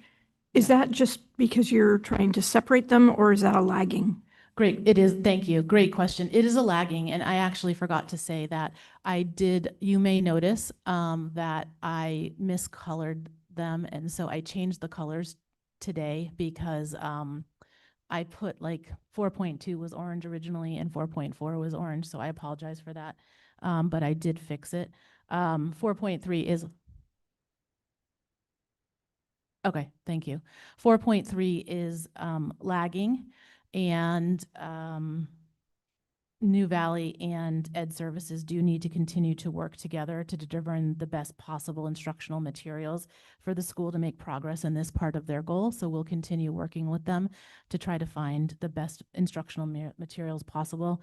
And on 4.5, we mark this as lagging. It's a tricky one because we do anticipate there will be an increase in the number of students earning the seal of biliteracy. But right now we're thinking it's about 1 or 2 students, which is lower than our desired outcome. Thank you for that question, Jody. Or Trustee Muirhead, excuse me. Goal 5 is for Community Day. And the one orange one there is around providing professional development on restorative practices and engagement strategies, 5.3. This action is lagging because of something that's sort of positive. They had to abandon it earlier than they would have liked to, but not before they went to a district wellness training offering to try to accomplish this goal. But they are redistributing these funds or diverting these funds because of their model school work that they're doing. And I think we'll have some official exciting news to share very shortly. But they needed to use some of these funds to prepare for that and to attend the conference that they've been invited to attend to celebrate their model school designation in April and May. So otherwise, though, they are on track. And I do, with 5.5, I do have to give a shout out to Principal Manning because she does an excellent job implementing their Eagle scorecards and reviewing student behavior data on a weekly basis. She analyzes the weekly student behaviors and shares it with the entire staff in her weekly memo. And their focus on data has truly helped them disrupt patterns of poor behavior and task avoidance amongst their schools. And every week I get her weekly memo, and it's just wonderful to see the visualization that she has put into place in terms of her data so that her whole entire staff can see it. They're looking at attendance, they're looking at suspension rates, they're looking at off-task behaviors, they're looking at a lot of really important things that help support their students. And she always analyzes it for them, and I know they're in constant communication and constantly working together to collaborate on how to positively impact their students to be more successful. All right, this is my last slide before I turn it over to Director Yam to go through the budget slides quickly for you. But I do want to just give everybody a heads up that on May 28th, we will be presenting the annual update to you. And I want to make sure you're aware that there will be some more substantial modifications to the annual update this year than is typical for a 3rd year of an LCAP cycle. The changes are driven by the right-sizing efforts that we've spent a lot of time talking about this year, and they will impact specific actions, metrics, and funding. In addition, there will be some funding adjustments due to a decrease in our unduplicated pupil count. And then obviously there will always continue to be system refinements that we have to make in order to abide by our core value of continuous improvement. So while major changes in the 3rd year of an LCAP are not typical, we will have more than is probably expected, just based on everything we're going through currently. And with that, I will hand it over to Director Yam. All right, I'll go through the next two slides on budget overview for parents. Budget overview for parents is a required part of the LCAP, and it provides a high-level summary of the district general fund, which is our main operating fund that supports salary, employee benefits, programs, and day-to-day operation. Not every dollar in our overall budget is part of the LCAP, but all LCAP actions and services are included within this larger general fund budget. Our most recent budget update was the first interim budget, which reflect the actual spending from July through November and updated projection for the remainder of the fiscal year. This report was presented in December, and the next update, second interim report, will be presented in March. On this slide, you can see the projected revenue changes between the adopted budget in June and the first interim. The first line shows the total LCFF funds. LCFF stands for the Local Control Funding Formula. It's the primary way California funds school districts. The cash we received under LCFF comes from two sources, state funding and local property tax. These two sources together make up our total LCFF fund. Although this line references LCFF, SCUSD is a basic aid district, which means we receive more in local property tax than we would receive under state LCFF formula. In practical terms, our funding is driven primarily by local property taxes rather than state aid. The second line shows LCFF supplemental grants, which are funds generated by students who are English learner, low income, or foster youth. I want to clarify that the supplemental grants amount is included within the total LCFF funds shown in the first line. It is not an additional fund on top of the total on the first line. Total LCFF decreased slightly, about 252,000, largely due to property tax adjustment that occurred after budget adoption. The supplemental grants portion decreased by about 517,000 due to lower enrollment. The remaining line shows other state and local and federal funds. Overall, this increased by about $10 million, primarily due to one-time state block grant and adjustment to funding rates for certain ongoing state programs.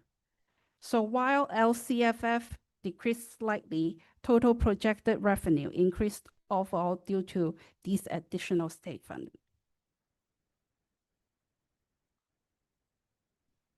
This slide shows how expenditures changed between the adopted budget and the first interim. Total general fund expenditure increased by about 25.9 million. This increase primarily due to two factors. One is we budget previously unspent restricted funds from prior years. Restricted funds are dollars that must be used for specific purposes. If those funds are not fully spent in 1 year, they must be carried forward and included in the following year's budget. Second, the increase also reflects the additional state fund we discussed on the previous slide. It is important to note that some of these new one-time state grants are designed for multi-year use, meaning districts are allowed to spend the fund over more than 1 year. Even though they're one-time funds, they do not need to be spent all in one single year. So the most important part on this slide is there was no change to total LCFF budget. The total expenditure in the LCAP remained at 33.6 million, including 13.3 million specifically dedicated to high-need students. So in summary, revenue increased primarily due to additional state funding. Expenditure increased due to carryover restricted fund and budgeting of new state grants. And the LCAP budget itself did not change. Thank you.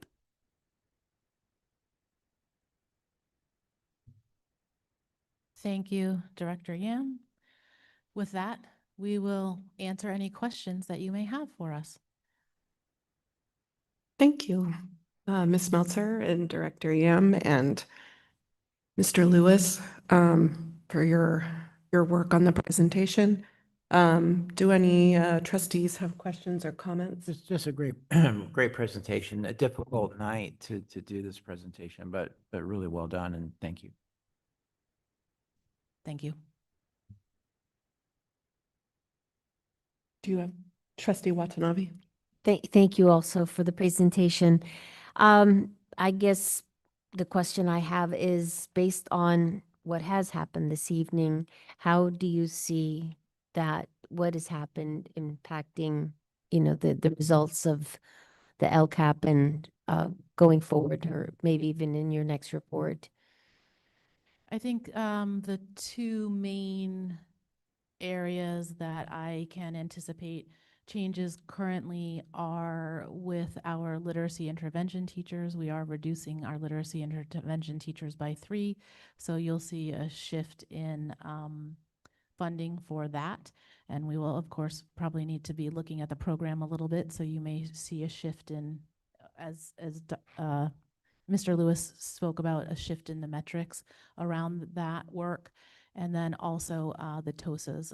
There are multiple TOSAs paid for out of the LCAP because of the professional development they provide and instructional coaching they provide. And so that will be a big change as well in terms of funding. Anyone else? I know Trustee Ryan is no longer on Zoom, so I think everybody's good. You, Ms. Meltzer. Thank you all. Okay. Oh, Ms. Dorico, was there a hand that went away? Okay, thank you. Okay, given the late hour, I think we will skip the reports from the board. So before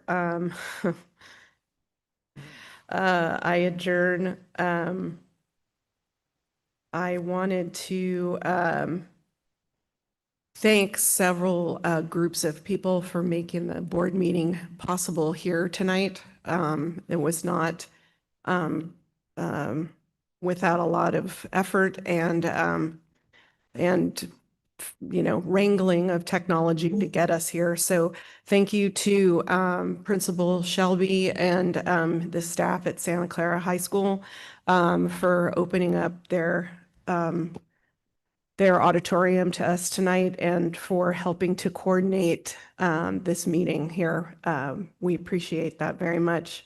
To our maintenance and operations department, thank you so much for all you did to get us here. To Mr. Ayala and the technology department, who is back there in that dark room, thank you. He's waving. Thank you. To our translators, you guys stick with us, have stuck with us so late into the evening the last couple of months. Thank you so much for all you do. I can't imagine talking that long. So thank you so much. And thank you to Ms. Burrell for getting everything set up here, getting us our dinner, having snacks, things to drink. We appreciate you very much. So with that, I need a motion to adjourn. So, Second, Roderman. all right, I have a motion from Trustee Canova and a second from Trustee Roderman. Trustee Canova? Yes. Trustee Fairchild? Yes. Trustee Muirhead? Yes. Trustee Roderman? Oh, yeah. Trustee Ryan is no longer with us. Trustee Watanabe? Yes. And I vote yes. So that passes 6-0 with Trustee Ryan being absent.